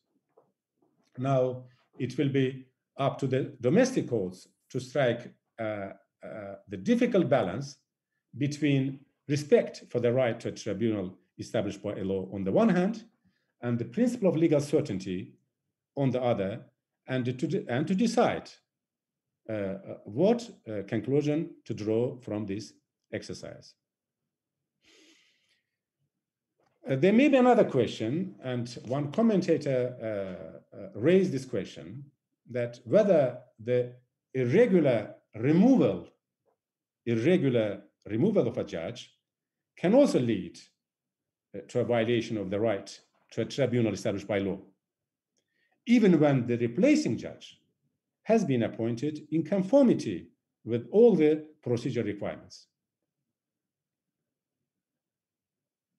The answer might be that the right to a tribunal established by law here would also be violated because the logic, because of the or logical extension of the principles set out in the Grand Chamber judgment, as Gudmundur judgment, and in order for the very objective to protect the judiciary from undue interference. The principles developed by the Grand Chamber in this Icelandic case, and specifically the three-step test that was introduced by the court, by the Grand Chamber, were applied in two subsequent Polish cases. In the case of Xeroflor with Polsche against Poland from 7 May 2021, the applicant company complained that one of the judges on the bench of the Constitutional Tribunal of Poland, which had examined its constitutional complaint, had not been elected in accordance with the domestic law. In fact, the important irregularities as regards that appointment were confirmed already in 2015 by the Constitutional Tribunal of Poland. With regard to the composition of the Constitutional Tribunal, our court found manifest breaches of the domestic law, breaches in the procedure for electing 3 judges, which were of such gravity as to impair the legitimacy of the election process and undermine the very essence of the right to a tribunal established by law. And finally, there were no remedies available. So unlike the Icelandic case, here there were no review and there were no remedies. So I mean here the third test I mentioned earlier. As a result, the applicant company was denied its right to a tribunal established by law due to participation in the proceedings before the Constitutional Tribunal of a judge whose election was vitiated by grave irregularities. The court ruled that those irregularities led to a breach of the very essence of the right to a tribunal established by law. ECHR, this Polish case, is the first ruling of an international human rights tribunal, human rights court, that confirmed the illegality of the capture of a constitutional tribunal in Poland. And you may know the reactions, you may have heard, the reactions in Poland to the judgment, to our judgment, were very negative. The president of the Polish Constitutional Tribunal stated that ECHR is based on a thesis that demonstrate the lack of knowledge of the Polish legal system. And moreover, the Constitutional Tribunal declared that the court judgment, our judgment, was issued without a legal basis, exceeds the competence of the European Court of Human Rights, and constitutes an unlawful interference with the national legal order. And for these reasons, it must be considered a non-existent judgment. And subsequent developments, I believe you know also what happened afterwards. Briefly, the Constitutional Court of Poland held that Article 6 of the Convention is incompatible with the Polish Constitution. And 22nd July 2021, in another case against Poland, Reszkowicz, Poland, I hope I'm pronouncing correctly, our court unanimously, in this case, unanimously found Poland in violation of Article 6. The court ruled that the applicant advocate, Joanna Reszkowicz, whose case was determined by the disciplinary chamber of the Polish Supreme Court, did not have a fair hearing before a tribunal established by law. The court again applied the 3-step test adopted in the case of Astrason, Iceland. The court ruled that the procedure for selecting judges to the disciplinary chamber of the Supreme Court is grossly inconsistent with the Polish domestic law, which adversely affected the fundamental rules of procedure for the appointment of judges, because the appointment was entrusted to the new National Council for the Judiciary, a body that lacked sufficient guarantees of independence from the legislature and the executive. In our court's opinion, the political authorities exercise an excessive influence on the procedure for appointing judges and could directly or indirectly interfere with who would be appointed to the post of judge. The irregularities in the appointment process compromise the legitimacy of the disciplinary chamber to the extent that it lacked and continues to lack the attributes of a tribunal, which is lawful for the purposes of Article 6 and therefore results in a violation of the very essence of the right to a fair trial. With this, dear colleagues and friends, I conclude my presentation and thank you for your kind attention. Дуже дякую, пане Латіфе. Thank you very much, Mr. Latif. Я не зможу так швидко перекласти. I cannot translate this question so quickly into English, Але тоді воно насправді but дуже I hope дуже об'ємне. it is very extensive. I really request the assistance of interpreters. Я можу його прочитати. I can read it out. Спробуємо Let's try це зробити. to do it simultaneously. Ваша честь, останні Your Honor, роки over the recent years, the charges of the cassation instance, civil administrative jurisdiction, do not have the rights to examine the evidence яким була надана оцінка судом as were evaluated by the appellate instance. What do you think? Does the conventional law з огляду на випадки очевидних невідповідностей allows the right for fair trial if there are discrepancies of some evidence on the case and the conclusions of the courts of the previous instances? Can they examine this evidence by the Supreme Court as the court of the cassation instance? I have the impression that this is the question to the Dmytro Gudima mostly, або я помиляюся? or I may be mistaken.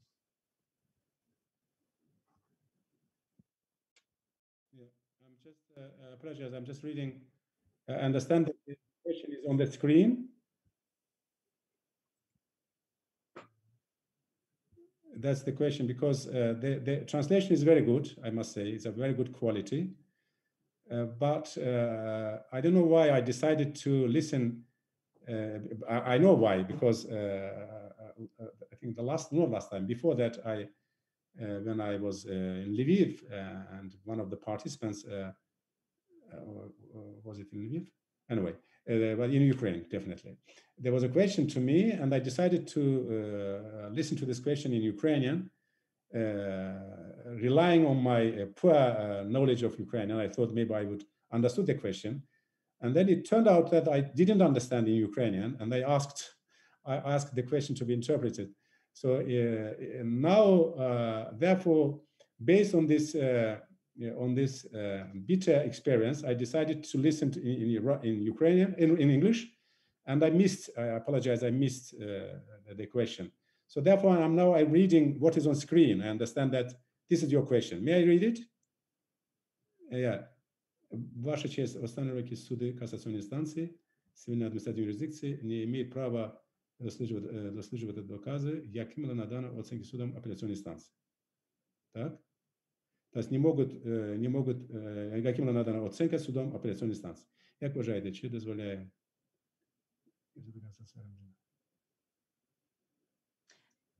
You have English translation of this question? Also, in writing? Yeah. Where is that?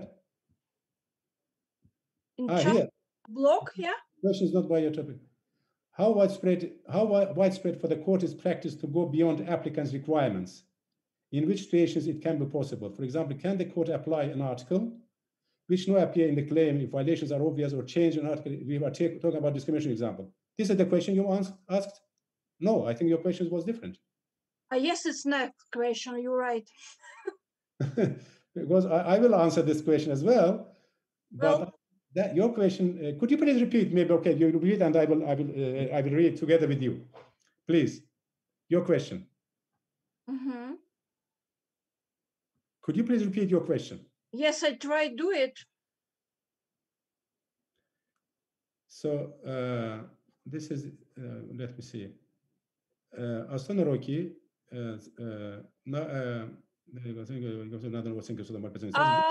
судові інстанції цивільно-адміністративної юрисдикції court instance of the civil and administrative instance, they have no right to examine evidence that were evaluated by the courts of the appellate instance. What do you think? Does the conventional law for fair trial allows, given the cases of obvious discrepancies, to to examine this evidence by the Supreme Court as the Court of Cassation instance, which objects the provisions of the procedural law. If I understood you well now, for example, an appellate court examined a case and assessed the evidence, and then whether the Supreme Court, as a cassation instance, at last instance, whether it can assess the same evidence as which had been already examined by the appellate court. This is the question?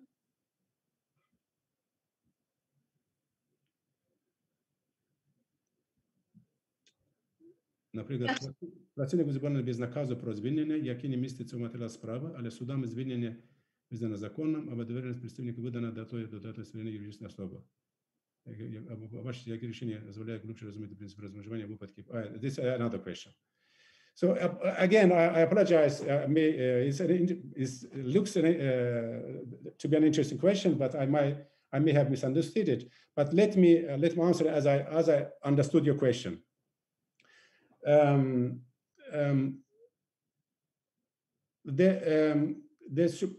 The competence of a cassation instance of the Supreme Court in this case is determined by the national law.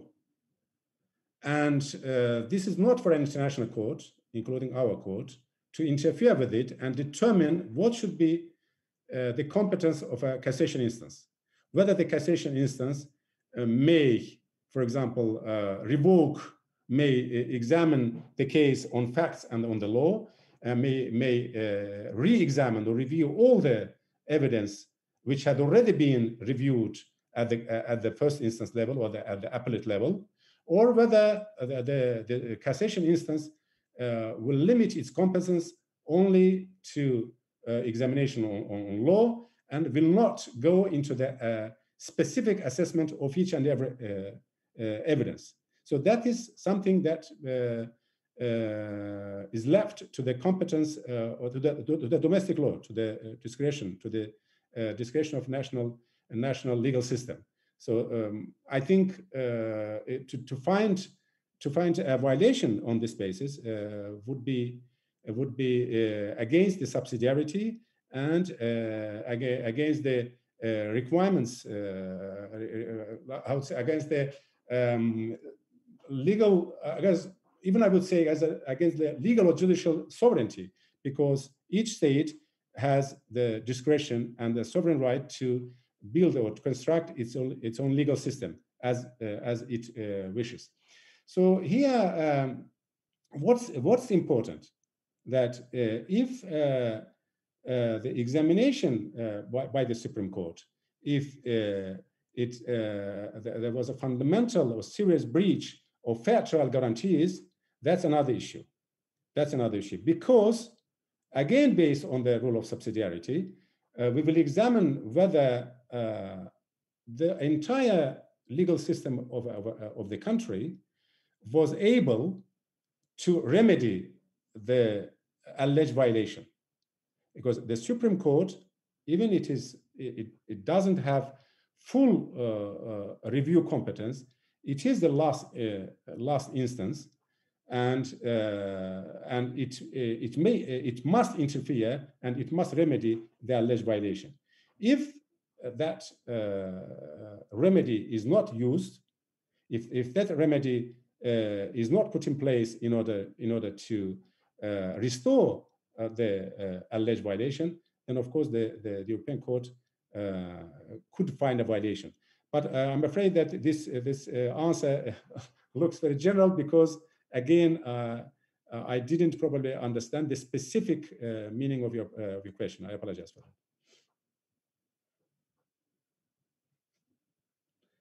Can we pass on to other questions? I can read out or what? Yes, you can read out, yeah. So the next question, ваша честь, яке рішення ЄСПЧ дозволяє глибше розуміти принципи розмежування випадків надмірного формалізму і обов'язку чіткого дотримання приписів нормативних актів, які не будуть вважатися надмірним формалізмом. It's a good question that I understand how judgments of the court allows to understand in a more detailed way, in a deep understand the principle of differentiation, differentiation between the cases of excessive formalism and necessary furtherance of the provisions of normative acts, which will not be considered as excessive formalism. This is again I think, as I see it, a general question, but it's a good question, because sometimes really we go into this matter, and for the court, like, let me say, the general principle that the court never accepts the excessive formalism, and sometimes it also happens to me as a single judge on Ukraine. I deal with the Ukrainian, with the complaints coming again or raised against Ukraine, and whenever I see excessive formalism as evidenced by or demonstrated by the domestic authorities, by the courts, then usually my decision is not to find inadmissible, although maybe purely legally or technically the domestic court was right in its decision, but I say no, it's too much, it's too formalistic, and therefore maybe I have to repeat this legal maxima that we have to see behind the appearances, we have to see behind the formalism and behind the exact provision, and to go to the essence of the right in question. Sometimes by exactly or by technically following a certain provision, the spirit or the essence of the right, fundamental right, can be violated. So this is how we differentiate. Of course, the balance would be in favor of the essence of the right, and here the court will use two principles. They are known to you. First, the principle that rights should be taken, that it's not the court protects the rights that are not illusory, that are not theoretical, but practical, effective, and very much linked to this principle is principle of effective protection of the rights and the commission. And this effective protection or effective interpretation of the rights will be the principle that the court will be guided by in order to differentiate between the excessive formalism and the strict furtherance or strict observance of normative provisions. Now, another question. The question is not by your topic, but how widespread for the court is to practice to go beyond applicants' requirements? This in English. In which situations it can be possible? For example, can the court apply an article which not appear in the claim if violations are obvious, or change article if we are talking about discrimination, for example? This is indeed a very good question. And in fact, the court has dealt with this question or with this problem many times, but in its Grand Chamber judgment in Radomilia against Croatia, the court did deal with this point and answer that question, that in fact what we have in our practice, we have to differentiate between, when examining a specific complaint, we have to differentiate between facts and legal arguments as submitted by the applicant. If we are talking about facts, of course, the court, in principle, cannot go into the facts and cannot alter the facts, cannot let's introduce the facts in place of the applicant.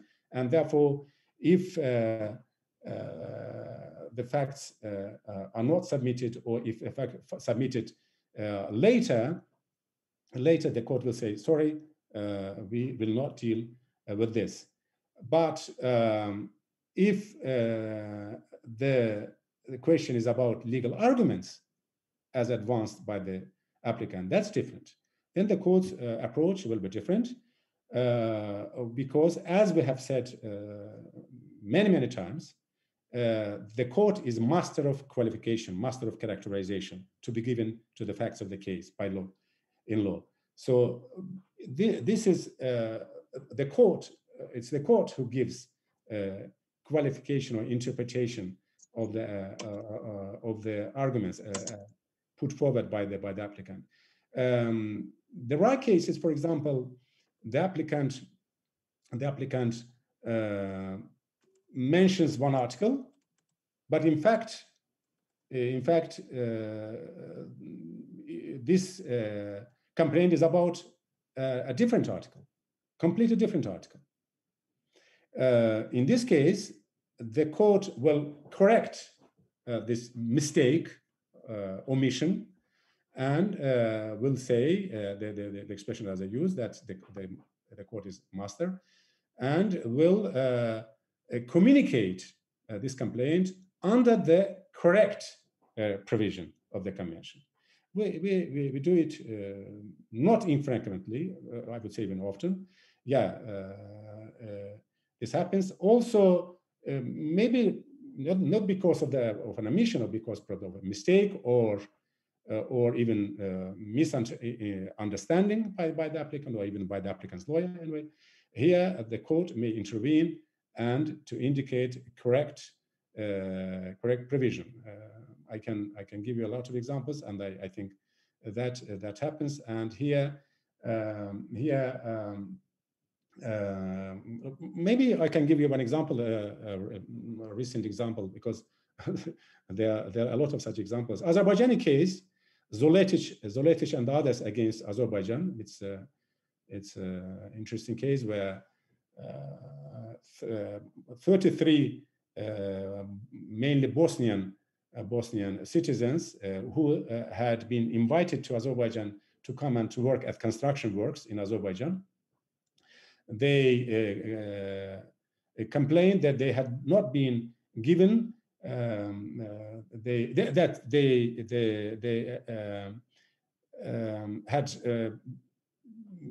not been provided with humane conditions of work, that forced labor had been applied vis-a-vis to these persons, that they had not received remuneration for their work, and they also complained about the conditions of work, about the condition of their stay. So the question, in Azerbaijan, before the domestic courts, they had raised a civil claim. So they never referred to Article 4 of the convention, never. And when they came to us, again, they raised an issue, a complaint, under Article 6 of the convention, that the domestic court's judgment had not been reasoned according to them. So Article 4 was not mentioned at all. But the court, our court, changed the qualification and said this falls to be examined under Article 4. This is forced labor. And the court found a violation, of course, a procedural violation. But anyway, I'm not going into the merits, because what's interesting for us is to say that it happens, not infrequently, as I said, that the court changes the qualification of the article, how this question mentions. Now, I don't see any more questions, at least on my... Так, дуже дякую вам. Yes, thank you very much. We exhausted our questions. I apologize that we exceeded our time. And from the next speaker, I'm moderator of the third panel, which is related to a very important topic. These are the challenges of the pandemic and access to Mr. Latif in English. Yes, it will be available. You'll be able to listen to it more attentively than And in the English, I'm grateful to all panelists, to Petro Rabinovich, Metro Gudima, and Metro, please look into the chat. Mr. Husseinov gave some answers. These are related to your questions, and this about jurisdiction and the Supreme Court decisions on that case. And Svetlana Haluk, I'll turn floor to you. I'm very glad that this panel you will moderate, and your first presentation will be delivered in a few minutes. Thank you. Thank you, Larissa. Dear colleagues, I am glad to greet you at this event. First of all, I'd like to thank OSCE and the Council of Europe that despite all the pandemic challenges, the International Forum on the Practices of ECHR, which a long time ago in 2012, this initiative Dmitro Gudieva initiated, it continues. We feel like we're all in Lviv, though we are online, and I'm glad that this tradition is sustained, and I hope it will continue in future years. Our final panel for today is dedicated to the topic which is probably the most debated in the last year and a half. Its impact of the COVID pandemic on the human rights and all the restrictions caused by that. And we will try to discuss certain aspects of this problem with our panelists today. I would like to articulate just a few figures to outline in a nutshell the impact of the pandemic on the human rights. According to WHO, as of today's morning, 5,270,000 people died because of COVID. According to the World Bank, about 97 million people on the planet live at lower than $1.9 per day. 100 million children, because of the impact of the pandemic, were deprived of appropriate education, and because of that, they will not reach the minimum threshold in terms of reading ability, according to UNESCO, and 73 states used COVID and the pandemic to violate the freedom of speech and the freedom of peaceful assembly. All these figures demonstrate that this pandemic becomes the pandemic of violation of human rights, and it's difficult to find those rights which the pandemic does not pose a risk. So any aspect related to human rights is so under threat and requires special attention in times of those challenges caused by the pandemic. As the year before, we mostly focused on how far the state can go to restrict, to limit certain human rights using this legitimate thing as public health. With a good news, the COVID vaccine appearance, another disputable question appeared: how far the state can go in promoting vaccination, and the human rights became the arguments both for advocates and protesters against the vaccination. What I've seen in the US, the Supreme Court considered this vaccination is in 1905, and it was Jacobs against Massachusetts, Cambridge in Massachusetts, a very well-known place. At that time, in that state, in that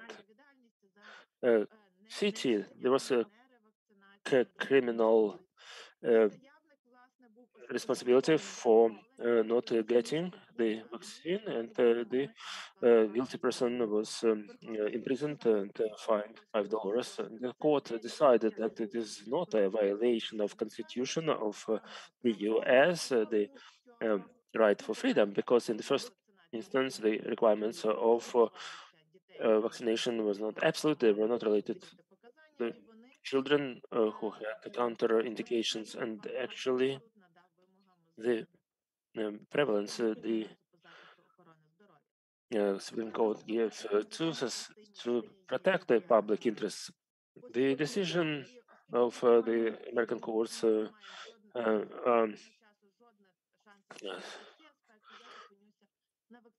comprehensive. For the sake of time, I'll focus on vaccination and education.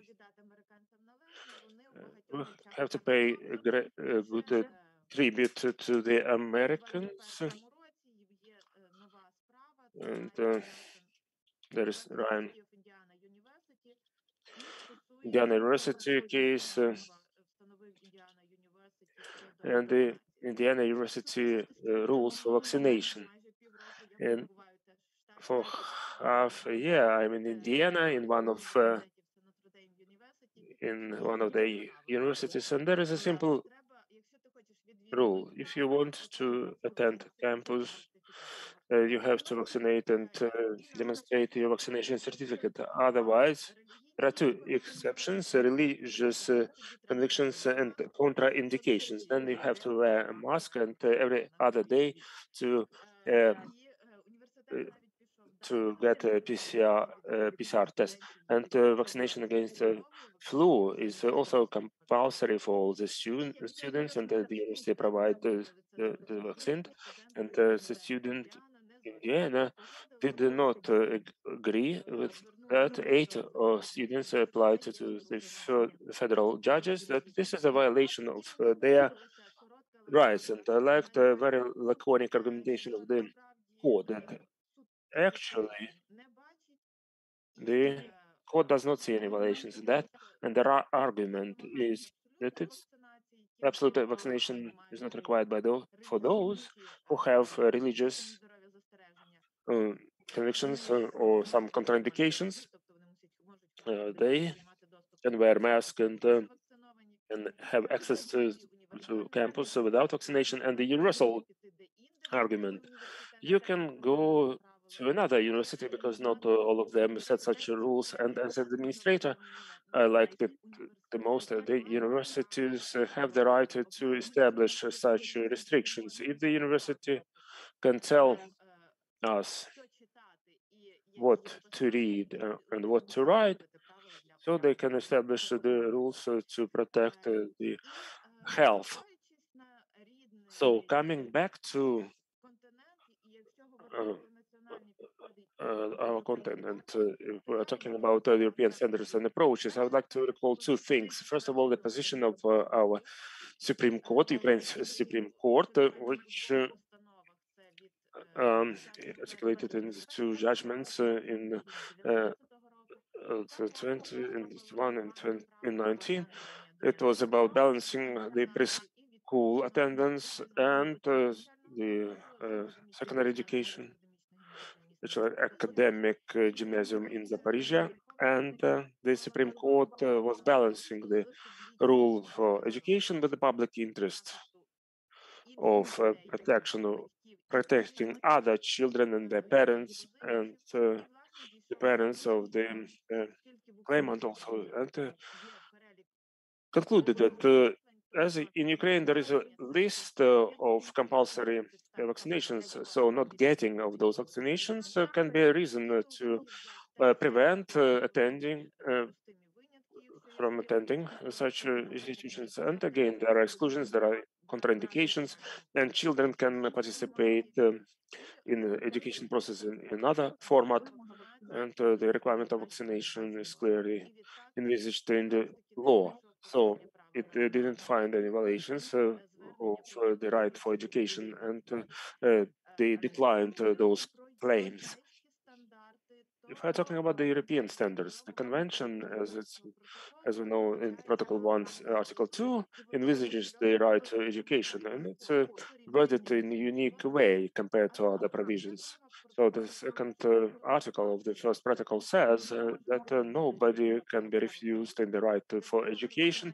The state, when administering any functions assumed by it in the education sphere, respects the right of parents to provide such education for their children according to their religious convictions and views. The convention, so the convention forms negative in many instances commitments for the government, which does not oblige the state to create a certain education system. So it leaves a lot of discretion. As we see, the right of education is not absolute. It can be restricted, but in this article, there is not an exhaustive list of the purposes which, when this right to education could be limited. I couldn't find it's related to the rights related to vaccination. But one of the decision can be relevant for this case. This is the decision Melinka against Greece, and it was the ECHR the acknowledged the violation of Article 2 of Protocol 1. 2 children were prevented from going to school as erroneously they were as they were considered as lepers, and later this was disproved, and it took several months for them to come back to school. So the fact of preventing them from going to school, but this length, when children didn't have any threat to their classmates and other students, it was disproportional, and this period of time was acknowledged as a violation of Article 2 of the protocol.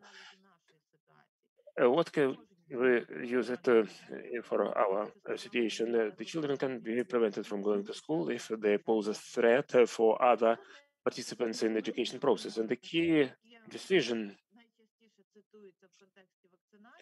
which are considered in vaccination, because it's the Lavrichka and others against the Czech Republic,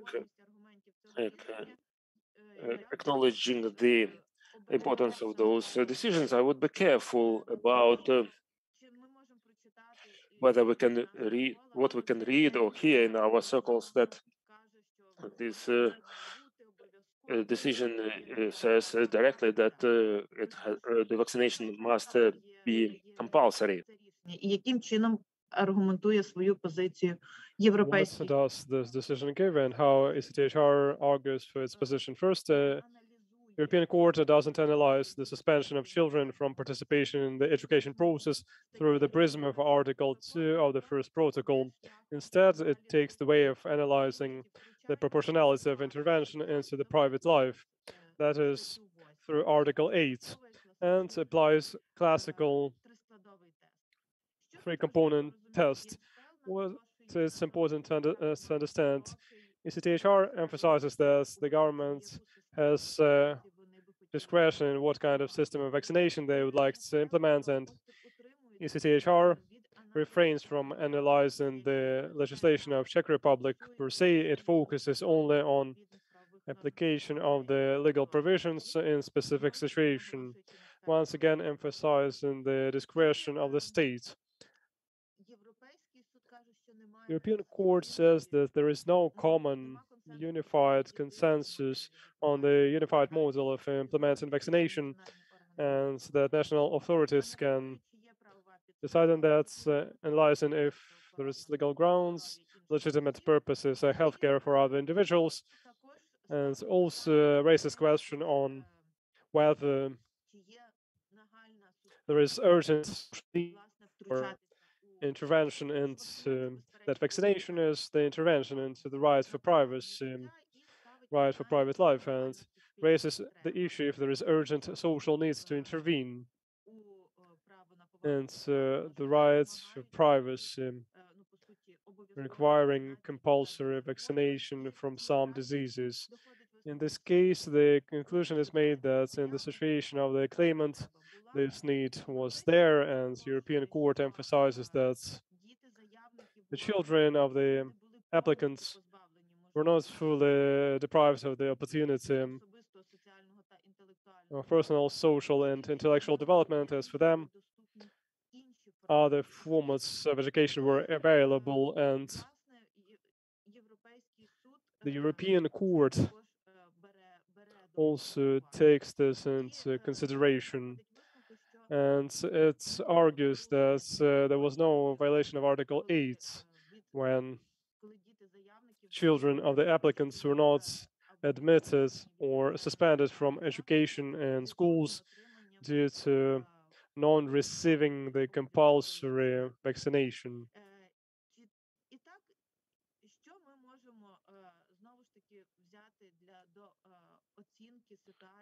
What we can take to evaluate the situation with vaccination for COVID-19? We know that there are different situations.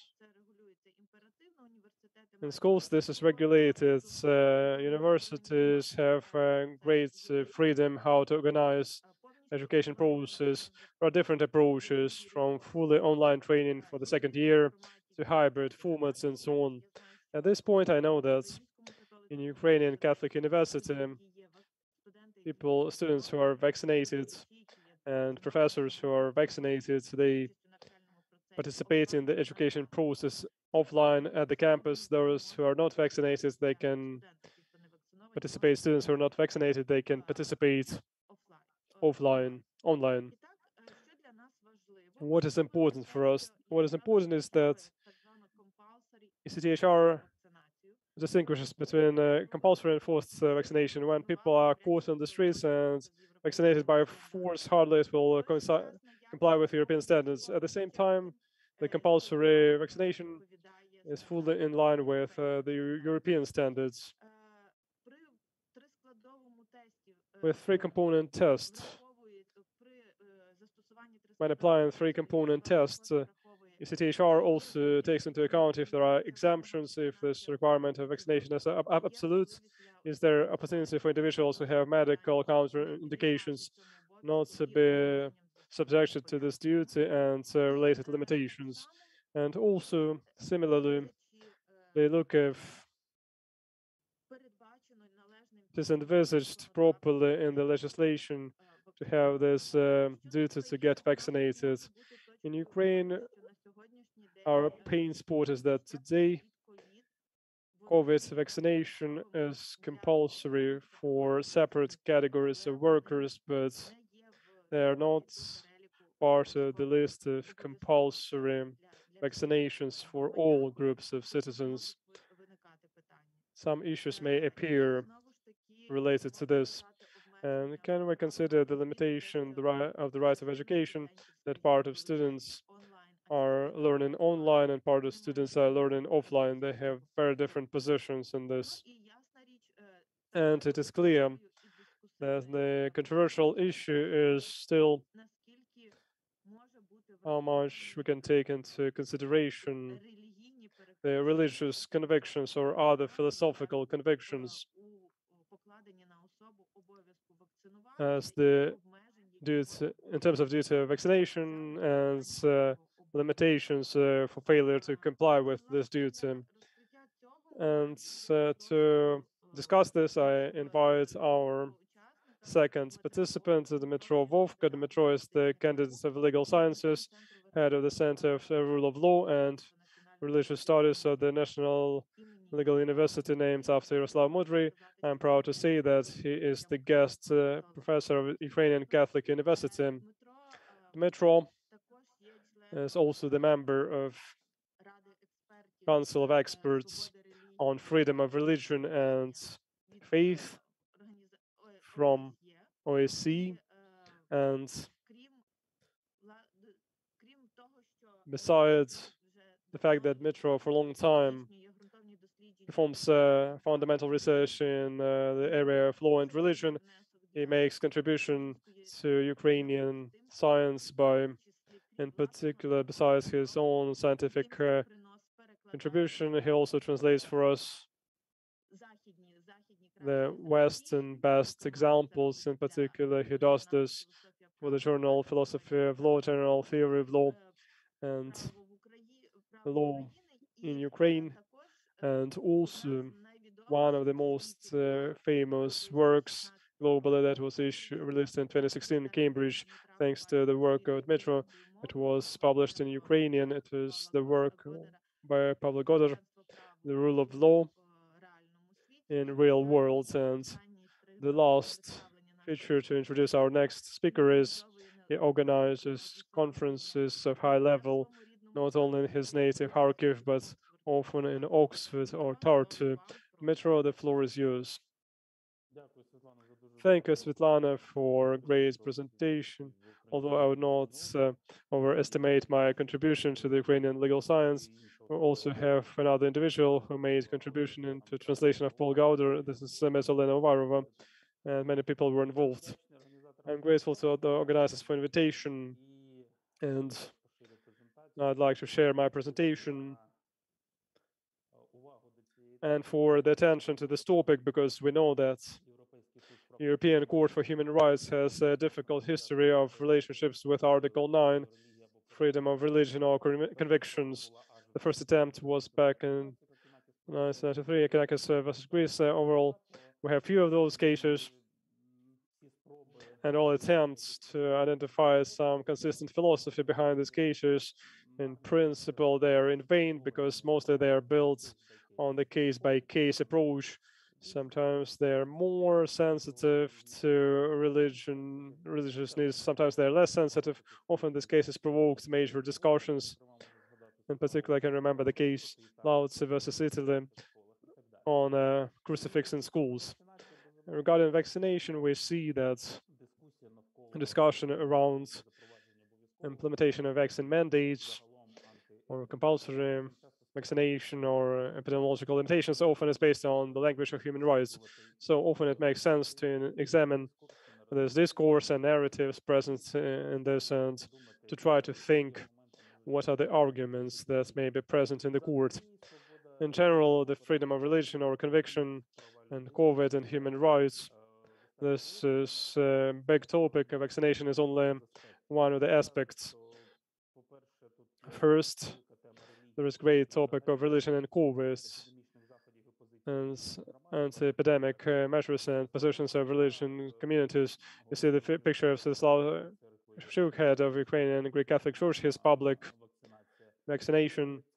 This is not the legal topic, but it is important, so let's go back to this later. Another aspect is freedom of religion or conviction overall, and anti-COVID restrictions, and where we have freedom of religion or conviction overlaying the freedom of assembly. It is the greatest part of the court cases in international and national courts, which appeared on the communication of the ECHR. Right, there's the three cases which you can see: Spina versus Romania, Association of Orthodox Ecclesiastical Obedience versus Greece, and Magdish versus Croatia. They're all dedicated to the prohibition or significant restriction of religious gatherings. The cases mentioned by Svetlana in the United States, the practice of the Supreme Court of US mostly is dedicated to the restrictions, how these restrictions are possible regarding churches, what we should compare churches to shops or stores or casinos or museums, because there was a Panama case when the casinos were working and churches were closed. The exemplary decision is the decision of Federal Constitutional Court of Germany, two cases in April 2020, where Federal Constitutional Court ruled that this is a legitimate objective and these are proportional limitations. Although the policy of governments has to be flexible, it has to respond to changes in development of the pandemic. Where there is decline of pandemic, there should be a lifting of restrictions. Where there is increase of number of cases, complication of situation, then restrictions may be tightened. And the last point, now In September 2021, there was press release of the European Court of Human Rights. The court communicated to announcements versus Greece. 30 workers, they applied with the application on violation of their rights due to implementation of compulsory vaccination for medical workers. And they requested to take measures, to take interim measures, protection measures on impossibility to fulfill this law. But what is interesting, the court rejected, and there were different violations. Those Article 2, Article 4, Article 5, Article 8, Article 14, but there was no Article 9. And this is justified because, once again, approach of European Court to the freedom of religion and conviction is quite difficult, and I believe that it would be hard in this situation to argue Article 9. Moreover, there is another point I'd like to focus on. It's a sociological attitude. Ukrainian sociology, we had measures survey of the Institute of Sociology, which demonstrates that differences, there are principal differences, statistical significant differences between attitudes of religious and non-religious people to the issues of lockdown restrictions in Ukraine. They are non-existent. As you can see from the survey, the results of the survey are presented at the screen on both positions. Whether this restrictions should be extended or lifted, there are some differences, but they're not so significant. Rates indicate for lifting restrictions among Greek Catholics, which is explained by their greater significance for them of religious activities. Among Orthodox Christians, it is insignificant. If we look at statistics on suspension and stopping the restrictions, it proves that religious people, those who are related to institutional religions, those who regularly attend churches, church services, they to a lesser extent state that these restrictions should be lifted. Non-religion, 20% of people say that restrictions should be stopped. Orthodox, UPC, 14%, Greek Catholics a little bit more, but insignificantly. Just Orthodox, this is the form of identification. They are higher. To say that religious communities are the core of people who are against lockdown restrictions and against vaccination is quite hard. We can see that at least official positions of the greatest Ukrainian churches and significant religious minorities, they are related to calls for vaccination, or they are, at least they take the position that the individuals should decide for themselves, and the churches do not object against this, their doctrines are not against this. This is important to take into consideration. Indeed, there are anti-vaccination projects among religious and non-religious citizens, but they are focused in the form of informal initiatives like Telegram channels or informal unions. I'd like to remind you that in international law of human rights, the freedom of religion is usually treated through two components. First, forum internum, the right to believe, to change, to live religion or conviction, and forum externum, the right to confess religion or conviction. Forum externum potentially can be limited through compulsory vaccination. That is, it can be treated as potential intervention into this right. A reminder that Article 18 of the International Compact and Article 9 of the European Convention allows the restriction of freedom of religion and conviction for health care, for public health reasons. The question appears, what does it mean that religious convictions do not allow a person to get vaccinated at all or vaccinated with specific vaccine? And here there are two approaches to definition of this religious convictions. Subjective approach lies in the following: we have to establish the fact that the person is convinced that the religion sets some duties, and the person is guided by this duty in day-to-day life. They believe that their religion requires from them not to participate in some medical activities like vaccination. Objective approach. And there is judicial practice in different courts. There are approaches that are based on subjective approach.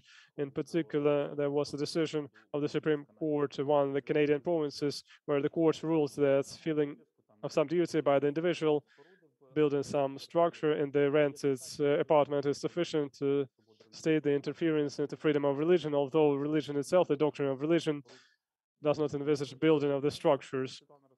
And what Svetlana mentioned about American universities, I can give the example of University of Emory. They had a similar procedure. It is the example of subjective approach where the person decides for themselves and they justify that religion requires refusal from vaccination. In some American universities, there was also a third option, which was about the person incites a strongly held personal belief. This was non-religion conviction. Now, Emory University cancelled this option, either medical counterindications against vaccination or religious exemption, and objective approach, which means the subjective feeling of the duty of the individual overlays on some doctrine, some teaching, some position of religious organization, and so on. You can see that the subjective approach and the attitudes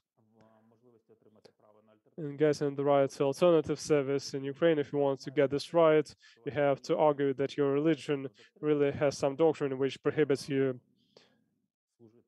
to serve in the army and to carry weapons. Well, even have the list of religions. If you belong to the Orthodox Church, most likely you don't get this chance because the Orthodox Church do not prohibit believers to serve in the army. I confused something in my presentation. With regard to this, we can say that most likely the dominating approach will be objective approach, given that pandemic is rising and this is a serious and politicized issue. And in the case law of the court, there are no cases which allow to think differently. So we cannot expect a subjective approach that is sufficient personal conviction. Hardly it will be recognized as sufficient grounds to state the intervention into the rights. And this means that people who will be touched by the situation, there are not so many. Because for myself, I try to understand which Ukrainian religions are against vaccination openly, and I haven't found those religions. Immediately, there are Jehovah's Witnesses, but if we look at the official position of Jehovah's Witnesses in Ukraine, it is mentioned that vaccination is the subject of personal choice. If a person wants, they can get vaccinated. At the same time, some people, at least hypothetically, can exist, and so there may be two situations. First, denying compulsory vaccination or vaccination as such, and second, denying compulsory vaccination with some vaccines. For example, this is about some Catholic communities, some Orthodox communities. It's about using the vaccines where in production of them, the cells of human embryos are used, which may be received as a consequence of abortion. For example, Oxford vaccine, so-called AstraZeneca or Vaxzevria, it was produced with the use of embryonic, human embryonic cells like that. And there are precedents, for example, in Australia, there was open letter of the Archbishop in 2010, the letter of three churches, Catholic, Orthodox, and it was supported by the Muslim councils, and the leaders of these religious communities raised the issue to the Prime Minister of Australia that what should be ensured is the chance of ethical choice, the chance of religious people to be vaccinated with vaccines produced in ethical method from their view. Let's review the situations. First, the existence of legitimate purpose, which is the person is not sick, or the person should not create contagion for others. We need to remember the case of Richka and others versus Czech Republic, where European Court says that duty to get vaccinated is the response on an important social need to protect the individual and civic health and public health from the treated disease and to prevent trends for reduction of vaccination among children. We can say that this legitimate objective exists, and especially when we talk about adults, it will be hard to prove. It will be easier to prove this because Svetlana applies a very important aspect to the right for education in the context of rights of children, which is combined with the rights of parents to educate children, their religion, there may be more difficult structures. The issue of proportionality. There are different situations. Compulsory vaccination of medical workers, compulsory vaccination of civil servants, teachers, waiters circle, engage in private sector, waiters work in cafes, and in every case it is expected that governments will provide the argumentation for vaccination of specific group and extension of requirements of vaccine mandates. Proportionality is influenced by the proportionality of penalties, negative consequences in the form of fines, suspension from work, ability to find some alternative in the situation if we talk about students, ability to join online classes, transfer worker to remote work, and so on. And I would not say that this issue is just technical, because often we state that there is legitimate objective. Compulsory vaccination is the only method, especially against the backdrop of anti-vaccination narrative, which is very strong in Ukraine, in Eastern Europe, and to a less extent in Western Europe. At the same time, I believe that this requires answers to the questions related to vaccination against COVID. I understand that there is consensus. Once again, this is just raising the question. I'm not trying to give answer. There is consensus that the vaccine significantly reduces the severe course of disease, and there are significant contradictions how vaccine influences the spread of virus. We don't have understanding how the vaccine copes with different new variants of the virus. Now we have heard about new variants of the virus appearing, and maybe it's not clear whether vaccines are effective or not. All these arguments require answers, and the answer cannot be just that the state is convinced that this is right. We need to have professional discussion and some clear communication for the population on how this works or doesn't work. And so there is another aspect which I focus on to finalize my presentation. Once again, in my view, the group of people who argue the refusal from vaccination with reference to freedom of religion is very limited, it's very small. If we look at vaccination of children, then people who reference to the fact that don't want to vaccinate their children, or they read something about chips, Bill Gates, and so on, but those who refer to freedom of religion, the number of these people is several percentage points only, and these people usually they're strongly motivated to implement what religion requires from them. If Jehovah's Witnesses were quite convinced in their convictions to go to prison in Soviet Union, like in other countries, like United States, and sometimes, several times during their lifetime, they went to prison for refusal to have military service, it's obvious that, taking into account institutional specificities of Ukrainian state, they probably not this group of people, but those who don't want to get vaccinated, they will find ways how not to do this. So in this situation, just prohibition or just mandating, supported by some negative consequences, it's a great issue if they will be vaccinated. And this goes to responsible behavior of religious groups. It's very desirable. They express the opinion of their believers, but they have to realize that they have some duties to the society at large, and to believers and to third parties who fall under their influence, and they should behave responsibly, not calling people for the behavior which obviously can harm them and third parties. And to finish, I'd like to give the example in 2018.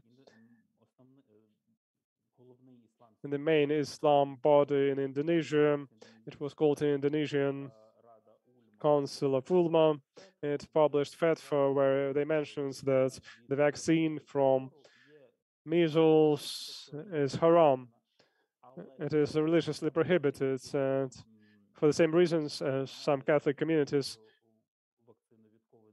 ban AstraZeneca COVID vaccines. At the same time, they note as there is no other vaccine and no other alternative, then it is required to use it. until the point when another vaccine appears which provides the opportunity to vaccinate with more ethical vaccine from their point of view. Mutual responsibility in this situation is extremely important. Thank you for your attention. Metro, thank you for your backgrounds, for your story. Now we have a more complete picture, although it's hard for us to get the final answers to these questions.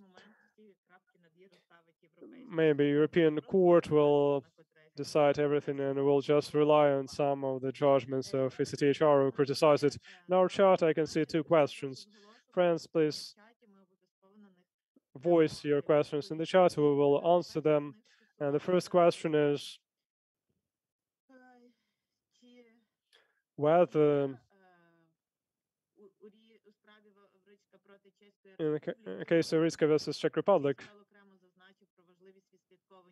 where court mentions tracking side effects of vaccination, receiving compensation of individuals who were harmed by negative effects of vaccination, and how does this all overlay on Ukrainian situation? Can this lead to recognition of Ukrainian compensation mechanism inefficient, illusionary, and so on? Which articles can be infringed in this situation of the European Convention? There is Grand Chamber in the Czech case. They carefully bypass the acute angles, not overlay direct positive responsibilities for the states to act in a certain way, and they say that this is the model. Vaccination, it is the area of discretion of the state. If it is interesting to look how European Court addresses the issue of applicants referring to side effects and lack of compensation mechanism, it would be good to look at the case Lomachin versus Ukraine, where these issues are raised and treated. Не знайшов підтвердження твердженням заявника щодо того, що у нього були ці побічні ефекти, і не визнав side effects and didn't recognize violation of the convention. If we model a situation, if somebody died or serious damage to health was caused, depending on the certain conditions of the case, one can raise a question, and there was no appropriate reaction from the authorities, and there were no mechanisms of investigation. The 2nd and 3rd and 8th articles can be enacted depending on the specific damage which was inflicted. Is this decision, Avlichka against the Czech Republic, was a positive obligation of the state to establish such a system?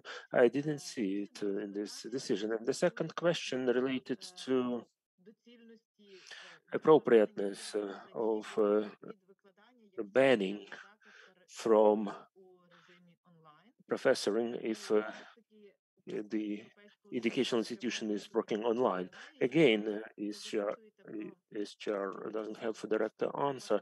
In my opinion, if we're talking about European standards of human rights, one can see that the European Court very often uses what we call common sense, and all restrictions should be reasonable. To ban professors from professoring, from lecturing when they stay at home and do their tuition online, it's a question.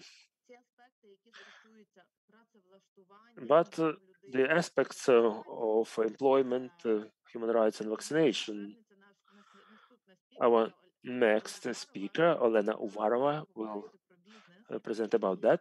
She will present about business and human rights and vaccination. Using this opportunity, this privilege of the moderator, I would like to introduce Olena for those who maybe not know her. She's the assistant professor of the theory of right. She's in charge of the International Laboratory of Business and Human Rights of the National Legal University, named after Yaroslav Mudry. And as Dmitro, they were participating in this Scholar program. And she was also a lead researcher in Visegrad 4 countries and Baltic countries in Ukraine.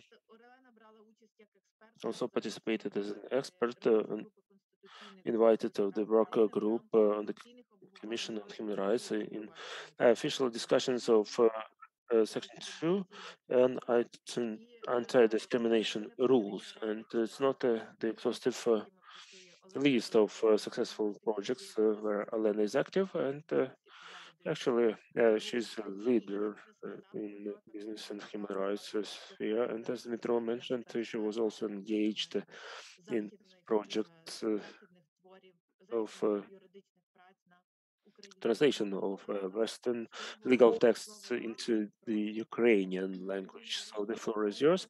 Thank you very much, Svetlana, for this introduction. I will talk about vaccination from the concept of human rights and business. Maybe I will mention certain things which not everyone will like, in that sense that it's an emotional, disputable issue, which vaccination is. To start talking about vaccination in the context of this concept, I'll briefly mention the basic. So for this concept, but the vaccination and the role of business. I approach those issues from the standpoint of concept of business and human rights. So I assume those as the basic positions and put outside brackets the discussion which can be caused by the concept itself. First of all, we are talking about such basic principles of business and human rights. So we are talking that there is an obligation of the state to protect human rights from violation by third parties, and those third parties also include business, which has a significant impact on everyday's life of people. And we are talking about commitments of the business to respect human rights and to demonstrate due diligence in terms of a negative impact on the human rights of certain activities. In general, this is set forth in general principles. Business should exert efforts in order not to inflict human rights, but this is not a passive obligation. Very often, business needs to take active measures so that its activities do not result in negative impact on human rights. And the third component is access to effective remedy at the level of business itself, these operative remedies, and at the level of the state, judicial and non-judicial bodies. So when we are talking about this general framework, in my opinion, we should agree those basic statements. And we are talking today that the business may be the first addressee of requirements in the sphere of human rights. And this statement requires detailed discussion. But this is not the topic of today's discussion. I will just mention that in the modern world, the states may be weak, for example, and may not provide protection of human rights in certain situations, and it may be not democratic and ignore certain human rights, but this does not disobligate business to adhere to human rights. And it can be the case that the state observes its commitments in terms of protecting human rights, but objectively, we understand that there are certain areas of social life which should be free of the state regulation, and where business may be much more efficient to determine the needs in legal regulation, and we will come back to that. The second statement where I would like to develop this topic, that the commitments of protecting human rights should not have a vertical dimension. What I mean, usually we're talking about horizontal dimension, and ECHR practices, it happens that we're talking that human rights should be active, valid also between two subjects. But when we are talking about horizontal dimension, this is the dimension provided for by the state. The state should provide for this dimension between two private subjects. But in the concept of business and human rights, we are talking that if the relationships are not equal, and if business can set the rules of behavior for individuals, it means that actually we are talking about a vertical dimension, and the carrier of those commitments is the business, and we should not wait or transfer this obligation to the state. We have to acknowledge that directly these requirements are addressed to business, and even in cases when the state cannot provide for that, they are still valid. And there is a question of legitimacy to the business. The business can define the rules for behavior to a certain degree in social relations. It means that the more impactful is business towards people and human rights, the more urgent is the requirement for legitimacy of such business, in the sense that its behavior rules should be trusted upon. Then there is a question about how to ensure that legitimacy. The request for performance of its obligations by business in the sphere of human rights is enhanced in the cases when the state control is lacking or inefficient. So the reasons for possible ineffectiveness, it can be state, maybe there are some objective reasons for that. And actually, we're talking today, and there is a lot of evidence to that in the practice of the ECHR also, that even when we're talking about the requirements at the level of the private subject, and if such requirements restrict in this or that way human rights, we have the same requirements for them as we used to require from the state, which Svetlana mentioned earlier. If a business is restricting human rights, they should justify the purpose and the need and proportionality, and this should be done with adherence to a process, to appropriate process. What is taking place in the aspect of vaccination and the business? One can see in those countries which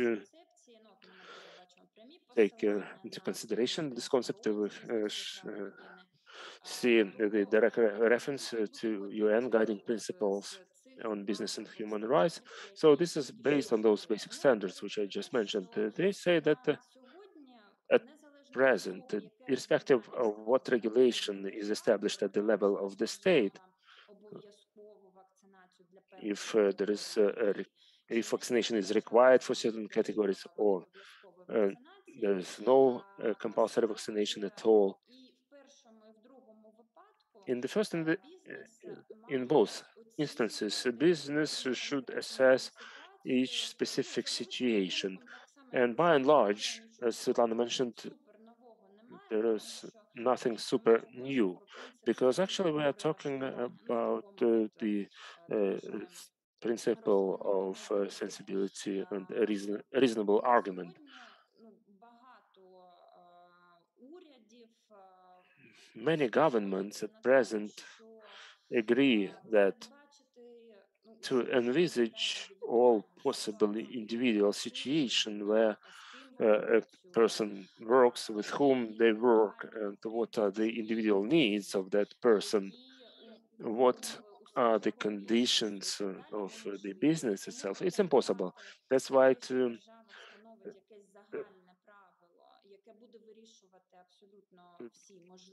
the assumption that the government will provide all rules which will be applied in practice is impossible. So they say that business should assess all those conditions, and they have to, if it establishes, if it requires compulsory vaccination for its employees, even in conditions when compulsory vaccination is not required by the state, they should be justify the legitimate objective of that, why they're setting such a rule. Maybe because its employees are closely interacting with citizens and especially vulnerable to that virus.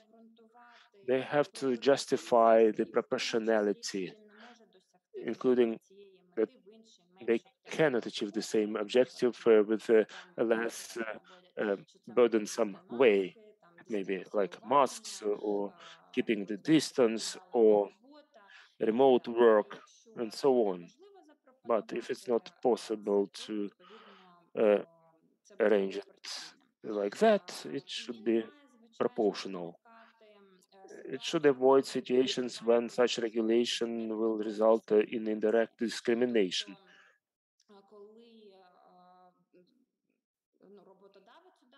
When the employer, in this case, does not take into consideration certain individual peculiarities of the person, in particular, what Dmitro mentioned, it may be religious convictions or some physical indicators or expectancy status and so on. And this should be taken into consideration in order to avoid indirect discrimination and propose maybe an alternative. And this mechanism of reasonable judgment is applied if business comes across such a situation. They have to find an alternative which won't be deemed unreasonable for functioning of the business itself. And as you can see, those explanations which are often used by institutions, Human Rights Commissioner or other authorized institutions, they explain how the business should balance those conflicting rights. And in this sense, they can ask a question whether business is obliged to introduce compulsory vaccination for its employees if it contacts a lot with the population, and it can pose certain risks, direct risks for public health and so on. The first situation, even when the government requires the business operators, they can be they can function only if their employees are vaccinated. It just adds another argument in favor of business. And in my opinion, the situation in Ukraine is aggravated by the fact that in relations between the subjects, private subjects, we are used to rely on regulation by the state, and we are not used to trust, let's say, that the private business can behave correctly in this situation. So we expect that the state, the government take a step and adopt the appropriate regulation. But I will reiterate again, if the government requires businesses to have all the employees vaccinated, this will be an additional argument to promote these requirements internally. It may be a reverse situation. It's also an interesting illustration of this concept of business and human rights. So what to do if the state sets forth a discriminatory regulation, like they asked in the chat? If the government set forth unreasonable requirement that it requires vaccination of those who are working online, otherwise they will be banned from work. In general context, it's also being discussed what to do if the government requires businesses to violate human rights. The concept of business and human rights answers that question, that the standards of human rights are superior to the national regulation. So if the national regulation results in violation, the responsible business have to apply the standards of regulation and assume this burden of possible further litigations with the state. Because if we take another opinion that the business should enforce the requirements of the state which are discriminatory or unreasonable, we transfer that burden on a person, and we're saying that the law doesn't work at the level of the business, but only between the state and the individual. But it should be operational at the level of a private subject in this case. So if we consider different possible scenarios regarding compulsory vaccination, I will repeat again, different kinds of development are possible here, but the general approach is such that on one hand we have to allow self-regulation, because objectively we understand that the state made an attempt to interfere into all possible situations, and we can see that it's not efficient and not possible.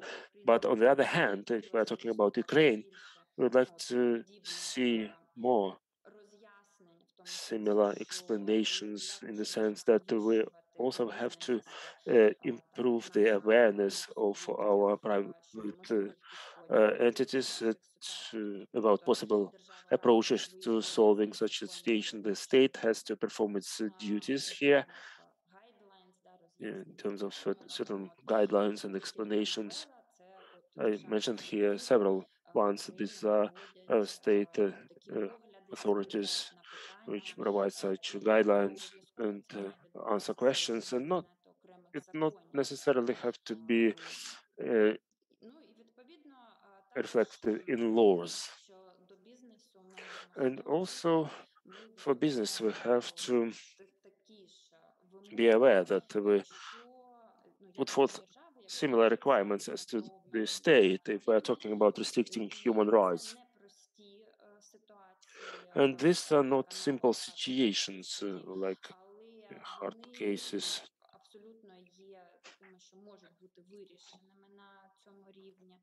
But they are solvable at that level if we are guided by certain guidelines, if we establish the legitimate aim, proportionality, and the necessity, and so on. Thank you, Elena, for your presentation.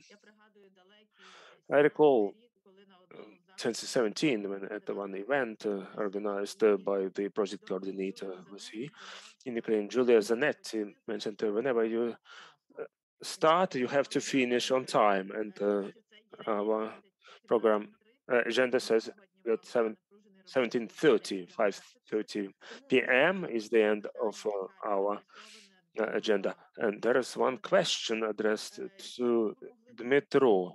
Could you briefly answer that question to our participants, and then we come to conclusions? It's the need.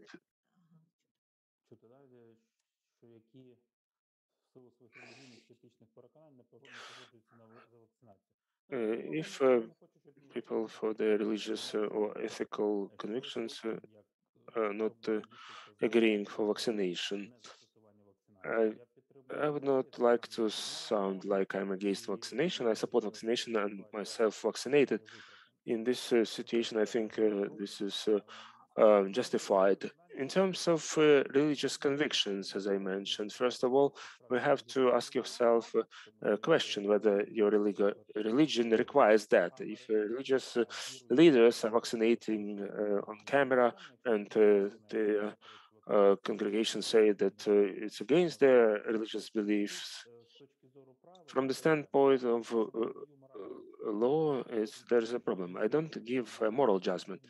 Maybe a person has a deep personal conviction that it doesn't, he or she does not need that. I'm just saying, from the standpoint of domestic courts or ECHR, that every requirement has to be supported by certain evidence. I believe that none of those courts will take this evidence as personal, just personal opinion.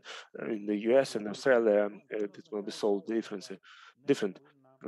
It doesn't mean that the state should not such an important domain.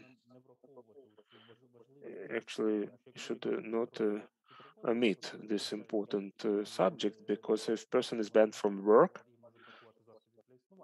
it may have no means for living. So each case should be considered individually. Svetlana and Elena mentioned that if the work allows, they may work online.